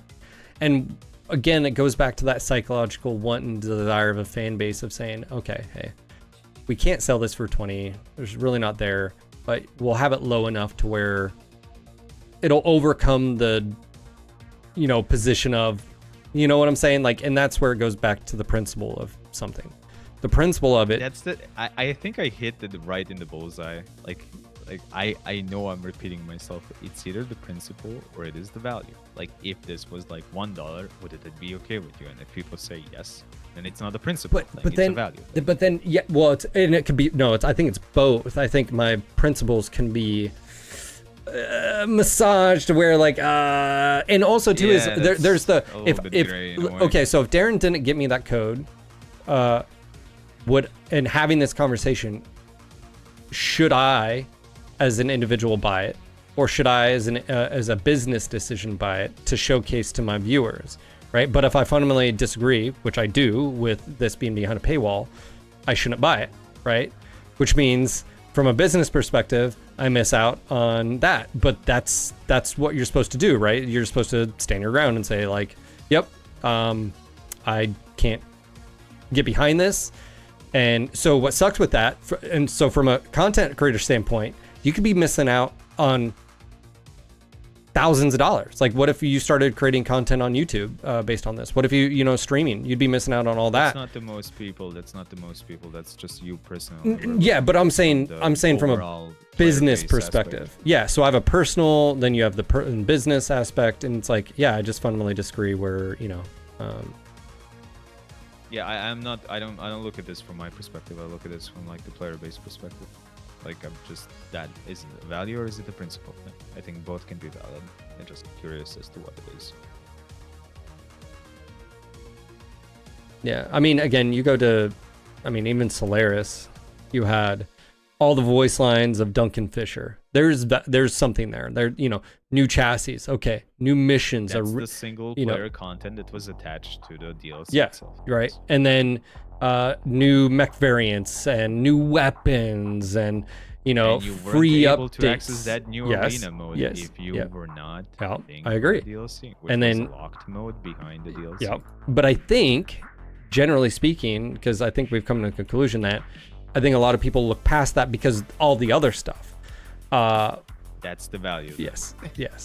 So it does kind of intertwine with one another. I think it's both. Yeah. People need to have it like a little bit more clear in their head. Because if you take a stance of, well, I'm not going to support that, that basically means out, and it's not fun being on the outside, especially if your buddies are playing it. And if you're a BattleTech fan and this is all you have, I mean, legitimate, and this is where I say it sucks to be in the position of like fans of like, well, you know, if it goes away, like if I don't support it, it even goes away too. I hate that stance because it puts the onus on like the community saying, well, guys, you know, this is the issue I used to have. Remember a few years ago when I may have drunkenly called Russ or texted him late at stream, but it was like, what do we have to do, right? We're buying your mech packs, we're doing this. Why aren't we getting more support for MWO, right? And it's like, we're doing our part, right? But like, where's the, you know, reciprocation, if you will, you know, of that. But horse armor, dude, that got me, not gonna lie. But I think the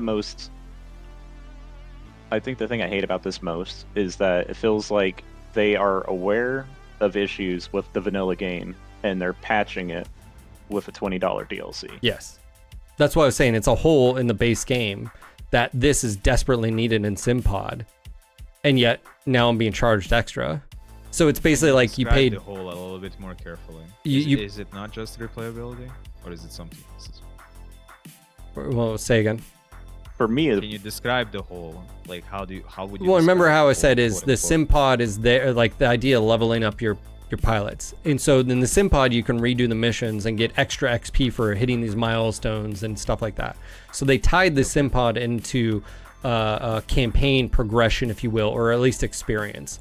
But then you get to the SimPod, and there's I could probably pull it up. There's like the shooting range, and like you just whatever. There's nothing there, and it's blank. Yeah, you can still replay So- the missions, so you don't. Think so there's- that's sufficient. Right? There's this So whole seeing yeah a hole in that. yeah, and also just from the co-op standpoint, like if you can get your buddy, like dude, Friday night, hey, let's get together, let's have a few beers, hop on and do this, and oh shit, dude, there's a really fucking fun game mode again.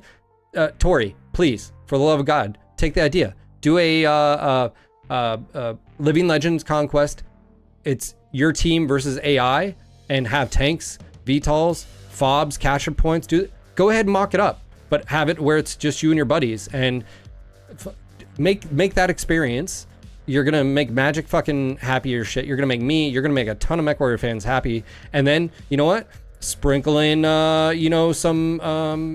Then that's where I think they should open up a small section of PvP in the front screen, if you will, and that should be free. And then you can attract players, because there's going to be people that have MWO that have not bought Mech 5 because there's really no value there from the PvP standpoint. They're like, look, I'm good.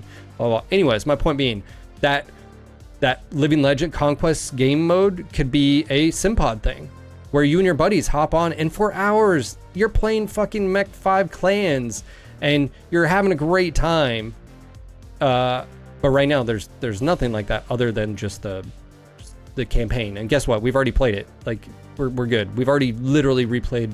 So the arena mode should again be free. Like make as many game modes like this as possible. Make them super fun. You know, like. If you want to, I mean, I think it's cool if they did the integration in the campaign like Naveed brought up. I don't think they're going to do that. I think that's, I won't say too much work, but they're already working on whatever the next actual DLC is.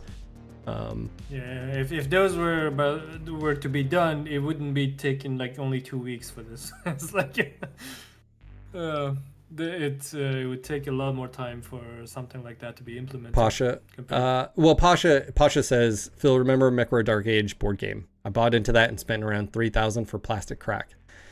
No one plays that anymore, and I'm stuck with boxes I can no longer use. I would hate having spent what I have on MWO to be put in the position again, mainly because that means I'm truly gullible for a second time. Yeah, Pasha, but I'd push back on that, man. I don't think you're gullible at all. I think what you're doing is you're attaching a digital product that what you're paying for is playing the game. It's like having a hobby. Do you have the same feeling if you go paintball or shooting a gun? No. Like I you don't. think it's more of a fear of like digital goods disappearing. But that's it. With Yes. the game going away. Yes, that is And a less problem. of a thing yes. of like looking at like the value for the time. But have you in the can't. game. Okay, so but even taking that though, let's go down the road here. I mean, you have to understand that this is not infinite. Like the player numbers will eventually go away because of the next game comes out, because maybe the next game doesn't come out and everybody moves on. This is finite. So if you're going to be upset about that it goes away sometime, you might as well start, preparing yourself, because it's going to happen. Is it going to happen this year? No. Is it going to happen next year? Probably not. But we have declining numbers. Like, that's just a fact. So, like, I get your issue there, but that game will go away. And even if PGI says, okay, numbers are so low, we just need to move everybody to solo queue, and there's no matchmaking, there's nothing we can do. Just have fun with what it is. Which is sort of, yeah, I mean, right now we still have groups. We still have enough, in the queue where there's been some finagling with groups, tonnages. Okay, roger that. But eventually, this game is no longer going to be played by the masses. I think there's around 20,000 people that play this in a month. Numbers-wise. Not concurrently. So... Yeah, CCU is a different thing. Entirely. So... It's like people who log in and play like 10 matches. You're not gullible for Dude, the amount of money spent on MWO to the amount of, again, perceived value, go play paintball. Dude, I love shooting.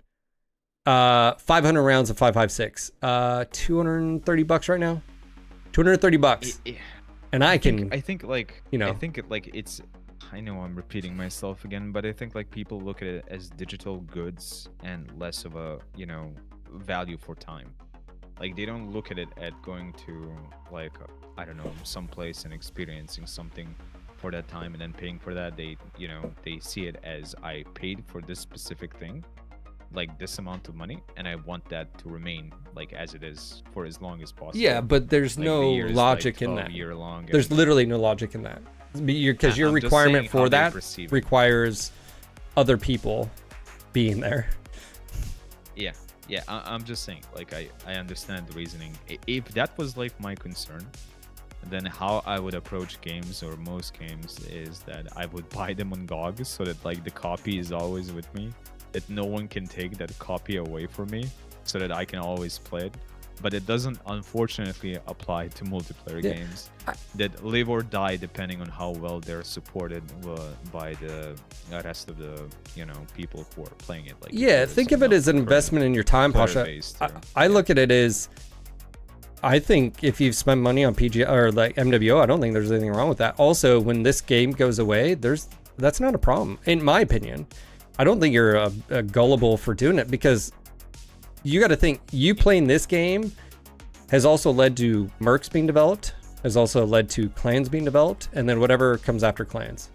Like it all. And the game is like 12 years old. Like at this point, many games that even from AAA developers that have like even more like I would say like even more predatory monetization system do not survive this long, and people like waste like more money in them. It's a discussion for like a different day, I guess, but when something comes to like a 12-year mark, like almost regardless of how much money you have invested into it, like I think that's a pretty respected. Now, like if you were amount of time irresponsible with your money, and that's more of the issue where you're internally looking at yourself, that's something else. But only you can answer that one. But you can also only answer that like your value for time. Value for time, and not necessarily like digital goods that permanently stay with you. If that's the worry, then you also have to approach like games very differently, and you can't approach like multiplayer games in that way. You can approach a single player game in that way, definitely.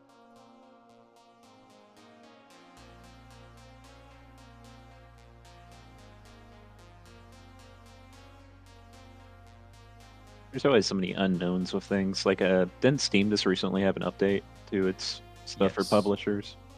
For season passes, yes, and that's a good thing. It's gonna benefit the player base, but Right. it Yeah. will I scare like. I devs wonder. away from being scummy with the season passes and like DLC practices, and some people even did like a comparison between different companies, seeing like which companies comply with the new season pass standards and which ones do not, because there was a lot of that happening in the past, and then companies not delivering because the product itself either under delivered or like something else unforeseen happened. So they're trying to, you know, like protect the user base as much as they can, which is a really good like consumer protection move by Valve. I do welcome it. Yeah, Norwal basically says he hasn't spent a dime. He's got 350 hours. Mr. TB is investing like since like 8 years ago.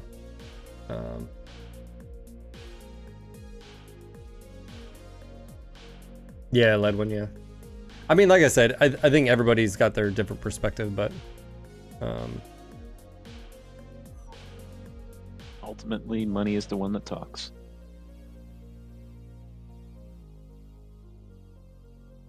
But yeah, anyway, I think this was a really good and healthy discussion. should I all upload around. this to YouTube? The entire thing? Up to you. I like up to you. But I think like a lot of good points were carried over and like a lot of different perspectives, and yeah, I'm glad I had this conversation.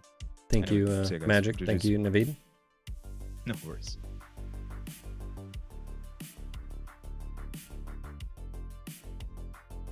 Stalker says 4 hours in, first match. Yup. Welcome to the... Holy shit! When I joined, you were already at 2 hour mark. You were just discussing the whole time. Yes. Okay.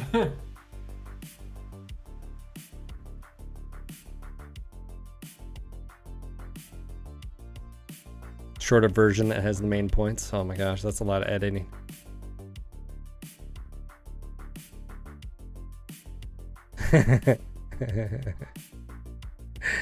The yapping. And I'd like to thank everybody who sat through everything. Much appreciated. I think the short version would be don't paywall stuff.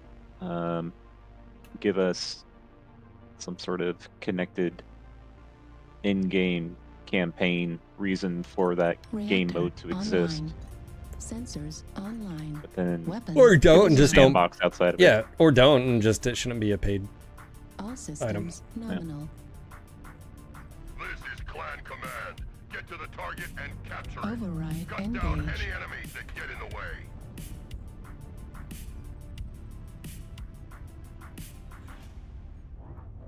Right. Hey guys, how are you?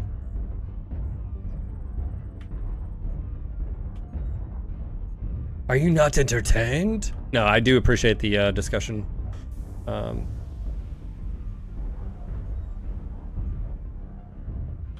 mean, I felt pretty confident in how I felt about it, but I always value other people's perspectives, even if it is different from my own. Even if they are wrong. Yeah, I mean, even if I'm wrong, I mean, there's something to be said about like Acquired. acknowledging that. Fuel at 25%. I'm wrong a lot in life, Target spotted. but I try to learn from it. For low. Let's put in some shenanigans up in here. Hey, New tank. target Thank you, acquired. sir. First request of the day. New First target match of the day. acquired. Fuel at 25%. Target I'm spotted. getting dunked on here, I think. UAV activated. There is a Crusader 60, Echo for low. New target acquired. We're pushing center, crab, and assassin. Fuel at 25%. Target spotted. New target acquired. Target New spotted. target acquired. Alpha's going for you. We got a light Echo 5. Target spotted. New target acquired. Affirmative. Pushing the crab Fuel off. at 25%. There's two there. There's Bushwhacker New as well. target acquired. Bushy is Rax. Long FaceTime. New target acquired. Onion is pushing up. He's Brawl. Target spotted. Juliet CT. Yep. Open. He's being pushed. Target spotted. Oh, he's dropping. He's dropping. Uh-huh. New target Orion City. acquired. Yep. Repositioning. Crusader, relatively low. Target acquired. Foxtrot. Juliet is... no. Anticipation. There we go. New Nice. target acquired. Am I over? Yep. I'm going for golf. Quite many mix, relatively low. Target destroyed. Split moons down. Looking at Bravo now. Target acquired. Nope. Target destroyed. Oh, my dog's barking at my daughter, I think. New target acquired. India. India CT. Target destroyed. Nice down. New target Delta. acquired.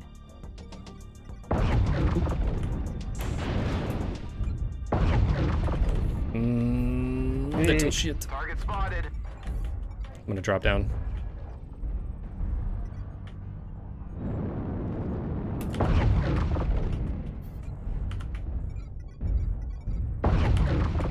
Back. New target acquired. Go up out. Blight. Oh, no, I won't. New target acquired. Yes, I will. Is that Scandus? No. Half bear, man. Target destroyed. New target acquired. Target destroyed. Alright, we have an assault over here. Kilo. Oh, he's fresh. New target acquired. Autocannon ammo Delta one at touch. 25%.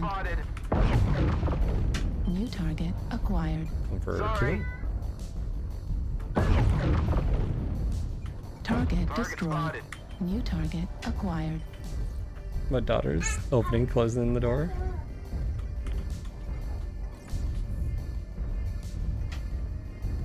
Target spotted. Whoa, what are you doing? Are you playing with Mimi? Target Okay. destroyed. Bye bye, love you. In the target. We are victorious in battle. Bye. Bye. Go with Mimi.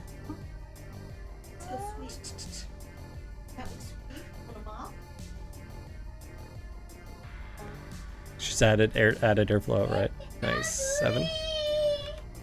What you doing? Thank you. Yeah, let me go get some drink. I'll be right back.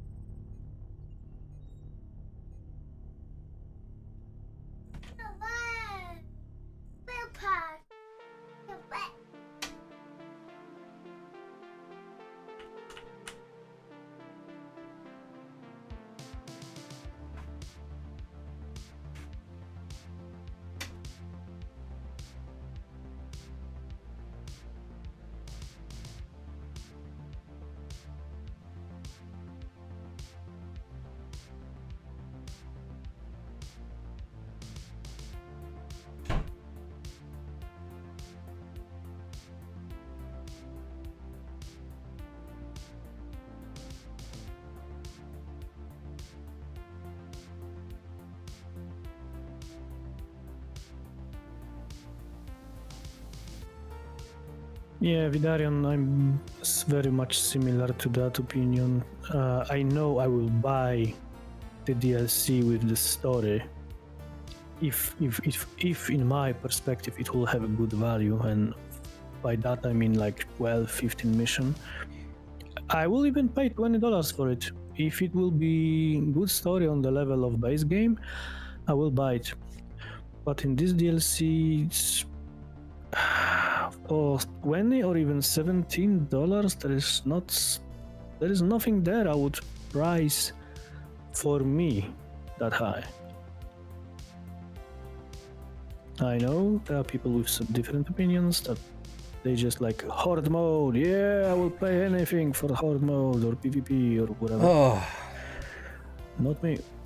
sorry. She, yeah. All right, let me get Tank's request. A Bane 2, huh, Tank?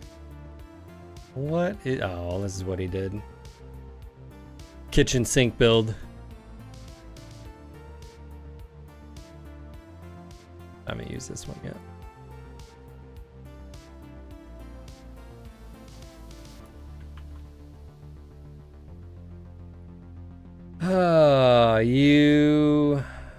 You can't help yourself.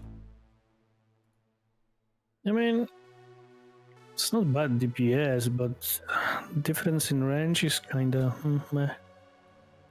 I guess you would want to use this at like what 400 maybe, less even. Something like that. Also, Tank, why? Did you ask why? Did you ask why? Yeah. Okay, that was stupid. I retract my previous statement. Why indeed, sir?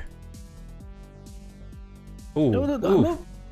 Could you satisfy my curiosity, Tank? Why do you need ammunition for like killing 12 people?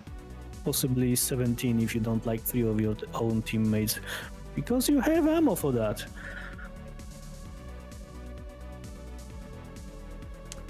Why indeed? I mean, I am known to be called excessive because I always have at least ammunition for at least 14 to 1600 damage. But this, dude, This is just cruel and unusual. this looks like a traveling ammo salesman.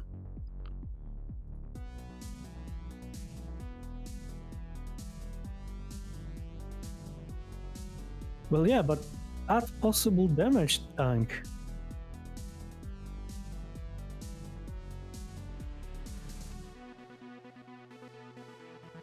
He's like, hey, look, I gave him 2 tons. I'm a generous god. Like, you definitely... Yeah, never mind. Nevi, would you like to join us? Been logging for a few games. How animated is the main field? Feels just like a big assault mech. That's...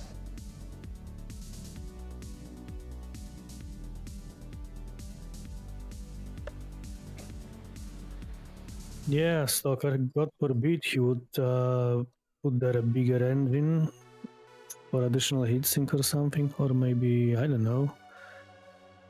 Yeah, it's a tanker build. I will not...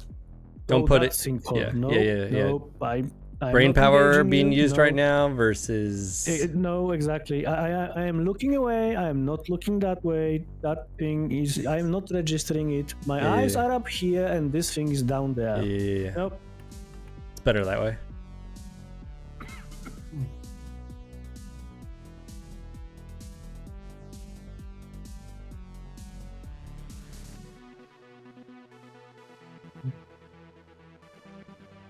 I didn't realize that you and MPG were talking for 2 hours. Otherwise, I would have kept it short. Would I you? was like, Would you have? It's okay. yeah, Content, sir. yeah.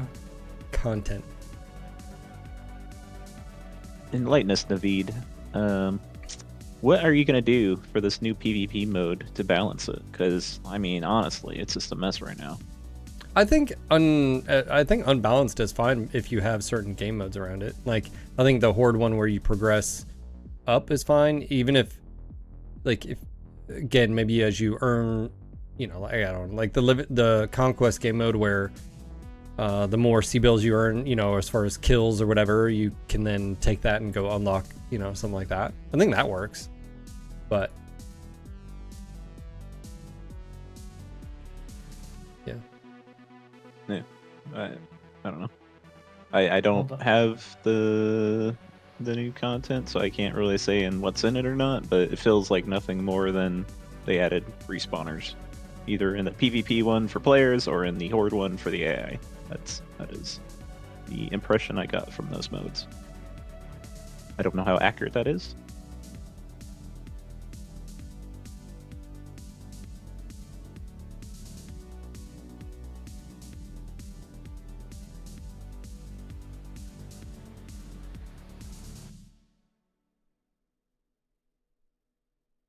Yeah, I did play it myself. I mean, I did get that DLC myself, but I watched people streaming it.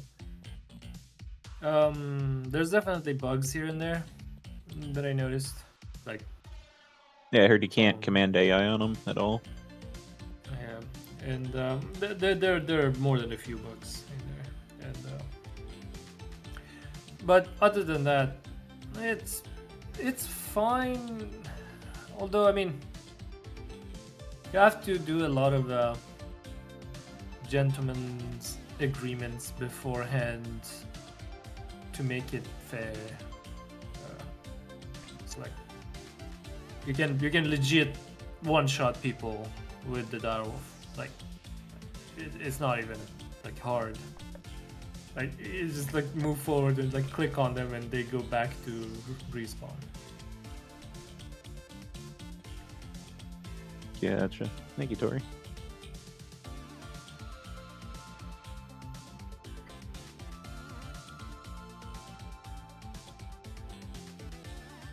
I feel like for a lot of people, it's just a value issue. Like if the Horde mode had the battle map where they had a bunch of icons for buildings and stuff, you can just drag them somewhere and place them down, and now you have a defensive structure there. People would have loved it. Value is one side of it.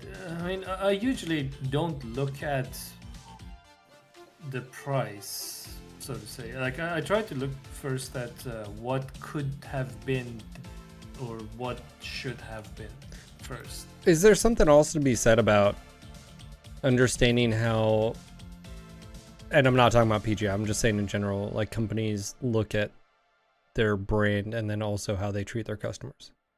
Because like, I'm all for companies doing well, but at the end of the day, someone made the decision of yes, this is justifiably, you know what I'm saying, to have this price point. Where it's like, at some point it should have been like, if it wasn't about just money, and it was just about your players getting something, we wouldn't be having this conversation because it would have been just free. Like, yeah, I don't know. Honestly, I have no idea. Set the price 20 for DLC, and they just, they didn't look what's inside really. What's up, Lefty? The management said price 20. The engineer, the people who actually. I think Magic had it right. I think they looked at it like Merc's DLC, but instead of like realizing, yeah, but everything you're asking to pay for was the free stuff, and then the stuff that you would pay for isn't even here. I mean, how certain are you that there wasn't a higher tier above Russ that he had to be like, I don't hey, know. we need you guys to have. I have no idea. We didn't get enough money out of this. We need you to get a DLC out before the new year, and they just rushed to get anything to get out. He would never, like, that would be a no factor. Like, he wouldn't be able to say that anyways on live if that was even the case. Right. Yeah. But I mean, that's what it feels like, because I have a lot more respect for PGI. I've been playing this game for years. I know they overvalue a lot of things, but people pay for it, so that's whatever. But they also are not stingy with giving out free stuff. Yeah. True that. I think it was just a I think it's just a misstep. I think, and again, it's not that like the world's on fire. I just feel like. Yeah, just on Foxline. Roger. Novacat and Stone Rhino. Novacat, Stone Rhino, Foxline. Do I have armor on this? I didn't even look. I hope so. I don't know. I didn't check. I probably should. So doing this tanker build. Artillery strike online. And again, I feel like I was getting gaslit last night of saying you're the only one this opinion, sort of like, why do you gotta cause problems, and I'm like, and then I wake up today and that's not the case at all. Like, so I do want to say appreciate it, the support on that. Again, if you disagree, that's fine too, but I just like, I don't mind the content. I think the content's New dope. target More, please. acquired. But I do not think you should pay for it. It's kind of a weird bundle. It's like they put 8 hero mechs in there, which usually has been part of the paid part of the You know what? DLCs, You know what would have made it but- better if I'd have got the response of, "Hey, you know what? You're right." You know, like He's still there on your right. yeah, yeah, whatever yeah. that is. India. Who is that? Artillery strike. Okay. I can cut him off. My slow ass. But anyways. Need assistance. The response directly to me, the way it was like, it's like.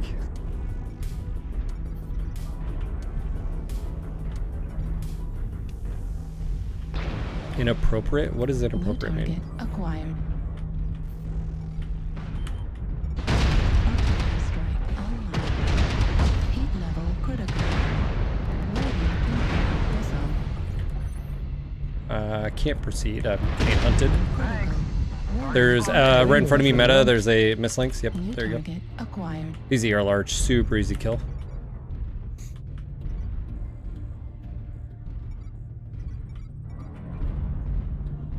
He's dropping. CT on hotel. Target destroyed. They got a whole bunch of New target crashes with me on acquired. Charlie Park. You guys should be putting it on. If you're going God, what is this build?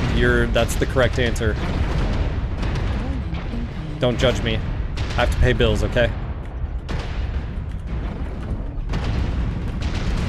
I'm a mercenary in game. This is at 75%.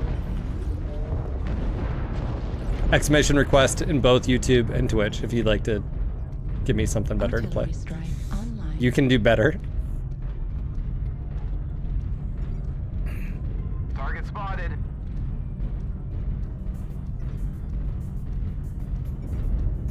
Target spotted. The enemy has started to chip away at us. Stay I frosty. love how like tank here has become Target like acquired. unanimous with like someone sees a build and like tank. Hey, at least he's willing to try things. All right. Artillery strike. You know what, online. Tank? I appreciate you. I mean, obviously supporting, but also you're challenging me. You're making me better. Thanks, bro. I definitely appreciate Tank. I mean, Bro. I fear no man, but that thing. New target acquired. Critical. Artillery strike online. Somebody has a stealth warthog. What? They're hiding it in another chassis. It's a warthog in New disguise. target acquired. Look at that thing. UAV activated. Echo over there. Target destroyed. That's a warthog, sir. You Acquired. can't fool me. Artillery strike online.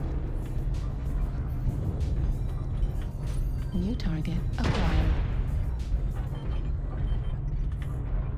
Meta. Yep. New target Light. acquired.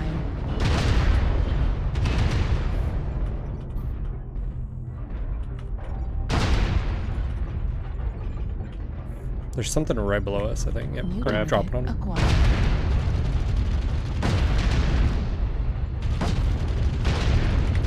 Target destroyed. New target acquired. The meme's a dream. Target acquired. Do not let these memes die. We're half down. Don't But let your enemies die upon the meme. Target acquired. Target Hostiles destroyed. are eradicated. Bask in the glory of your triumph.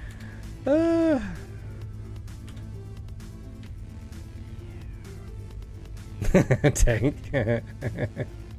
3/4 of your. Hey, you know what? You know what? There you go. There you go, Tank. Make a bang cry. Hmm.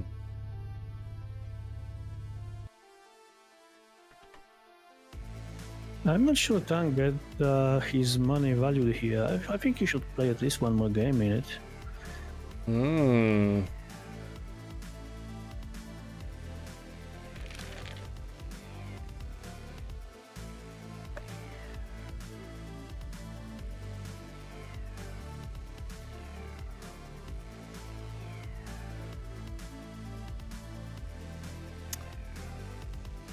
Split Moons, thank you for the friend of mine. Thank you, Tank. Much appreciated, man. Again, if we get a level 5 hype train, well, it won't be today. It's 3:30. I don't want to say tomorrow. Bane 3. All right. I don't have a Bane 7 or... Yeah, I don't have a 7 build yet. Or even... I haven't even tried the Leviathan yet.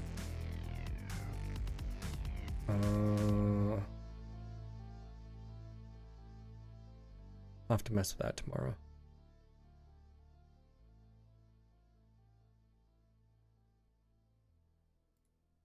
Yeah, we played this.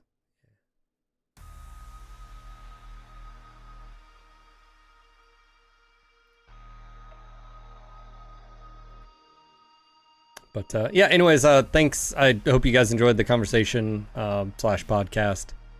I think that conversation needed to happen. Again, at the end of the day, it's just words. It's not an ultimatum to PGI at all. I mean, at the end of the day, it's their business. They can do what they want. I'm glad I'm not the only one who feels that way, and at least that's yeah. It's a weird feeling where you feel like that the mechs inside the DLC should be the one that's that are monetized, and the game modes should be actually free. At the same time, Phil, just remember this not a great sample size. There's not a lot of people, for instance, that are huge fans of mercs in here. So you could call this an echo chamber in that regard, that it's a lot of like-minded people that are watching you. So this, even though they all agree with you, doesn't really mean anything in particular to the overall player base.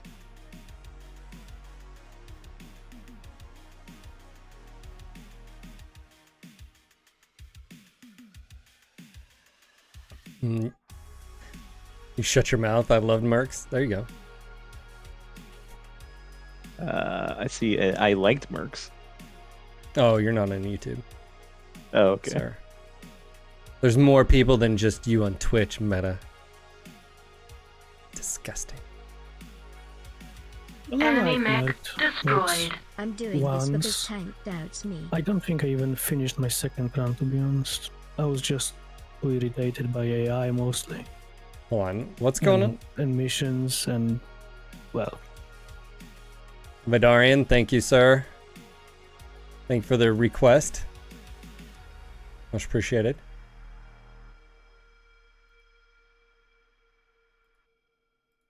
I think I've been one of your biggest critics on clans, and I don't, I can separate between what I personally want in a game and what I think is a good game, and what I want PGI to do to make it as successful so that I'll eventually get the game I want next, or one after that, or after that eventually.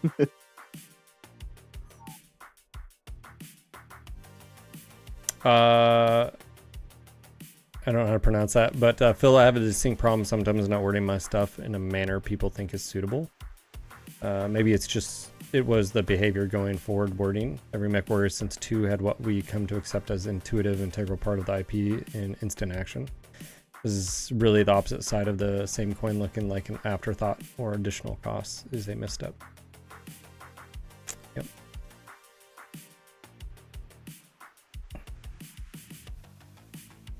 Yeah, I think what, just like I said last night, being told like I was the only one, and then waking up today and I'm like, oh, I was just like, what? So, like I said, I feel validated, but also too is I respect the opinions of others, and if I'm in the wrong, I can admit it, or if I need to change my mind. So. Oh, right, okay, cool, thanks. I mean, it also comes down to people as well. It's like, personally, I would never buy that DLC. Well, because that's what Russ could say too. He's like, well, I've just sold 10,000 copies of it, so clearly you're wrong. The DLC? Well, no, that's what I'm saying. I don't know. Like, that's okay. Like, they may justify like, well, the sales outweigh of what you're talking about, but it goes back to what Magic was saying, principal or whatever, and then also if that's all you have available, then you don't want to be left out. Like, you know, so I guess Thank you. Well, they certainly do. They look good, these paints. Hey, buddy, my cockpit's up here. Okay. I'd love to know how much effort went into that, because the finished product feels very much like they were testing mod tools and then ended up releasing it. It just shouldn't be paid content. Like the mech packs, the mech's okay, but I don't even know. That's the whole issue with all this. Like, it's do a. they have to release it now? I don't know. That's all it is. You usually have the timeline and certain dates you're supposed to do stuff. That's all my complaint is that it's just Magic was timelines. So they probably had this date in mind in, well, many months ago. Yeah, Magic had a good point in that this might have been a deadline that they had set before they pushed the game back, and then they're going to push didn't Delta have 6 content, but then they are obligated by Nevi, they're higher coming your way. beings to push out content I need a backup. because that's their here. deadline was set for originally. Help over that way. But I don't know. That's all purely speculation.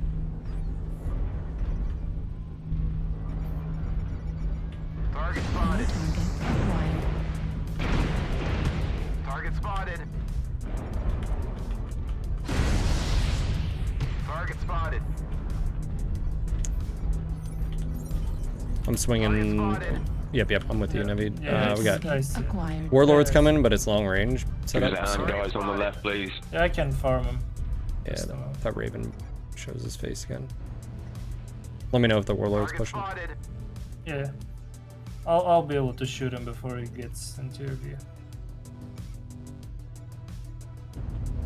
Target spotted. I got a good strike on that Raven.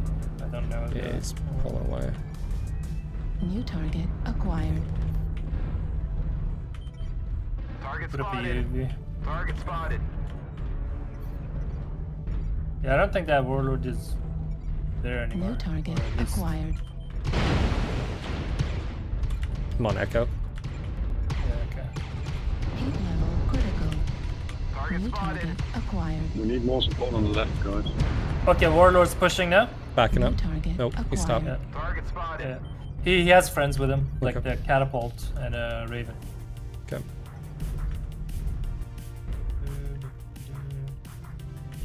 What are you Backed UAV up? off. Delta 6 for us. New target acquired.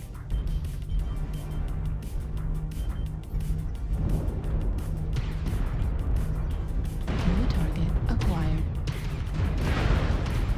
Need assistance. He's open now. New target Left flank, maybe pull acquired. back if you can. Right flank is just Alpha. going solo. There's a lot of New stuff rotating here, target guys. acquired. Yeah, it's Heat level critical. Trouble is, we're stuck on the left Back, now. If we start back. falling back and they push, we're dead. Spotted. Back up with me. Let's look to our right. New target acquired. Yeah, I guess we can. New target. Oh, I got the Raven. Target spotted. We're about to Sorry, remove rolling up mod here. levels, so There's a vein down there on the right, H hotel. We held the zone for 25%. Target spotted. Rolling incoming missile. they are not in the He's down. circle, right? No. Maybe we're not either. Oop. Target destroyed. Oh, that guy got deleted. Down there as well. We keep looking at me for some New reason. target acquired. Nice. Target destroyed. Heat level critical. New target acquired. Heat level critical. New target acquired. How many would you like? Yes. That's how you get the Bane. How many UAC 2s? Yes. Target destroyed. I have the impression we are winning. Is that dire? Oh, that's a different It dire. might be okay. What? We missed Dire Wolf. Oh my. Cored out a dire earlier. That one was fresh. Yeah, finished the other day.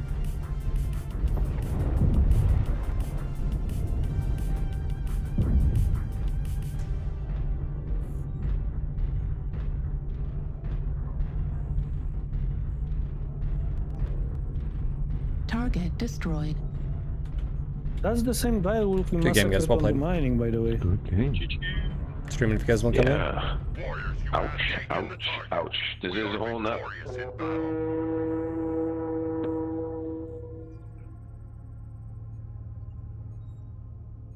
Shit game. Feel sorry for him. Say not for us. Yeah, long range gameplay.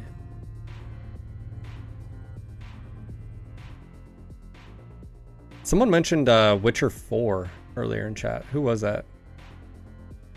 I mean, it's being worked on for a very, very long time now. Like, CDPR has talked about it for a while. I don't know if there's like new details about it coming out or not, but it's pretty well known that it's. Nah, they said they're working on it. That's it. Yeah, yeah. They even put out some teasers about like the medallion for the new Witcher. Like some speculated like looks like a school of links or something like that, but I don't know. I don't know if people know about the Witcher series or not. Yeah. Oh dear lord, what is that Vidarian?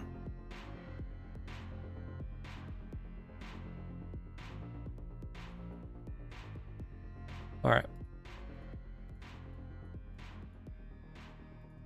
Look, I don't see anybody else coughing up money, you know, like.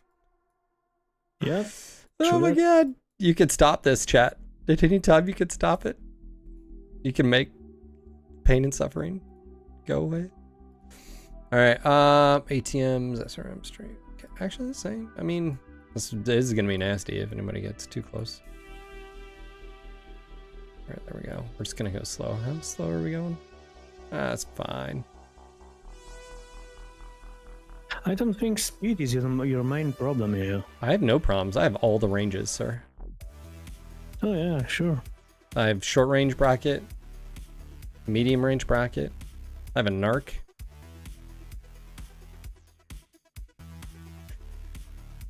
What's on your Bane? Don't look at it, just don't. Yes. Everything. I think nope, I do have streaks. I was about to say I don't have streaks. That's an incorrect statement. I do have streaks. Oh.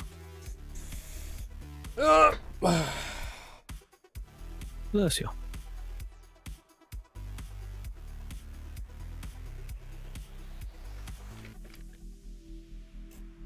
I think the best build on that Bane that I could find is quad alarm 20, quad SRM 6, and a narc. Oscar, yes, I tried the Commando. I was playing the Commando 2C yesterday. Yeah, 4 SRM 6 and 2 micro small. That actually sounds nasty. I think I actually run 4 SRM 4s and 2 heavy medium lasers. It had good alpha power. Wouldn't have paid for this DLC anyways. I'm not much for horde mode or PvP. Maybe the mechs. I looked at the mechs. I mean, they don't extend the power level of what like the craziest thing that you can make on your current stuff. I think it would help the direwolf. Yeah, because of ballistics. one of the pods. Yeah. One of the pods help them help the mech, but do they have the like details on all those pods anywhere? No. One of the direwolf pods add like a triple energy right torso, if I'm or left torso, right torso maybe. But again, you had a dual energy right torso there before, but it came with a jump jet, so there's a double benefit there. You don't need to have a jump jet, and then there's an extra energy there for the direwolf. But I mean, direwolf was already like a one-shot delete mech, so it really didn't change much for that mech. But the rest of it, I don't know. The rest of it, don't think they add much. The Virago adds like a right torso energy, which is something. I mean, these are basically the two that I mentioned. That the two of them probably have value. The rest are not that much.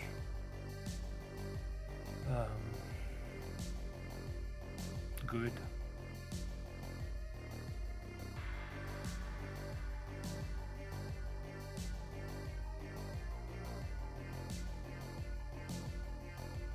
Like, if the summoner was like anything other than the pride, that would be something. They don't release any sort of like map tools to like edit maps or create your own maps or import maps or anything like that. Would you pay for like map packs where it's just $5 and you get, you know, 2 I to don't think 5 there would be maps? anything like. I don't think there would be anything like map packs. Because I feel like they really embrace the you- whole modding thing, you know? I mean, how do you even incorporate it into the games? Like, Well, it'd be mainly There's for no- modding. So if someone wants to do their own horde mode, To the target and capture it. you want something bigger than the current maps have, honestly. Because I they're don't just think big old horde- funnels. I mean, I don't think horde mode needs like many maps. It's just literally horde mode. It's like you stay in a location and just enemy comes to you. Yeah. How much? How many times can you play this horde mode really before it would be like, oh my god? It gets old pretty fast because Yeah, especially so why would you like, make new maps for it it? all No. it gets old really fast. It would be more We for have the game. mod content Acquired. than anything else. But clearly. 25%. What is this Do build? not let the enemy This keep is it up. perfection. You may not like it, but it's true. Target acquired. Here you go, Vidarian. This one's for I you. like- Thank you for the request. I like how you talk about Acquired. Stalker. Target spotted. Target spotted. This is what peak performance looks like, boys. That's right. So they have Target two acquired. wall snipers and we? New target acquired. They have one wall sniper, but he's hiding. So. New target Two. One Coward. acquired. Direwolf and one Yelage something.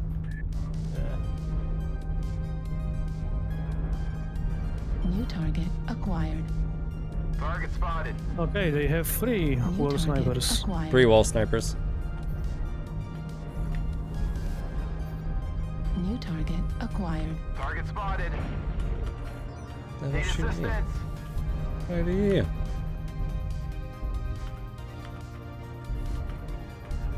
Yeah. Yeah. Did they have any sort of like UAVs or acquired. spotters I somewhere? haven't seen anything New yet. target acquired. Except those three guys on the wall, I don't see anything. Okay. Couple Target light slow acquired. E5, that's about it. New target Nice. acquired. Oh, that? It did. Oh, there's 2 of them there. Spotted. That's great. New target acquired. 2 mechs with ECM. Yeah. Yeah, I see it. There's a longbow. Yeah, and then a Hellbringer target right behind. So I acquired. basically Yeah, that longbow is sitting in the open. I don't think it will end up well for him. literally can't do anything. Sorry. Do we want to push their face? That's alright. I'm New just target shooting the acquired. longbow and the Hellbringer. They're pretty hurt. Evan, go get shot in the face. Yeah, I already done that a lot. New target acquired. And now I have widest mech in this game in front of me, so you know. You're welcome. New target acquired. Ah! New target acquired. Oh, I got him! I freaking got him! Oh my gosh. Come on. New Now he hides target under a bridge. acquired. Ah, you coward. Ah! Target spotted. New target. Longbow this one punch. CT. Target Oh, I'm destroyed. gonna die. Center torso. Oh my god, I'm all CT. Right torso. Critical damage. Alright. I've fulfilled my duty. Critical damage. Juliet, Hello. Hellbringer, one touch CT.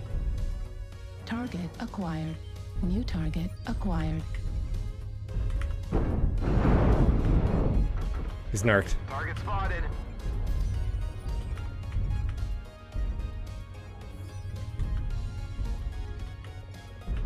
New target acquired. I have fulfilled my destiny. Oop. Hellbringer, Delta 4. Yep. New target acquired.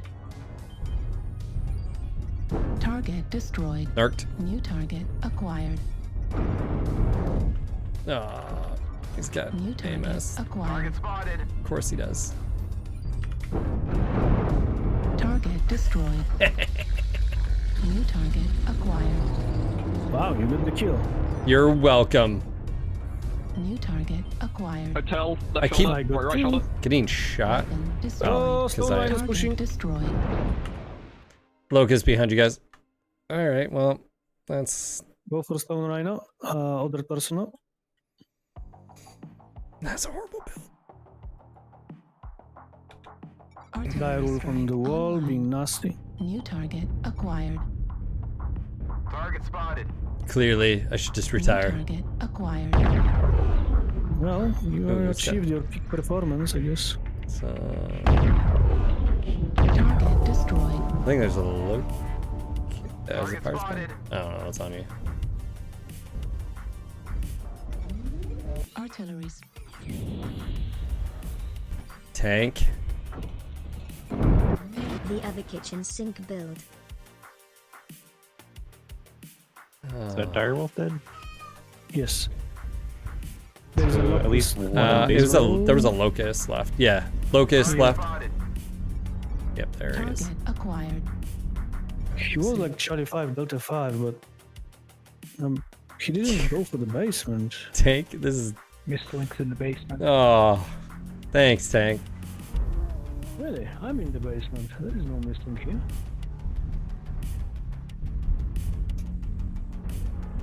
Just a friendly reminder, guys. If you're on Twitch, you got a Prime sitting around. That way you don't get ads. We are live on YouTube as well. It's no ads over there. Be strictly community supported via memberships and super chats and all the fun stuff over on YouTube. So if you guys enjoy watching the stream, it is 1440p over there as well. AV1 encoding. But if you're over on Twitch, don't forget your primes. No ads. All the things. Just want to say thanks again for being here.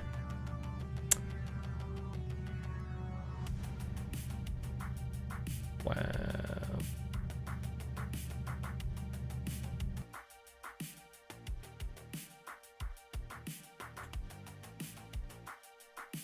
And like I said, if you want to support over on YouTube, consider becoming a member. Membership starts at like $1. All right. Export Bane 2. Oh, I got a question for you, Novid. Is there any new things you can't say about any new maps coming? You can say.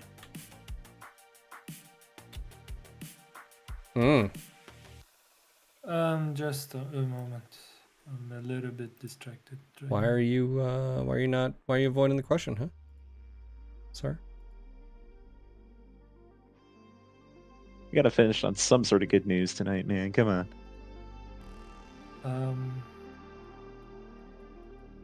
What is this? MWO servers are not getting shut down yet. There. Good news. They've got at least one map they gotta milk for 20 years. 14. I think he's having a brain aneurysm looking at this build. No, Navita this is stopped just- working. Yeah, they were already Every confirmed it's exit not. stopped working. We even know the name of it, so we know. It's just I'm dealing with so many fucking Discord pings. Just stop, for the love of God. Someone needs a vacation.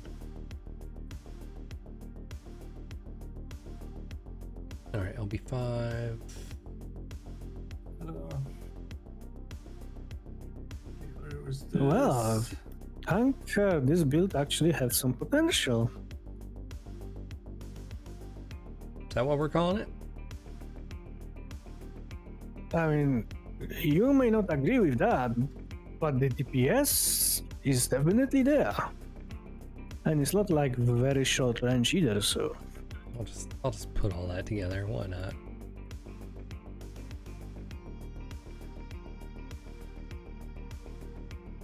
There we go.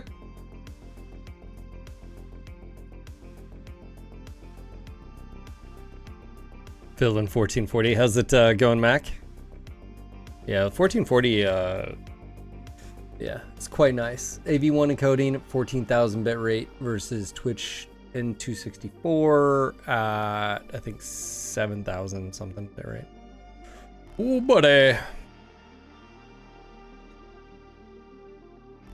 You can see the individual hairs, it's true. It's true. Maximum nose hair capabilities.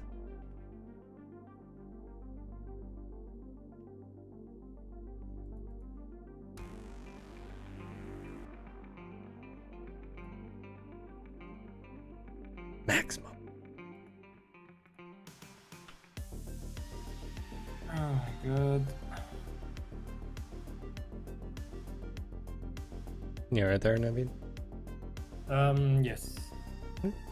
He's getting in trouble with you now. I know, he's probably like, why are you on there? What do you mean you agree with him?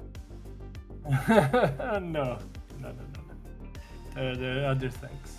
Like, it's that Discord and something else started pinging at the same time, and I'm like, just wait.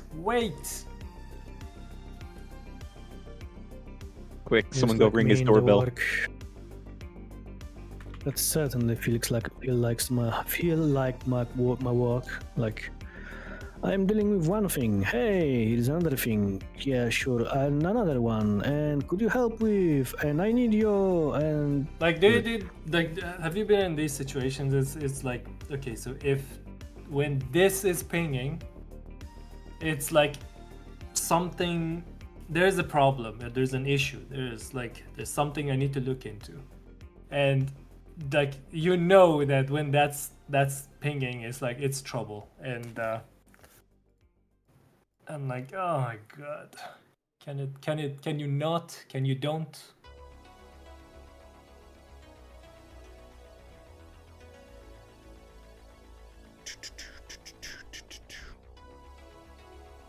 That's right, Pasha. Alerted. That's right, He's got a Pasha. You balance. too. You can get a no hat right now. Anytime anybody asks you questions, and you just be like, Reactor online. Sensors online. Weapons online. All systems nominal. Just sitting here thinking, what should I eat for lunch? well, I can tell you, having to cut out dairy for the next 2 weeks, I was like, oh my god, like pizza? Like, are you allowed to? Are you allowed to have items that had milk in them? Like, for instance, if you're doing mashed potatoes, you usually put milk. You know, is that that okay? Like, can you eat stuff like yogurt or something? No, or no, just like they want. Yeah, they want. Product at all? So it's for my. My doctor was like, let's just try to do an elimination diet, and then what you can do is you can introduce, like, try milk and see if you get diarrhea. Try yogurt and see, you know, like, but you got to take 2 weeks apparently. Okay. Oh, wow. what happened to you, So man? I'm like, oh, well, I got stuck for a second. Strike online. I'll do protein heavy stuff, I guess. Hopefully, It's maybe like this will help me with all my in, weight. I don't like- know. Because I'm not allowed to have, like, cookies, right? Because chocolate, I'm milk, pushing right. I kind of feel bad because this direwolf has been dropping against us like for like 4 games, and he's getting farmed every time. It's like, Yeah, he poor can't. guy. No, He just dropped. but He just jumped off. He didn't say to cut out the Target caffeine acquired. and or like beer, but he did say they're gonna test for if I'm gluten intolerant, and he's like, so just stand by, that could be a possibility. He was like, probably won't be, but you never know. And I was like, no. No, not like this. Target spotted. Meta, you got New friends. target acquired. We can't help you, Yeah, Meta. No, Meta, no, you no. Artillery. Lost don't my do leg. it. No.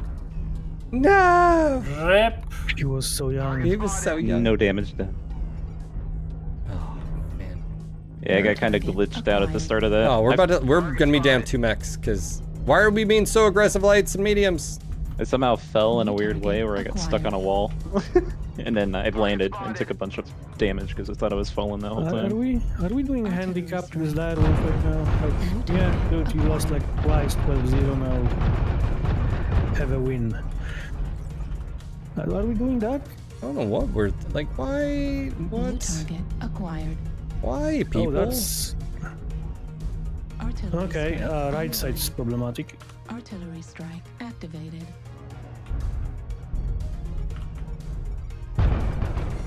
We have 2 up on the wall right there. Target New spotted. target. Yeah, this dire wolf on the wall is So actually. it's a problem. BZP. Incoming missile. The Darrow was getting farmed. I'm just trying to find the rest of them. Incoming missile. Really? Spotted. Yeah. New target I put acquired. it Well, I don't Strike feel on like him. I'm farming him. I feel like I'm about to get 10 to farmed. 5, there is a Kodiak possibly pushing me.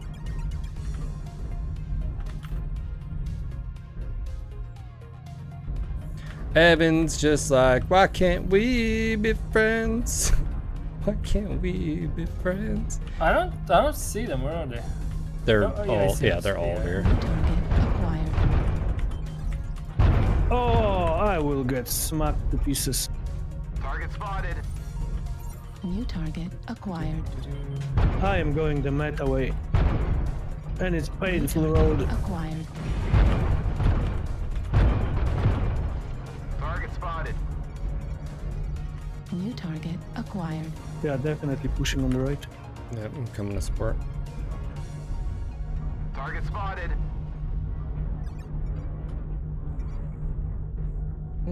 Target spotted. I get some shots on this Irby. New target acquired. Yes. New target acquired. New target acquired. You want to push the? Animation on the Bane when you. Yeah, I just saw that too. Really bad. New target acquired. Did quite the dab there for a Incoming second. Missile. The summoner pop turn is gonna be an issue. New target acquired. You know, I don't even know how you did that animation glitch. You don't have jump jets. Kodiak is not doing too oh, good. behind us, Bill. Yeah. Either that or just got shot by ally. No, it's Echo 6. I think it's Kodiak. It's on the right. Yeah. New I'm target pushing. acquired. Target spotted. Target spotted. There's a Kodiak right here. Yeah, but he's halved or almost. Yeah, I'm about to say hello. Yeah, there is quite a many of them that really did a number on me. So I'm switching to the right side. Acquired. Oh, I'm Left going down here. critical damage. Yep. There's just so many. not UAVs yet with you because I'm guys. just Warning, went here to incoming support. missile. New target acquired. Kodiak's Ow. one touch. It dropped a strike on us. Okay. Target spotted. Kodiak's one touch. New target acquired. Shadowcat's one touch. New target acquired. Left torso critical damage. New target acquired. Oh my god, mistakes were made. Critical damage. Right Ah. torso target destroyed. Right torso critical damage. Target spotted. There's an Well- Irby flanking us on the wall. I did some damage though, so maybe I didn't. Target spotted. Target destroyed. Artillery. 5-4. Turn around, baby. Give me fresh torso and I can deal with it. Yeah, our team's not looking too hot right now. Well, they're not being Especially super to be. aggressive, so No, you're getting flanked But to pretty assault and badly center. on the other side. Target acquired. There was a summoner in the base. There's a Direwolf Like a in the pretty fresh center. thing. Where? Dire? Basement? Direwolf center, Delta 5. Like mid. Yeah. Basement is... Yeah. No, you're getting like hard flank from behind. Left. Basement clear. Everything depends. Stay clear from it. Kingdom PvP, I guess. Yeah, there's a Pirate Bane on our Hunchback 2C.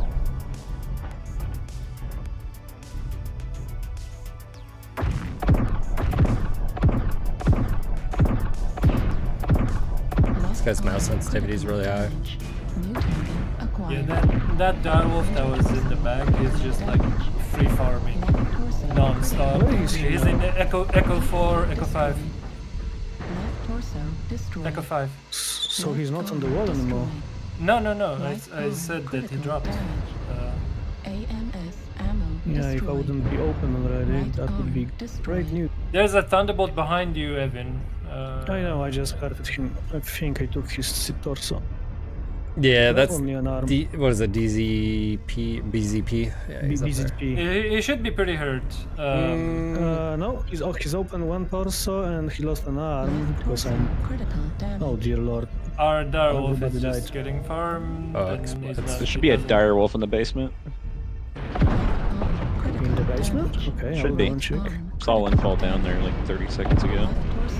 Well, there is a riot in the basement in Urbi and he's not firing at anything. So. You have a stealth. You have a Pirate Bane down there with you.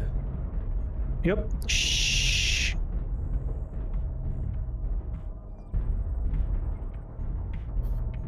He just wants your booty. I know. It's a nice booty. I don't blame him.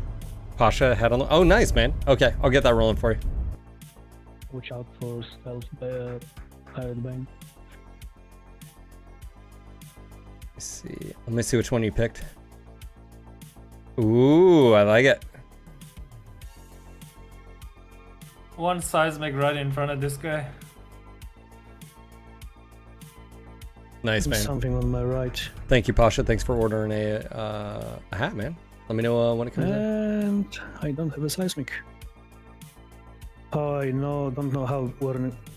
Oh, come on. Well, I'm gone. All right, let me get that rolling for you, man.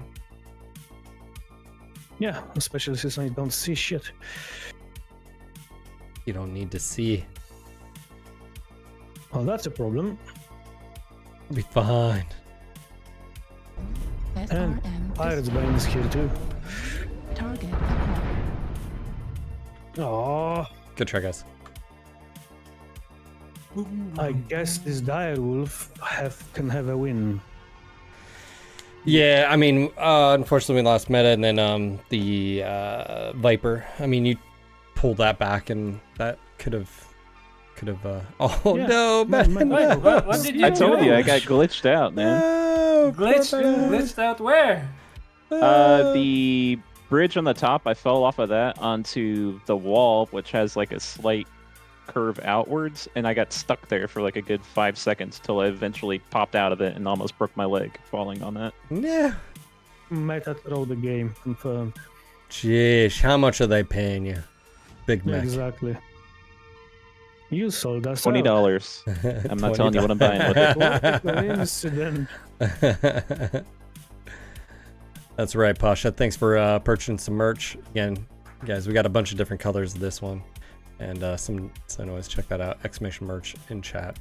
All right, guys, that's going to be it from me. I'm going to go to wrap it up. Thanks for the conversations. Got a few matches in. Tomorrow, no conversations, just strictly meching. Again, shout outs to you guys, Nevi, Meta, Evan. Also, shout out to Magic, and then all of you guys. Thanks for listening. Thanks for providing your feedback. Whether, again, you agree, you liked, you disliked, whatever it was we talked about today. Just want to say thank you again. And yeah, just want to say thanks for being here. I do appreciate it. I will get that review up and running. But yeah, at least today I felt like we needed to discuss what was going on. So anyways, guys, that's going to be it for me. We'll see you guys tomorrow. I have no appointments for tomorrow. I will be streaming tomorrow. Thursday will be off because of a holiday. and then I'll be back Friday. So yeah, just want to say thanks again. You guys are awesome. Look, if you guys enjoy this content, if you you know, want to support, if you're like, hey, I like being, you know, Phil being independent and not being tied to anything, consider becoming a member over on YouTube or a sub here. It really makes a big difference. Like I said, being able to pay the bills, all the things. So this is my full-time gig. So again, just want to say thanks again for being here. I will see you guys. And I think Tank was that. Yeah, that was Tank's last request. Just want to make sure.